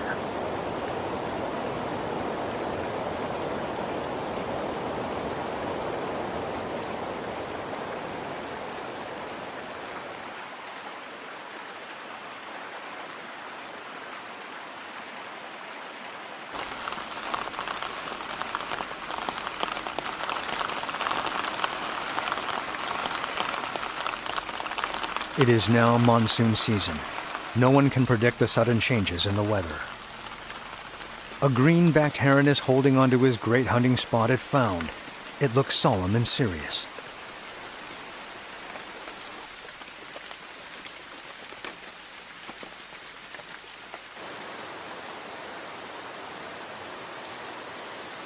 The egret, formerly in this spot, has left, so the green-backed heron waiting to take it over has jumped at the chance.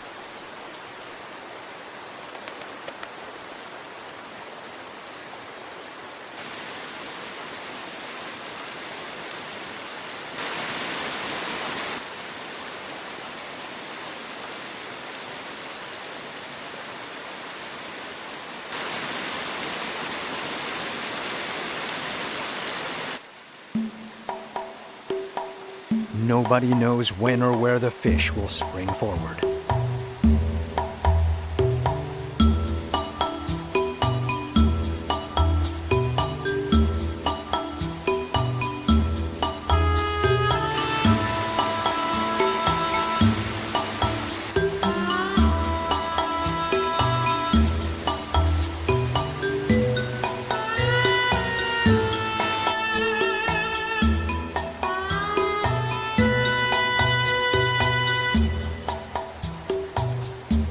The green-backed heron's neck and legs are shorter than the egret's, so it puts all its strength into its toes to stretch and catch fish.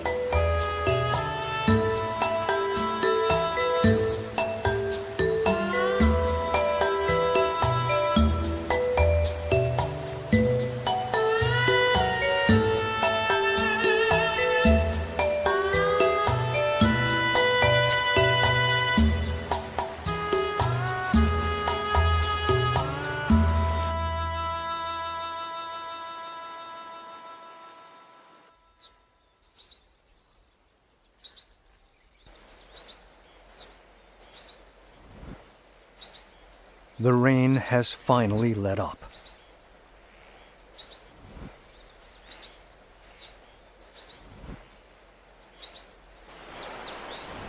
Because of all the precipitation, the river is overflowing. The green-backed heron has found another hunting spot. It knows it's difficult to hunt from the shore of a roaring river, so it chooses a high tree out of the range of the fish's vision. It takes each step cautiously, as if it were walking a tightrope.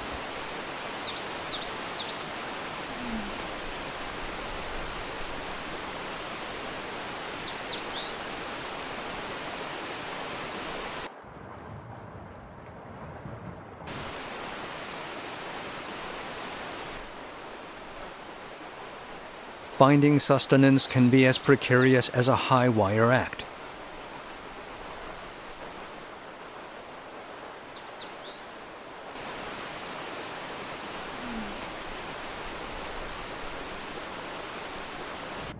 Now, all it can do is wait.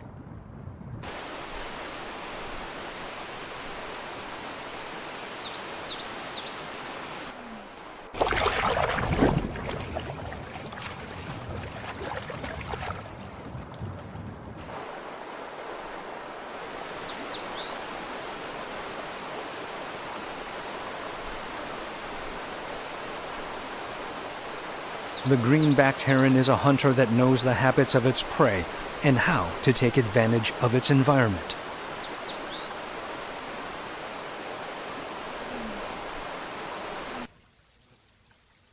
This is a small rice paddy just below a cliff.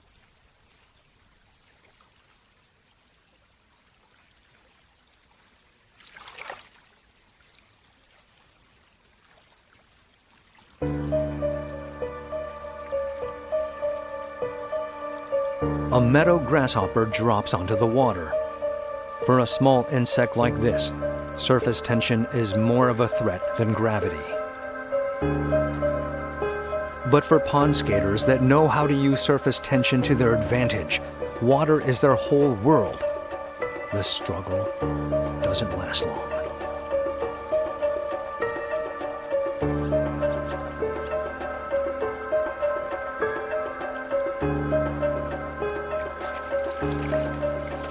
There is a clear food chain in this small rice paddy.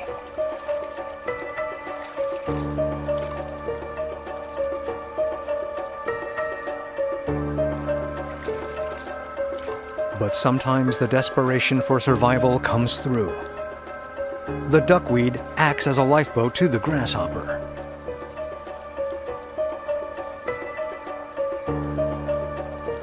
It was a close call. He escaped, but only just barely.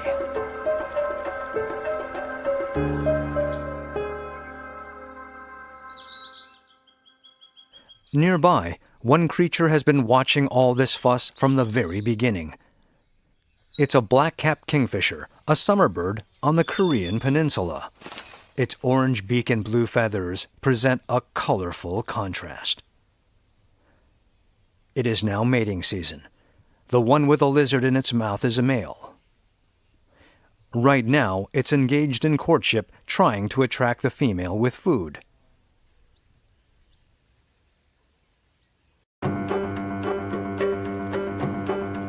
The black-capped kingfisher's hidden hunting skills lie with its long and substantial beak. This time, however, its prey was a bit faster.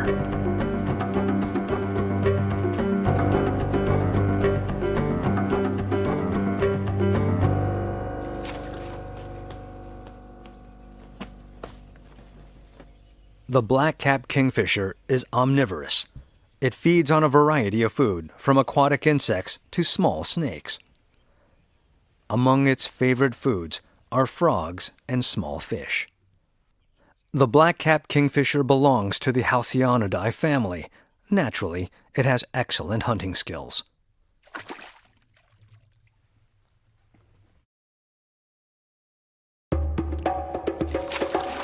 What method it uses for flying depends on its potential prey. Small fish can be snatched up sliding into the water. But larger prey are caught by poking with its beak.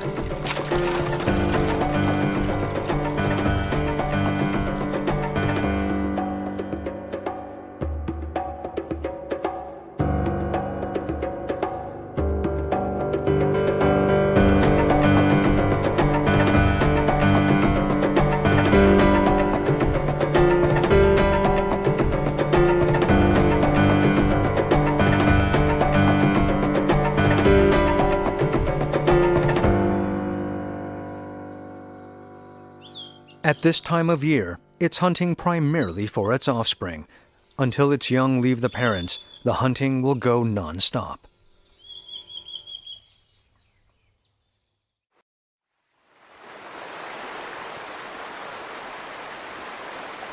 There is another creature that possesses different hunting skills from what we've seen so far.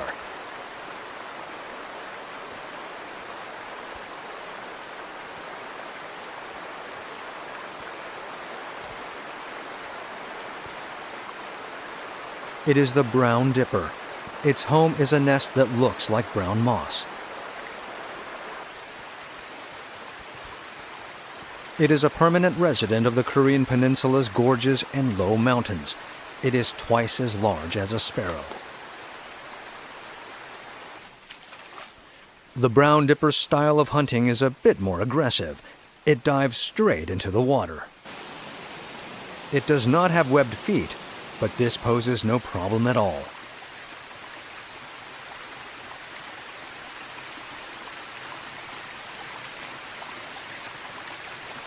This is because its wings function like the fins of a fish.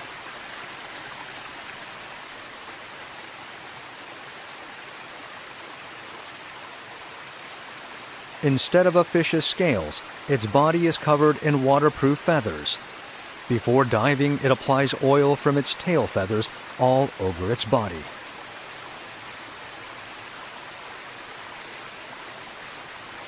Now, it's all set to go after its prey.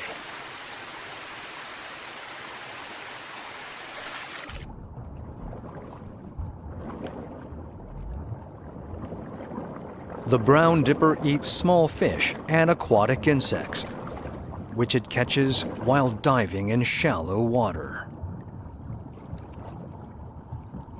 Its wings flap as if they are the fins of a fish. Underwater insects may be small in size, but they are quite nutritious to these birds.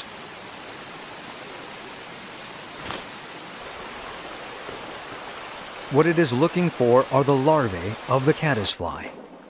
These larvae build up a tube-shaped nest by using small stones around it.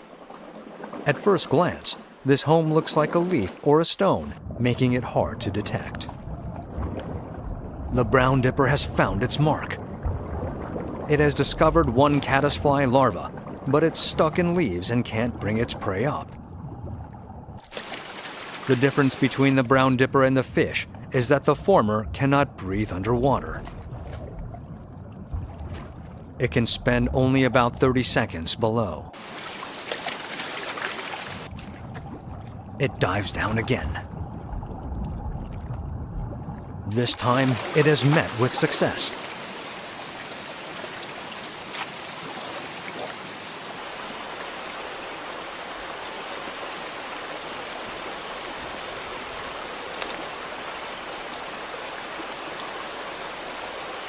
The caddisfly larva is a difficult food to deal with.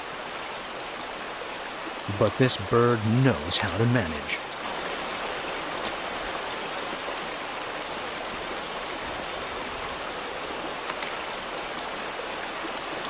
Sometimes it uses its head to batter the food.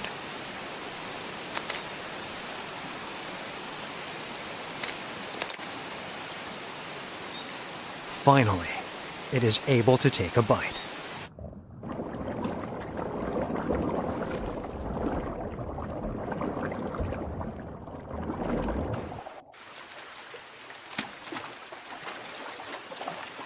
In order to hunt for larger prey, birds must be able to dive deeper and longer.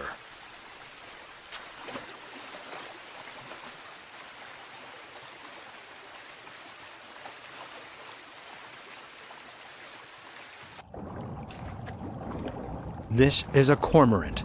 Underwater, it is as comfortable and adept as any fish.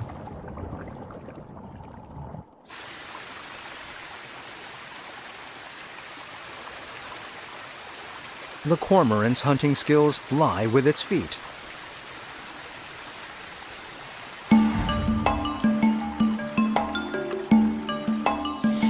It has well-developed webbed feet.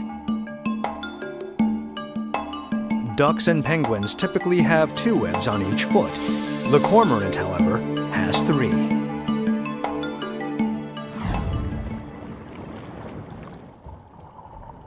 Webbed feet act as a kind of propeller, allowing birds to swim at high speed underwater. They also function as a rudder.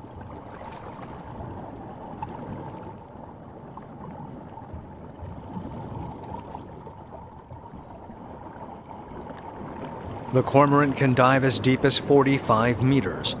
When diving to such depths, it pulls its wings close to its body to reduce resistance.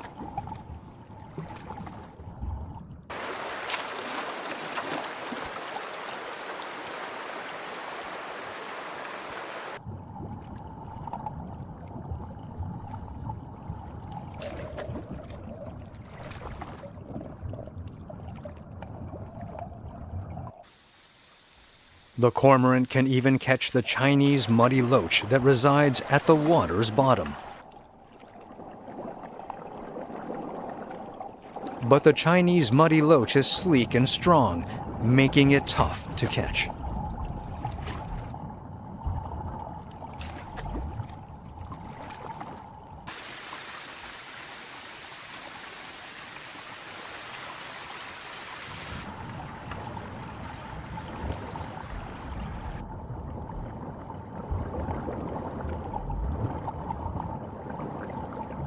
The cormorant's feet are located farther back than other birds.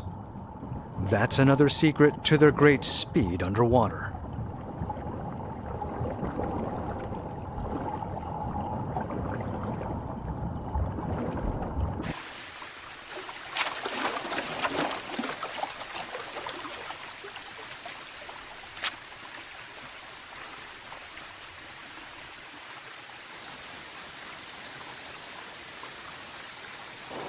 It is wiggly and wriggly. It's proving quite difficult to hold on to.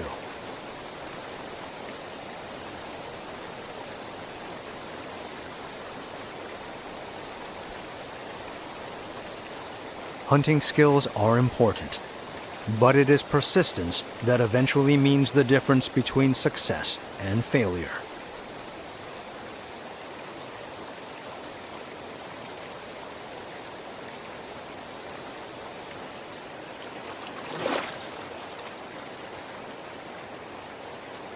The cormorant forgoes waterproof feathers in order to dive deeper.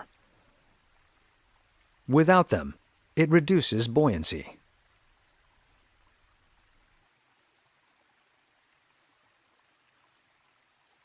That means there's work to do after the underwater hunt.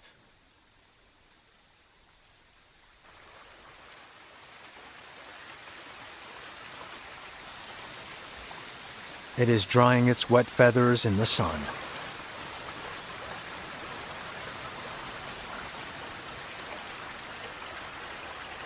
When it's hot, it vibrates the area just below its bill. That helps reduce body temperature. The cormorant jumps into the water to find food. It swims instead of flapping. To catch a fish, its hunting strategy is to become a fish.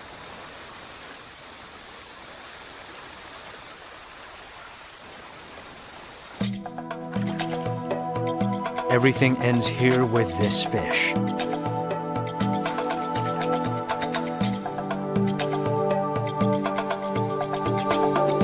Some birds snatch up the fish.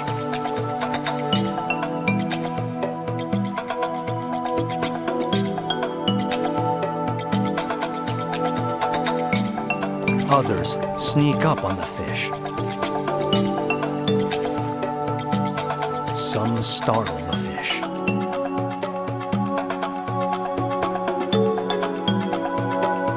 Others move faster than the fish.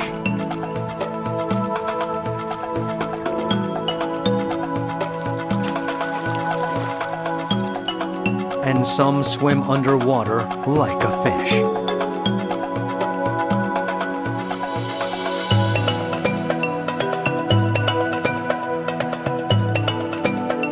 The birds know and understand their prey. In the fight for survival, they become like their prey. This is the essence of hunting.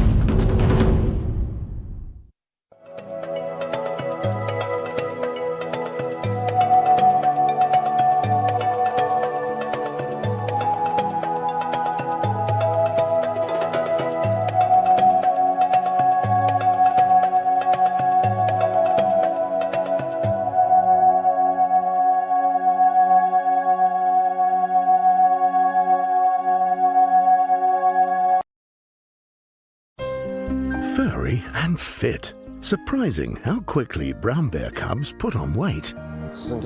They're my first bear cubs. We haven't had any at Hagenbeck Zoo for 40 years. This is very exciting.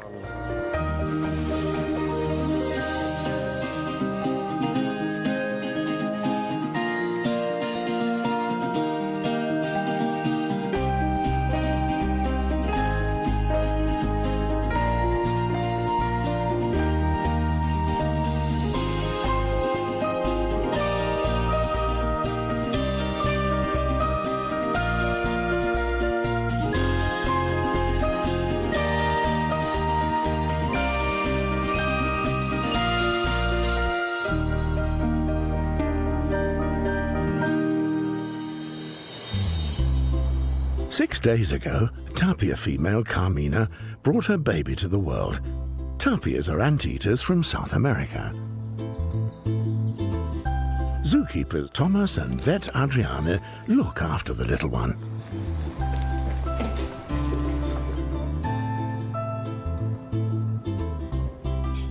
The little lady gets an identity chip and a selenium jab as a nutritional supplement. For that, we have to separate mother and offspring. Mothers get very aggressive when someone else holds their baby, as that's something only an enemy would do in the wild. The calf will probably start screaming, and mum won't like that either. We have to separate them, give the little one its jab, and then she can leave with her. Tapirs only have light stripes and spots during their first weeks of life. So that the mother leaves her little one alone at all, Thomas causes a distraction by sending the male out with her. Jingle, geh mal mit. Jingle, go with her. Come on. There you go. Have you found the placenta? No, I haven't. She's probably eaten it. Yes, probably. Hello, little one. Hello. Come here. Come here. That's it. Yes, I know. It's really mean what we're doing to you. No, we just want to rub your belly. Come over here. That's it. The selenium jab is supposed to prevent myasthenia. Yes, yes, I know. It's horrible.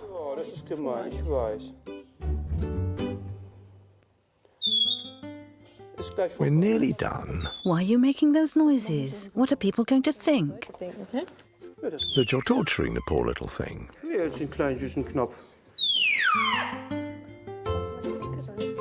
Now Dr. Adriane can insert a microchip in the baby. That's nasty, I know. Do you want to check if it really is a girl? I'll look in a moment.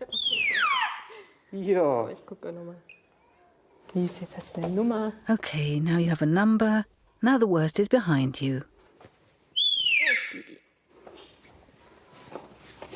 It's a girl. Yeah, girl. See? That's it already. There's a good reason for the kids to have stripes. Young tapirs have stripes similar to young wild boars. They serve as camouflage in the forest. Enemies can't make them out so easily when their mothers hide them in the undergrowth. In the early weeks, they're often left on their own until the mother returns to feed them. That's why this little one was waiting here patiently, well hidden. That was a little bit mean of us, eh? But look, she really likes being scratched. Shall we open the door so that her mum can get back to her? She's running back and forth outside. I can hear her the whole time. Hallo, Carmina. Hello, Carmina. Rein, Mäuschen. Everything's fine, little one. Come in. Schnell gucken, ne? Yes, look, we haven't done anything, I promise. Wir haben nichts gemacht, ich verspreche dir. New World porcupines are rodents. The female gave birth just a week ago, and now the little newborn is about to get his chip. A kind of passport for zoo animals. Hinter seiner Mutter habe ich befürchtet. Oh. Hallo, Stinker. Oh, that stinks. When porcupines feel threatened, they secrete a malodorous substance so that the attacker makes off in a hurry. Oh, it's sitting down there. I don't need a broom. Look out, I've got it. It's down here on a stone. I'll try and pick it up. Ow! Ah, look, a spine. They're hard to get out.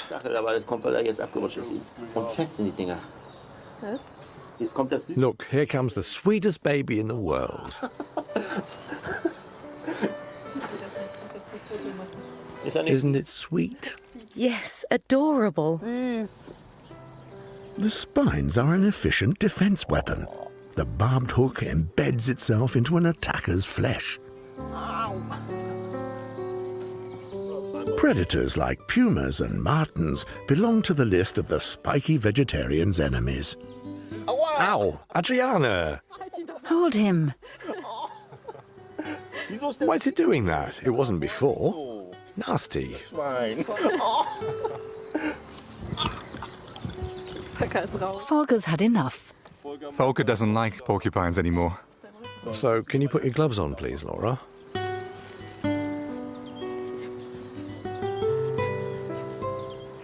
Now, pick it up carefully under its stomach. Watch out. Hey, it's got stuck. If Volker carries on this way, it'll have no spines left at all. Oh, that really hurts. The spines must be very soft in the womb. I can't believe they prick like this. Hedgehogs are also soft when they're born. She's not even a week old, but the spikes harden fairly quickly. But while they're being born, they're obviously quite soft.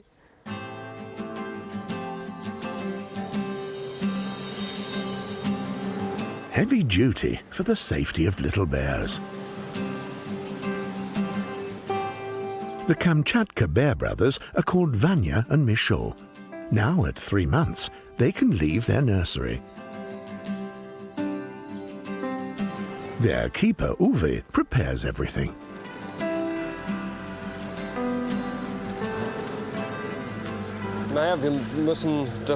We have to make the enclosure childproof. The same way we make electrical sockets safe and lock cupboard doors when our kids begin to crawl.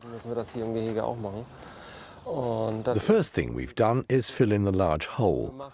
The bigger bears dug it, and I'm worried that the little ones wouldn't be able to get out again if they fell in, because they're still so small. We also have to lower the water level in the trench so that they can stand on the edge.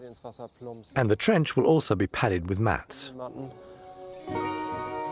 Kamchatka bears are brown bears and come from the Russian peninsula of Kamchatka. Together with Kodiaks and polar bears, they are one of the largest land predators on Earth. Males can be anything up to 2.5 meters long and weigh 500 kilograms. The females are smaller and lighter. Bear mother Masha shows her boys the enclosure. She's very careful with her young and takes good care of them. Should one of them fall behind, she goes back and carries him between her front legs.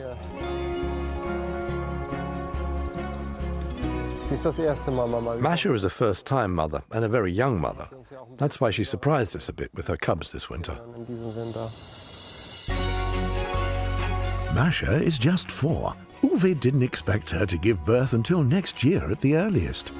The water's so far away, Masha. Someone's stolen the water. Thanks to the low water level, the little ones can still stand close to the shore. Brown bears are good swimmers, but the youngsters first have to learn how. You can see that the smaller one's a bit braver. He's the one leading. The other one's more cautious. It was the same in the litter den.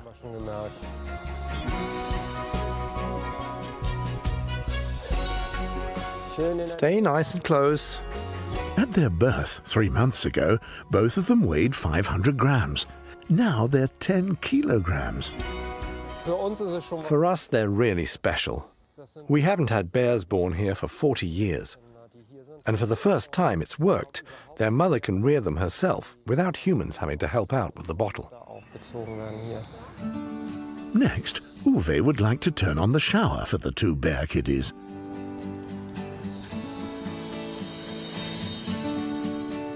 Parima. That's the name that Keeper Thomas gave to the little tapir female. He makes an interesting observation. Tapir father, Jingo, also feels drawn to Parima.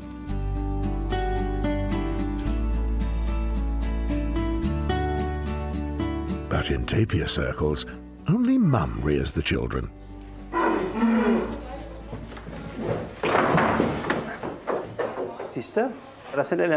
Tapirs are loners. He really shouldn't be offended. He's interested in the little one because she smells intriguing. It's something new. But the mother's made it clear that he should leave her alone. A tapir mother looks after her child for 1 year. She meets the male exclusively for mating. Tapirs aren't known for threatening behavior. It's strange that I'm allowed near the baby, but Dad's not. We just get on better, don't we, huh?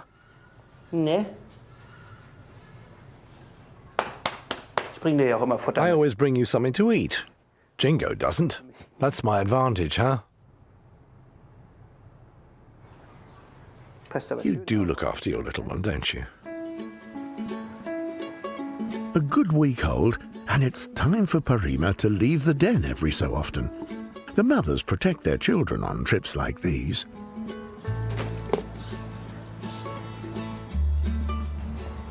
Come on out, you two. Come out. Staying in the stable's no good. Komm mal mit. Draußen sind Karotten. There are carrots outside, just for you. Huh? And you, little nipper, do you want to come with us? You little ball of fluff? Off you go. Go and see what they're doing. Follow your mum. Get up. Get up, little tapir. Go on, follow your mum.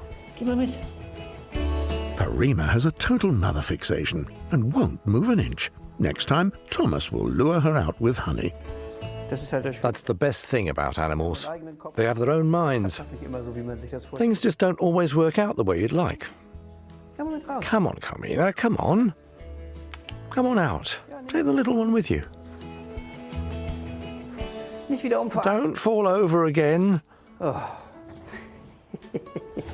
Great. This is working really well. So you definitely don't want to go out. Okay, we'll give it a try later on. See you later. Okay, Jingo.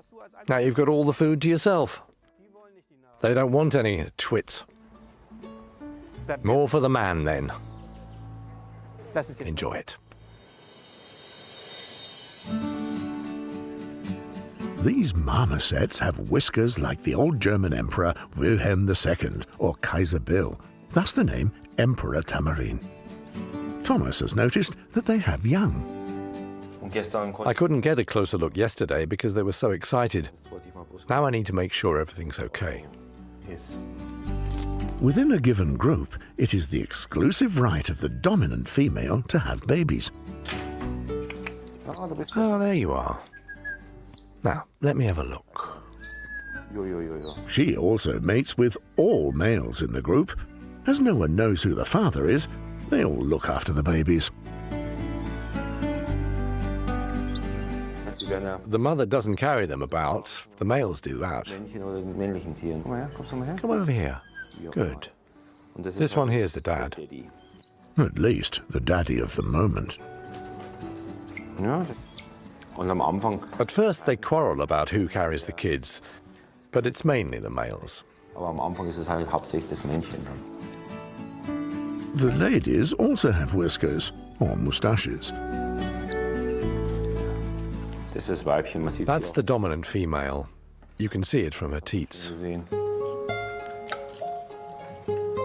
The little ones can hang on really tight. They look absolutely fit. Nothing to worry about.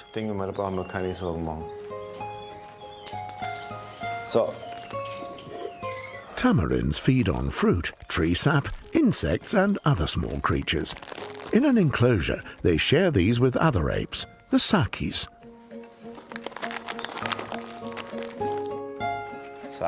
Sakis would die for nuts and peanuts. Tamarins for raisins. Tamarin babies cause trouble in the monkey community. Not much fun, is it? The tamarin males often bite the sakis to keep them at bay. They want to protect their young. Let's see how long things remain peaceful. It can get really loud. The screams and the quarrelling can cause them extra stress. Oh, look at that. The saki female's also pregnant. She's already got teats on her belly. Initially, you can only sense a pregnancy. But I know that they bring up the young well together, so I'm not particularly worried. You've never had any problems, have you? Come over here.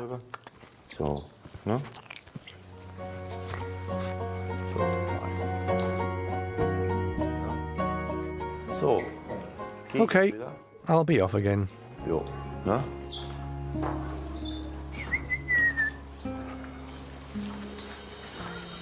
The 1-week-old New World porcupine gets his identity chip today. Ow!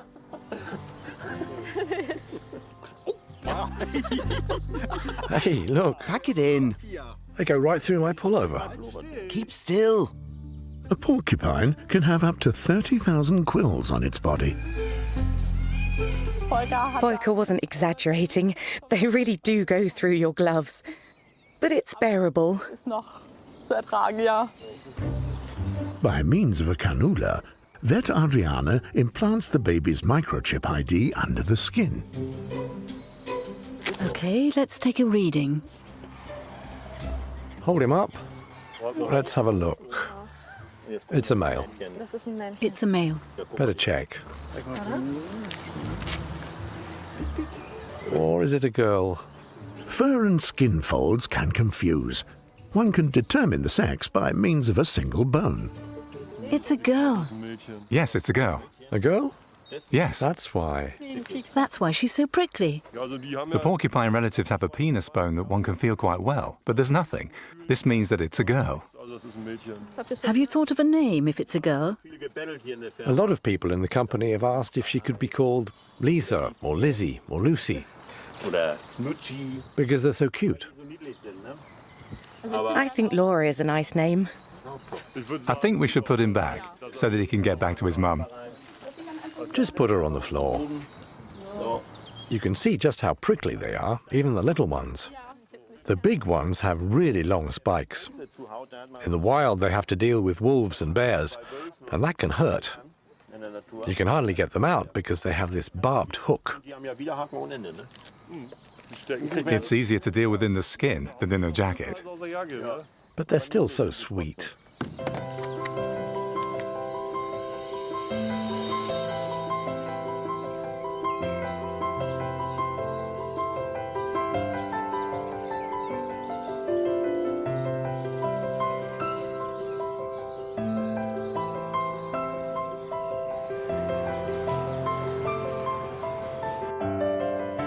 The Hamburg walrus babies Loki and Thor are 1 and 2 years old.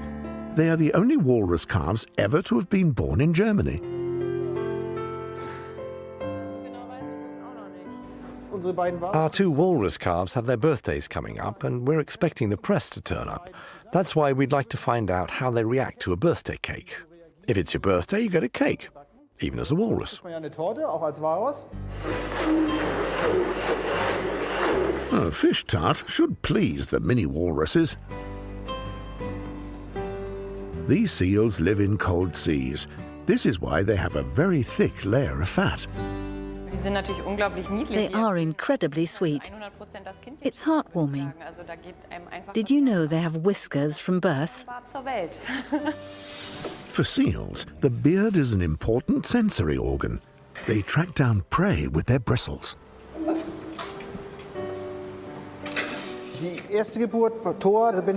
Unfortunately, I missed Thor's birth. I was at my in-laws when the phone rang. I got here in my little car on the motorway as fast as I could, but when I arrived, he'd already been born. The walrus baby was given supplementary food as his mother didn't have enough milk. After that, he developed really well, the little one. Normally, walrus children receive nothing but mother's milk for the first 6 months. All in all, they suckle for 2 years. The first time he was allowed out, he just shuffled along beside his mother Dinah with eyes like saucers. For him, that was the great outdoors. Before that, all he'd known was his box, then daylight. That was very exciting for him. Come on, come on. Over here to me. That's right. Look, a big wide world. At birth, walrus babies already weigh around 50 kilograms. Twins are extremely rare. The youngsters stay at their mother's side for 3 to 5 years.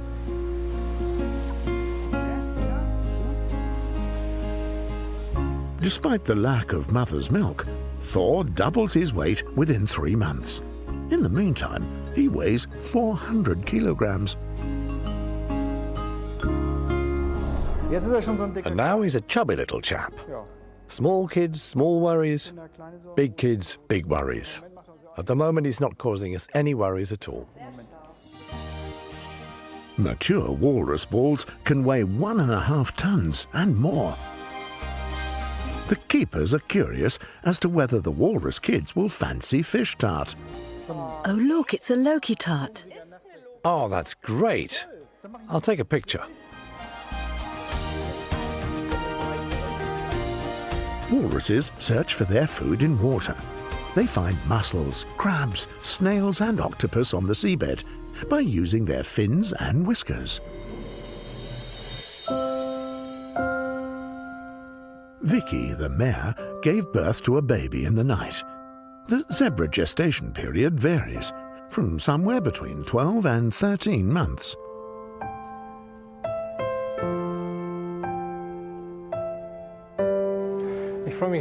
I'm really happy about this baby. I was expecting her 3 or 4 weeks ago, but I miscalculated. Zebras weigh around 30 kilograms at birth. I have been asked about names, but as far as I'm concerned, at first, there's no name. I wait until I see something or something happens that I can associate with a name. It might be a funny eye, then I'd call it Funny Eye. It just has to be a typical characteristic of the foal. That's when we start to think of a suitable name. Within a few short moments, a newborn stands on its own legs. Today she's allowed into the bigger enclosure. She's already familiarized herself with her house and her mum, and now she can be introduced to her aunt, her half-sister, and her dad. Hello, sweetie. What would you like? I'll get everything ready. Zebras are flight animals and very shy. Tony knows that fresh maize will at least lure the older animals outside. Little No-Name is then bound to follow.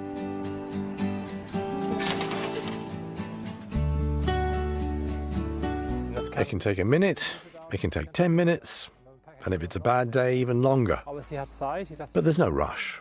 I'll just leave the gate open, and then she can see the others outside. Her sister, mother, and father. Eventually, she'll go out there of her own accord and stick close to Mum.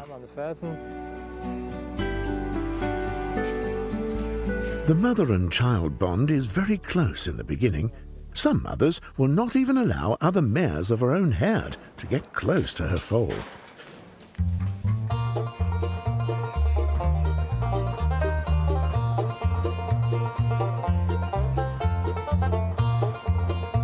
Birchall zebras live in family units. They consist of a stallion, often several mares, and the offspring.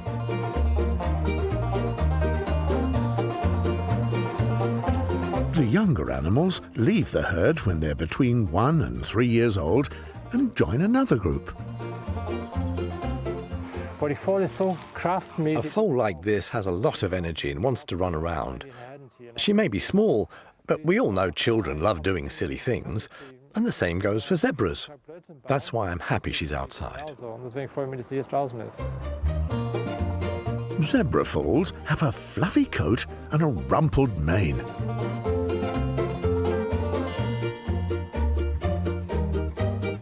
This is, however, only the case in the first weeks of life. Thor and Loki, the walrus children, are served with fish tart. Hello! Test party! The little walruses are soon consecutively 1 and 2 years old. Before their first photo shooting, they have to train the art of cake battle.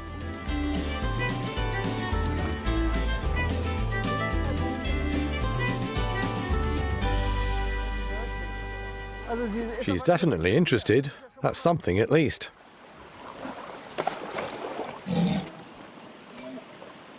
Look, we've baked something specially for you. That's fish. Look. Have a good look. Dir das mal genau an.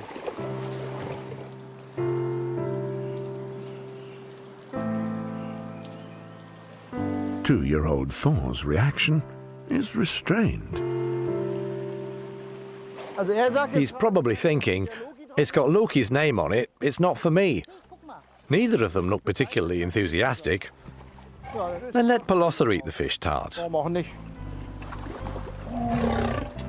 Look, we baked this for your daughter. Oh, she likes it. One's gone already. A fully grown walrus can eat 30 to 50 kilograms of food daily. Next time we'll have to put more cream on it. Then they'll look adorable with their messy snouts. That's good enough for the photo, though. I don't like cake either. Maybe we're related. I prefer fish rolls too. Pacific walruses live in the cold waters of the Bering Sea between Alaska and eastern Siberia.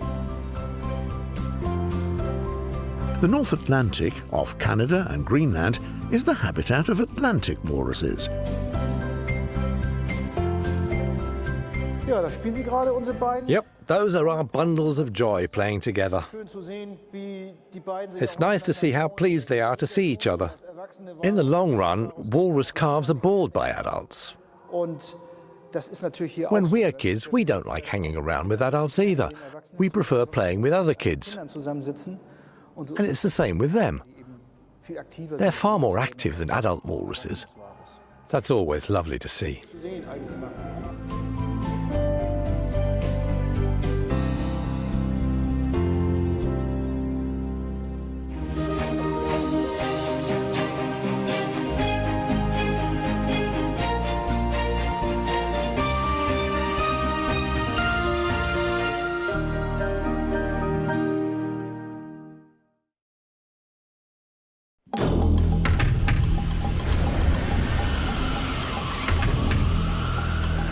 On a remote Pacific island lives a mysterious snake that is more toxic than the king cobra. Now, for the first time, a scientist will explore the snake's underwater world to study its deadly venom firsthand. He will discover places never seen before and behavior to baffle the scientific world.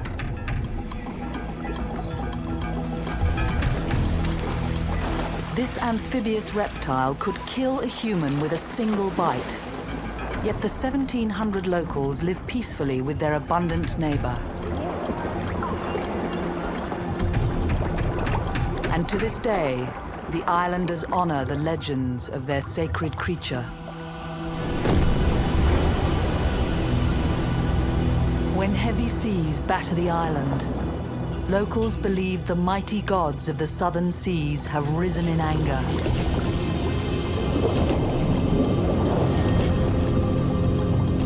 The snakes are the sea gods' messengers. When they emerge in unusual places, it's a warning. Ignore the warning to respect the sea's creatures, and the gods will retaliate without mercy.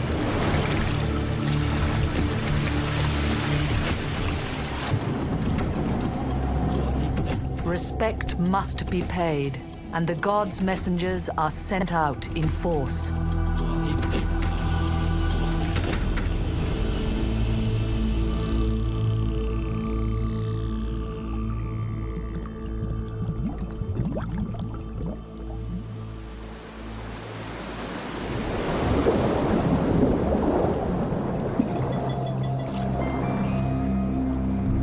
Legends of snakes and their mythical powers are deeply embedded in the Polynesian world.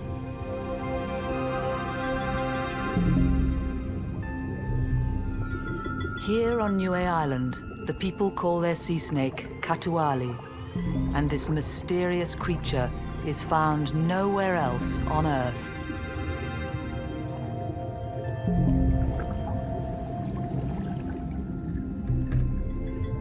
The Katuali is a member of a very exclusive family, the 5 sea snake species known as sea kraits. The Niue sea krait is the most elusive.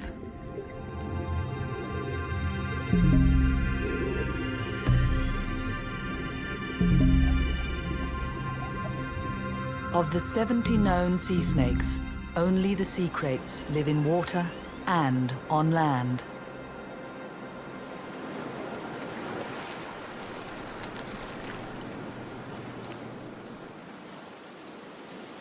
Niue Island is a small Pacific state of 260 square kilometers. Surrounded by coral reefs, it towers 70 meters above the deep blue sea.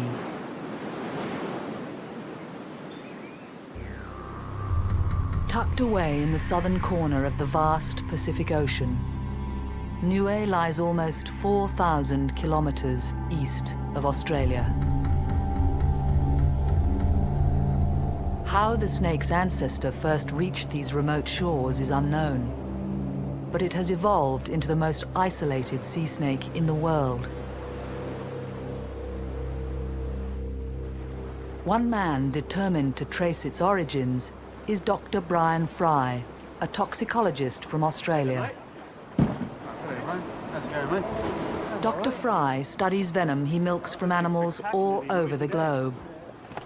Here, he will rely on Brendan Passisi, dive master and advisor with Niue's Department of Fisheries. No worries, operate the winch. Together, they will dive deep into the Katuali's unexplored world.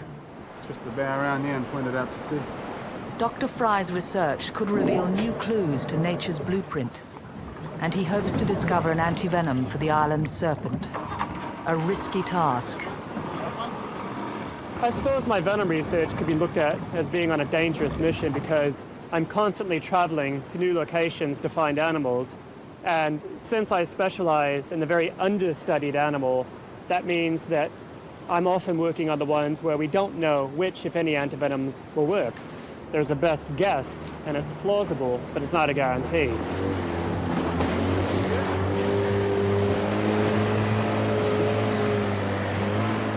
Very little is known about the Niuean sea krait as facts. Because of its isolated habitat and its difficulty in getting, keeping, and studying, the Niuean sea snake is unique in the regard of being a virtually unstudied animal.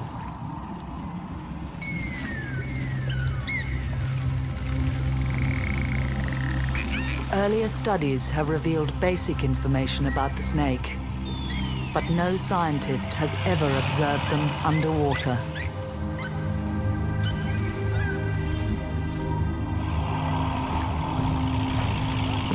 Mid-year is the calm, dry season of the South Pacific. It's the perfect time for Brian and Brendan's first venture into the Sea of Snakes.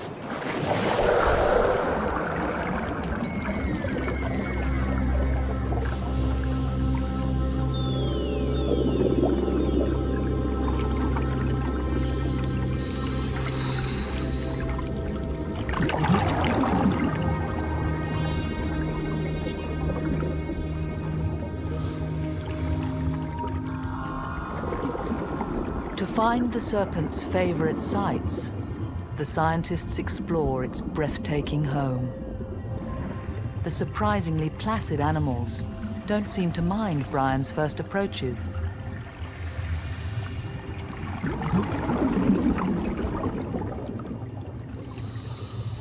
The experts notice the high number of mature females cruising the reef, and the reason soon becomes obvious. Mid-year is believed to be the time Katualis lay their eggs, and Brian hopes to discover their secret nursery.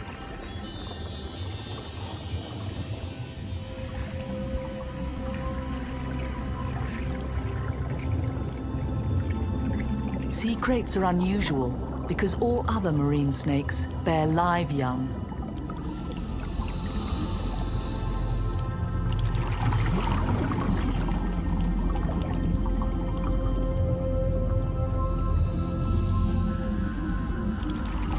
The snakes search for a safe nesting place leads them deep into the unknown, sacred heart of the island.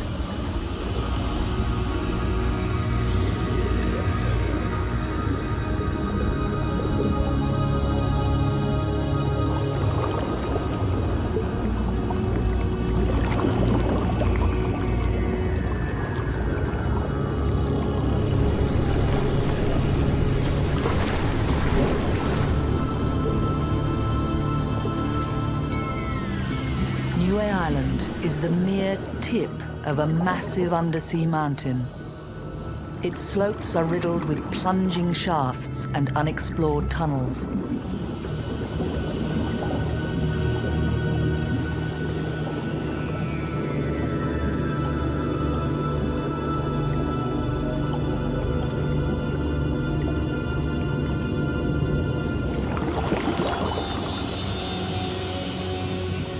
The snake's decisive motion is the only guide through the enclosing darkness.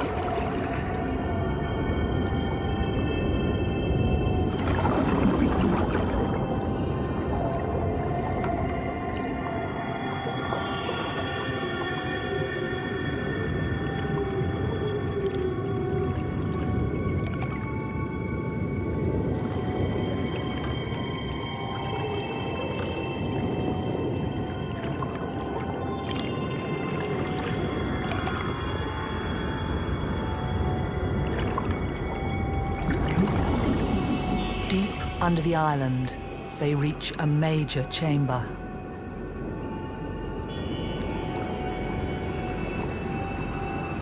Here, the snakes seem to have found their sought-after destination, the secret place where the sea god's messengers begin life.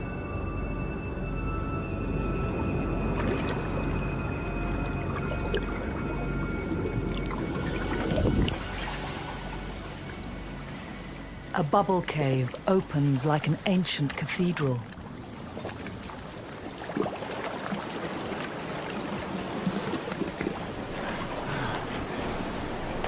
Oh, wow. This is phenomenal. Misty waves of compressing air sweep through with a roar. A warning to respect this sacred place.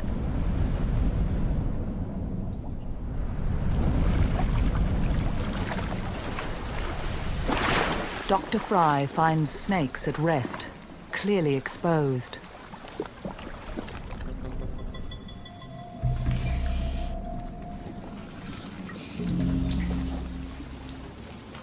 This hidden cave provides a perfect nursery. The females have to lay their clutches above the watermark, as only dry eggs will survive the incubation time.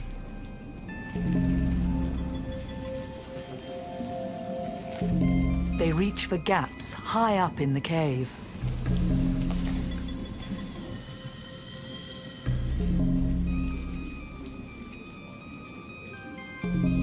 Once she has found a dry shelter, she rests to regain her strength for labor.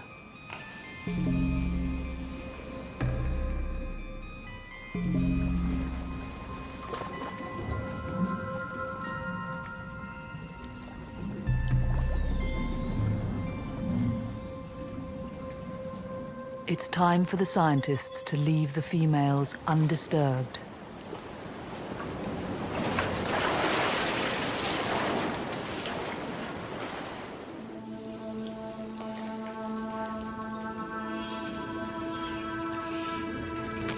Within days, the snakes lay their eggs.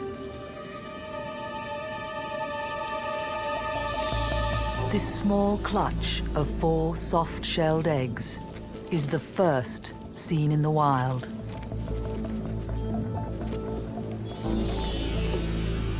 No snake in the world mothers its young after they are born. The safety of the cave is the only protection they will ever have.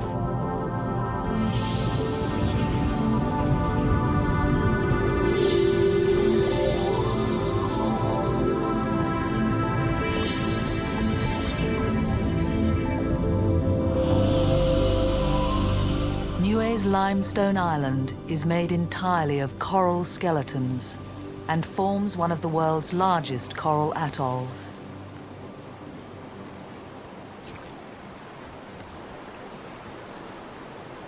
Commonly called the Rock of Polynesia, Niue is ideal territory for sea snakes and snake enthusiasts like Brian Fry. Ever since I was a little kid, I've always been fascinated by snakes. My mother was the poor, classic, tormented mother who had to always be very careful going into my room or even doing my laundry. Basically, if it's venomous, I like it.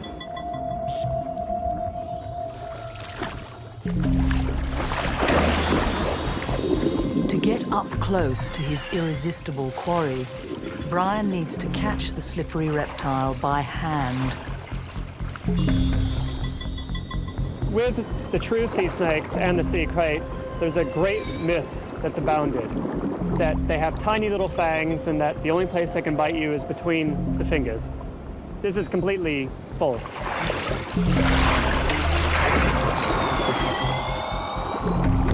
They've got very sharp fangs. They're quite long enough to kill an eel, so obviously it can bite you on the arm with no problem.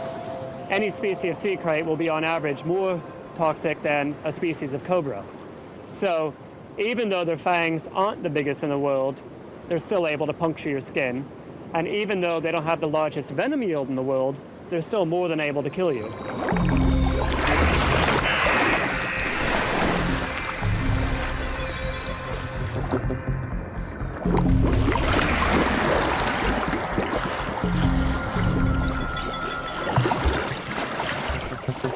Amazingly, the Katuali is not known to have bitten anyone yet.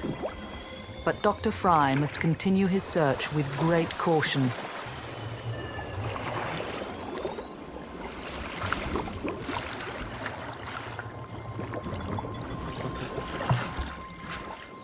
At the southern end of the island, currents can change with treacherous power.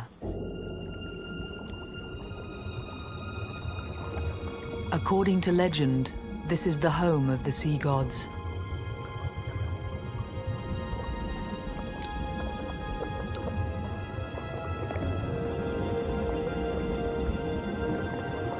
The main chasm is called Snake Gully. Typically, sea snakes are not known to gather in big numbers. But here in Snake Gully, virtually every pocket is packed with balls of snakes.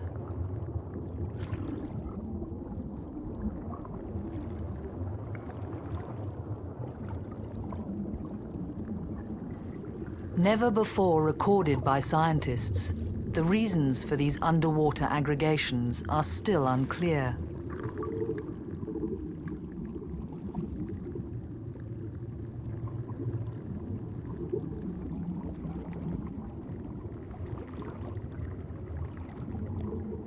Why do the Niue sea kraits come together and squeeze into every little gap?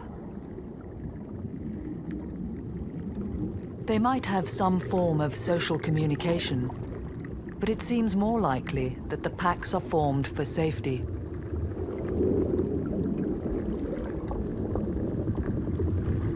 Perhaps they are anchoring themselves to the reef to hold on against the strong currents while sleeping.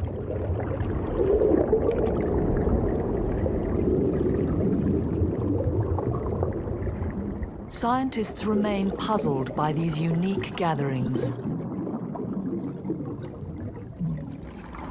The Niuean sea kraits have movements that we haven't quite figured out yet. One day, at places like Snake Gully, there might be 300 snakes there.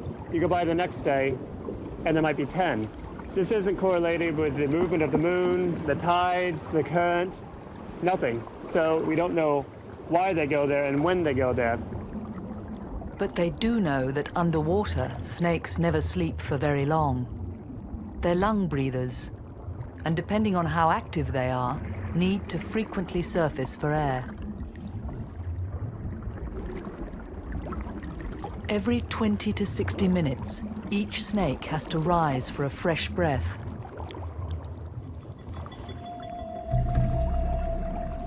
The constant movement leads to a pattern local divers call the curtain of snakes.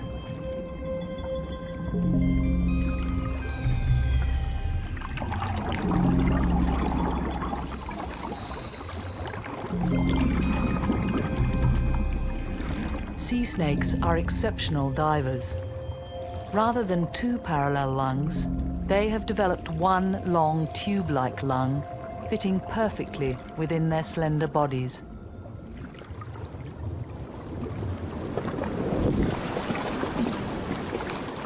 At the surface, it only takes a few quick breaths, and their oxygen capacity is fully restored for the next deep dive.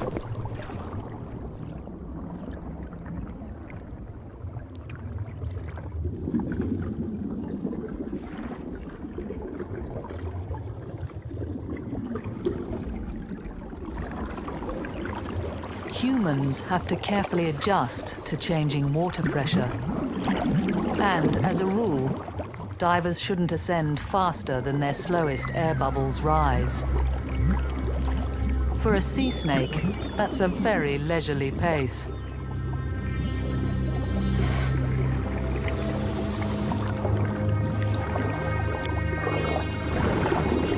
And, as Brian is about to find out, Katuwalis are very strong swimmers, their muscular bodies powered by a specially adapted, paddle-shaped tail. One of the things I've noticed about the Niuean sea kite versus some of the other sea kites is that it's a much more robust animal. It's not as long as some of the other species, but it's much heavier built and much, much faster in the water. In fact, these things are actually quite hard to keep up with while in scuba. You have to swim as hard as you can to catch one of these guys when they're at full tilt, or even just to stay ahead of it.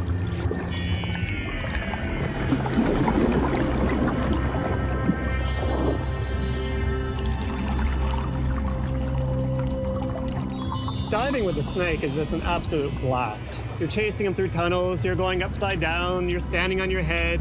So it's just this whirlpool of activity.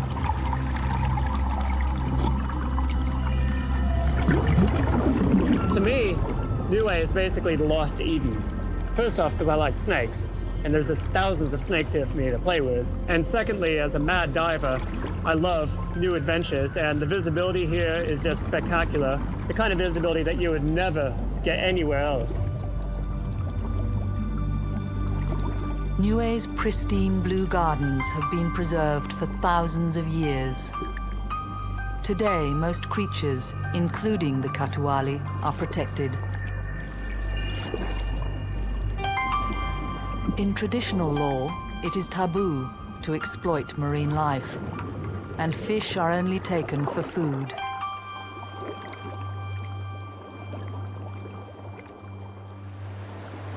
Reef fishing remains the responsibility of local women.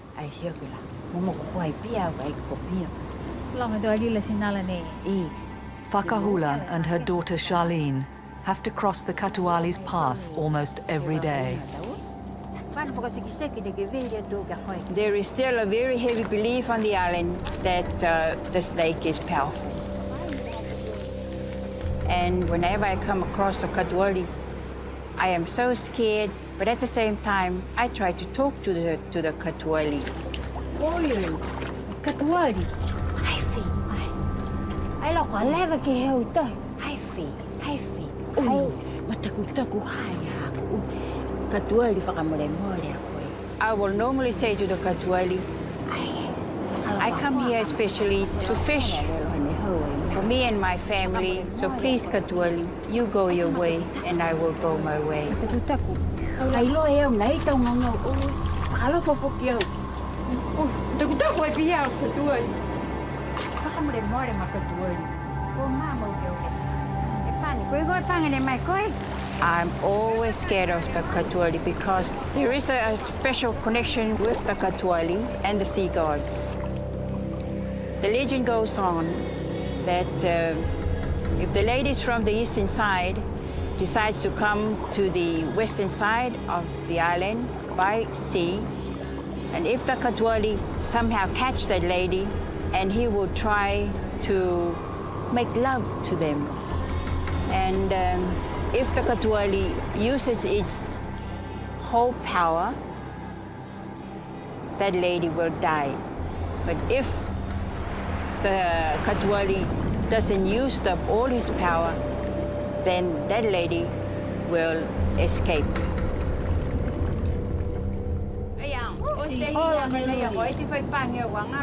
To me, Katuali has special powers. Other people in the island think so too. And most of the people, they don't want to interfere with the Katuali.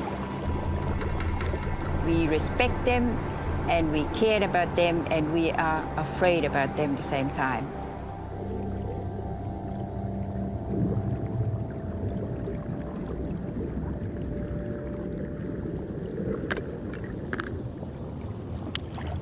Coral gardens are large feeding grounds, and most residents live on a highly specialized diet.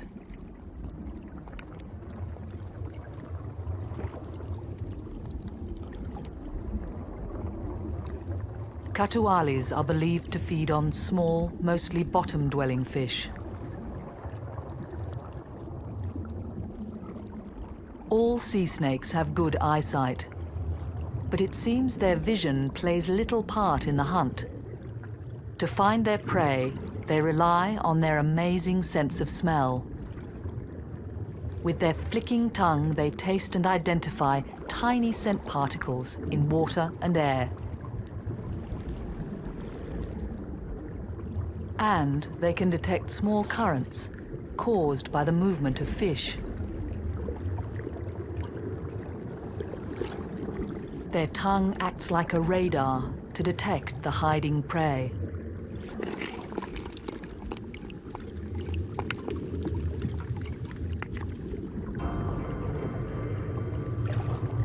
The reef is crisscrossed with fresh trails of scent, and the snake can follow them with deadly precision.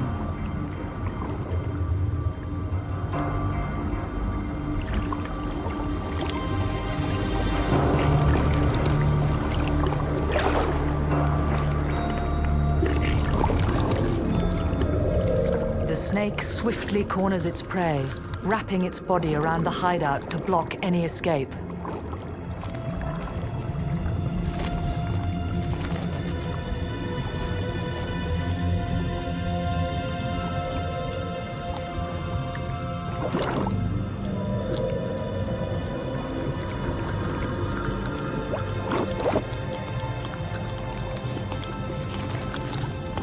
Its venomous bite paralyzes the muscles, killing the victim rapidly.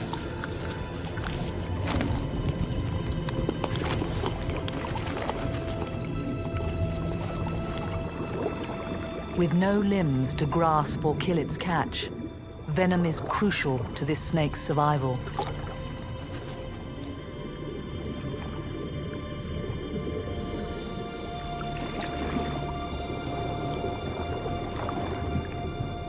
With one big meal in their belly, they can last for weeks, even months.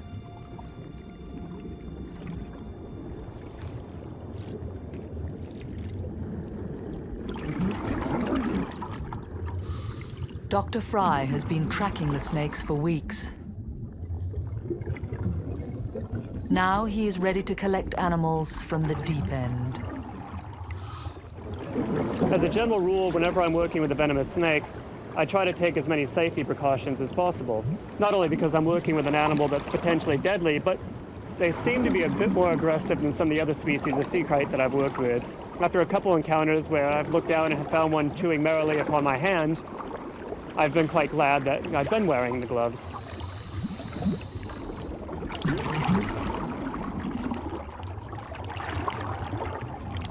Any bite could be fatal until Brian can test an anti-venin.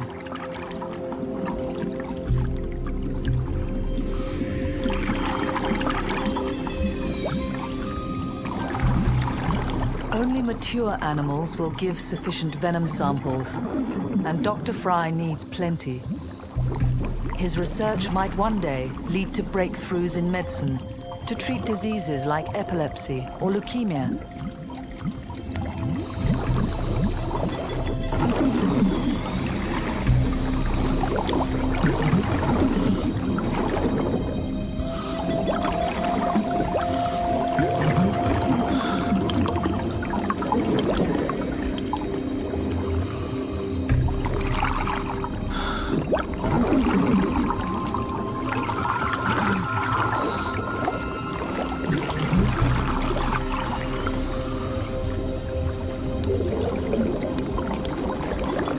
Brian needs to make sure the snakes surface before they run out of air.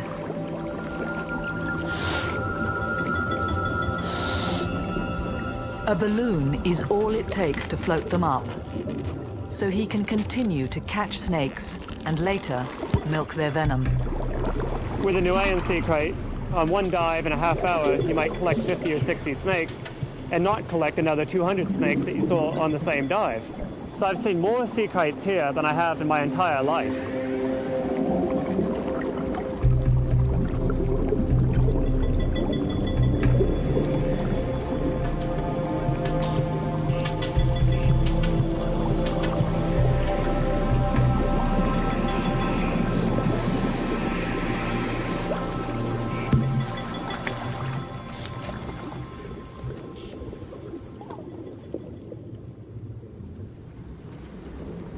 The calm, dry season will soon end, and a trail of broken eggshells leads back to the cave Brian and Brendan explored 3 months ago.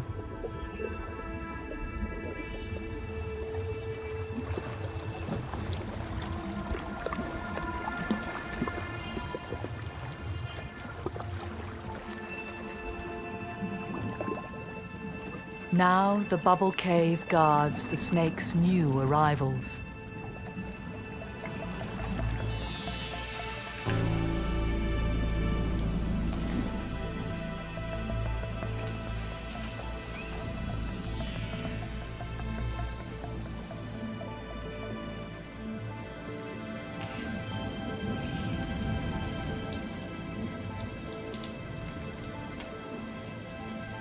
Already, the hatchlings are fully equipped with their sense of smell and a pair of venomous fangs.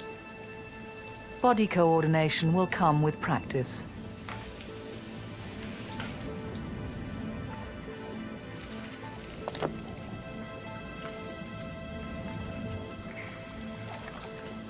From their first sniff of air, the youngsters are completely self-reliant.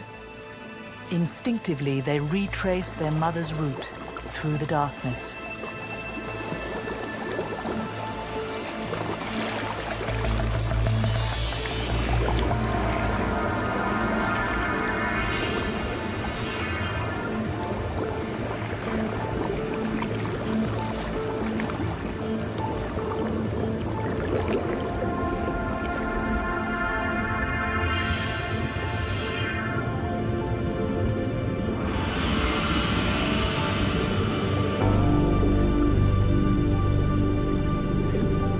The newborns have to quickly find sheltered waters where they will grow up in hiding.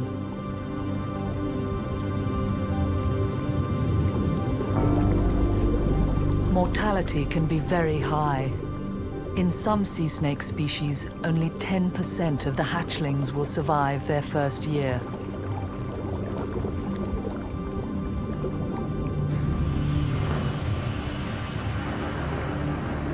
Even for a toxic predator, life is a constant struggle to eat, but not be eaten.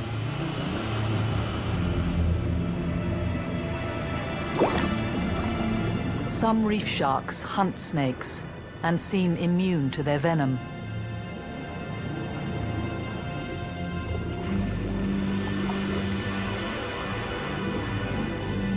Some sweetlips, gropers and deep-sea fish will also devour them.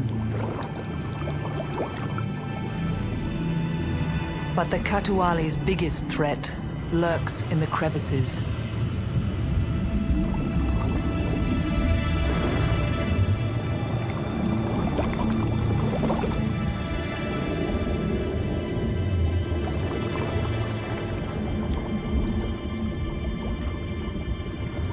Moray eels might not actively hunt snakes, but they will attack anything when provoked. To overcome an aggressor of this size, the snake needs to counter with an extremely potent venom.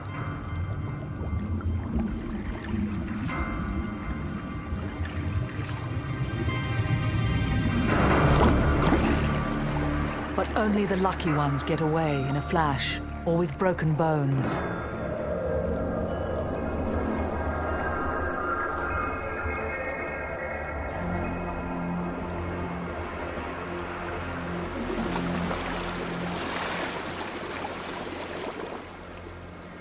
One unique key to the sea crate's survival lies hidden in these walls. Here, sea crates can do what no other sea snake can: leave the water for dry land.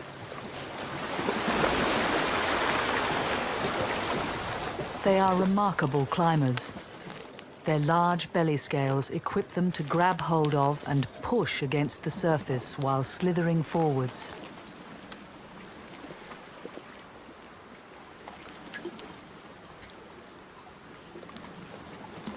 They are one of few marine snakes to have kept the broad belly scales from their common ancestor, the land snake.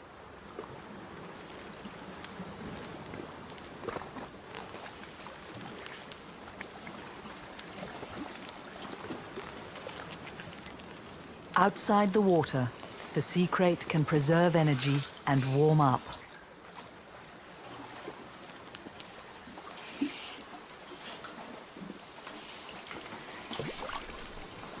In a sheltered gap, it can rest, digest, and enjoy an undisturbed sleep in fresh air.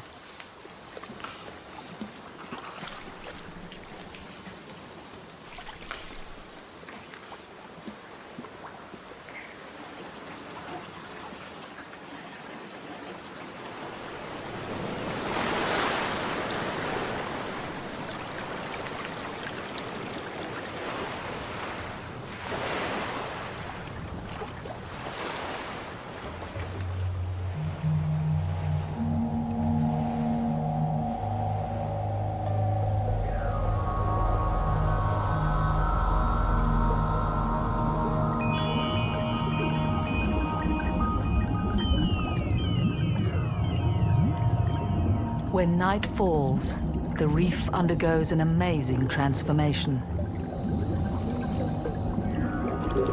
On first sight, it lies as if abandoned, its bustling daytime residents asleep under the coral.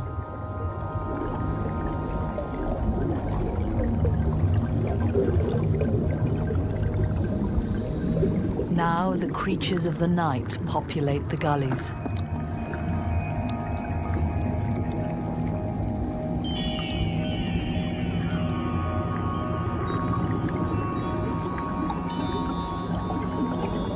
But not all day-active animals are sleeping.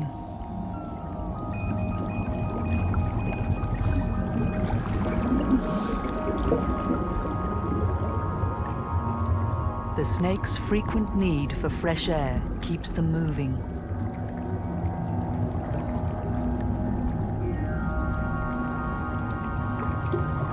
Nighttime offers an advantage for the Katuali's hunting trips. With many of its prey asleep, it has a better chance to strike unexpectedly.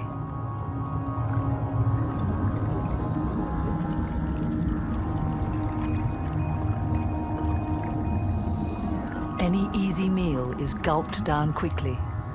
Afterwards, the snakes are often seen stretching and readjusting their jaws for the next catch.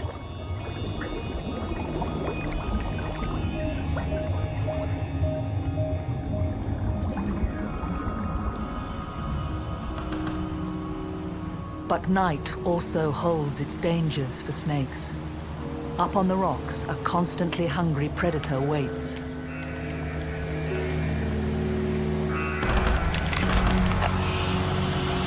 Striking in a flash, this hardy scavenger isn't threatened by the serpent's deadly bite.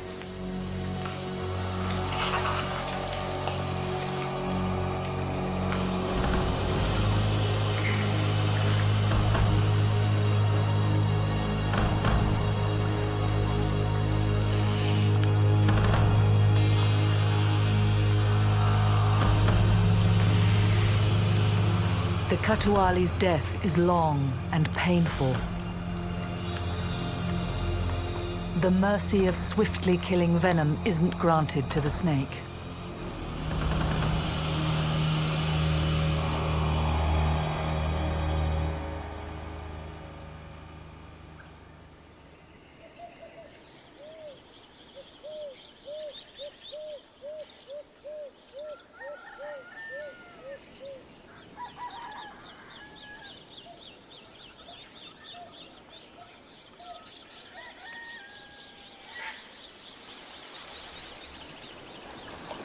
Dr. Fry has collected animals from all around Niue. Now he has to tackle the most risky part of his research, the milking of the snakes.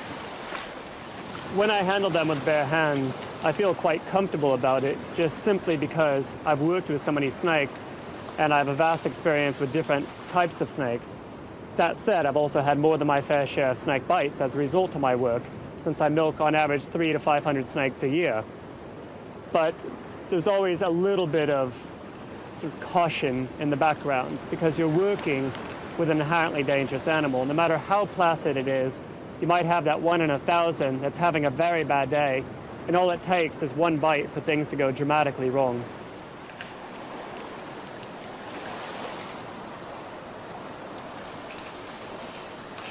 The sea crate's fangs are relatively short, yet they yield an impressive dose of its dreaded weapon. That's a lot of venom. Both needle-like injection teeth are supplied by a central canal coming from the venom-producing glands along the snake's upper jaws.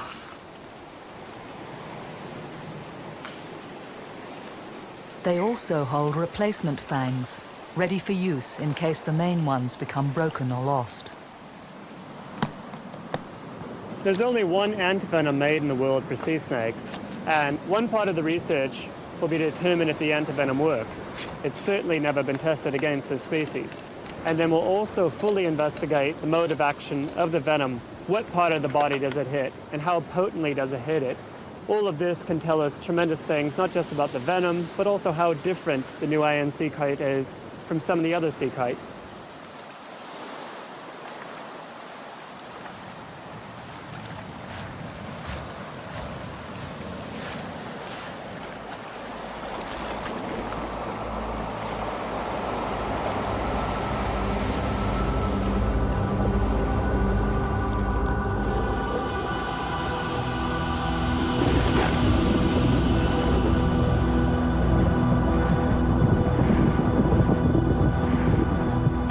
Wet season of the South Pacific is the biggest battle Niue has to face every summer.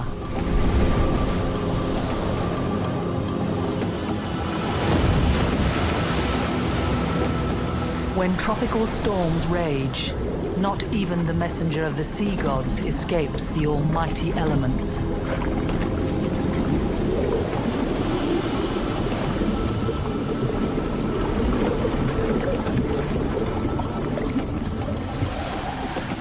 Hurricanes can wipe out entire reef systems overnight.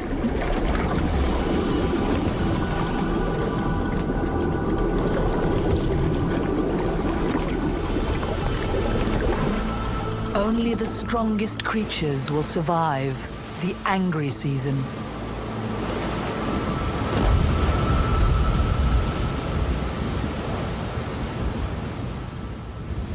The people of Niue have also learned to read the forces of the ocean. Billy Talongi is a master fisherman and the katuali part of his daily life.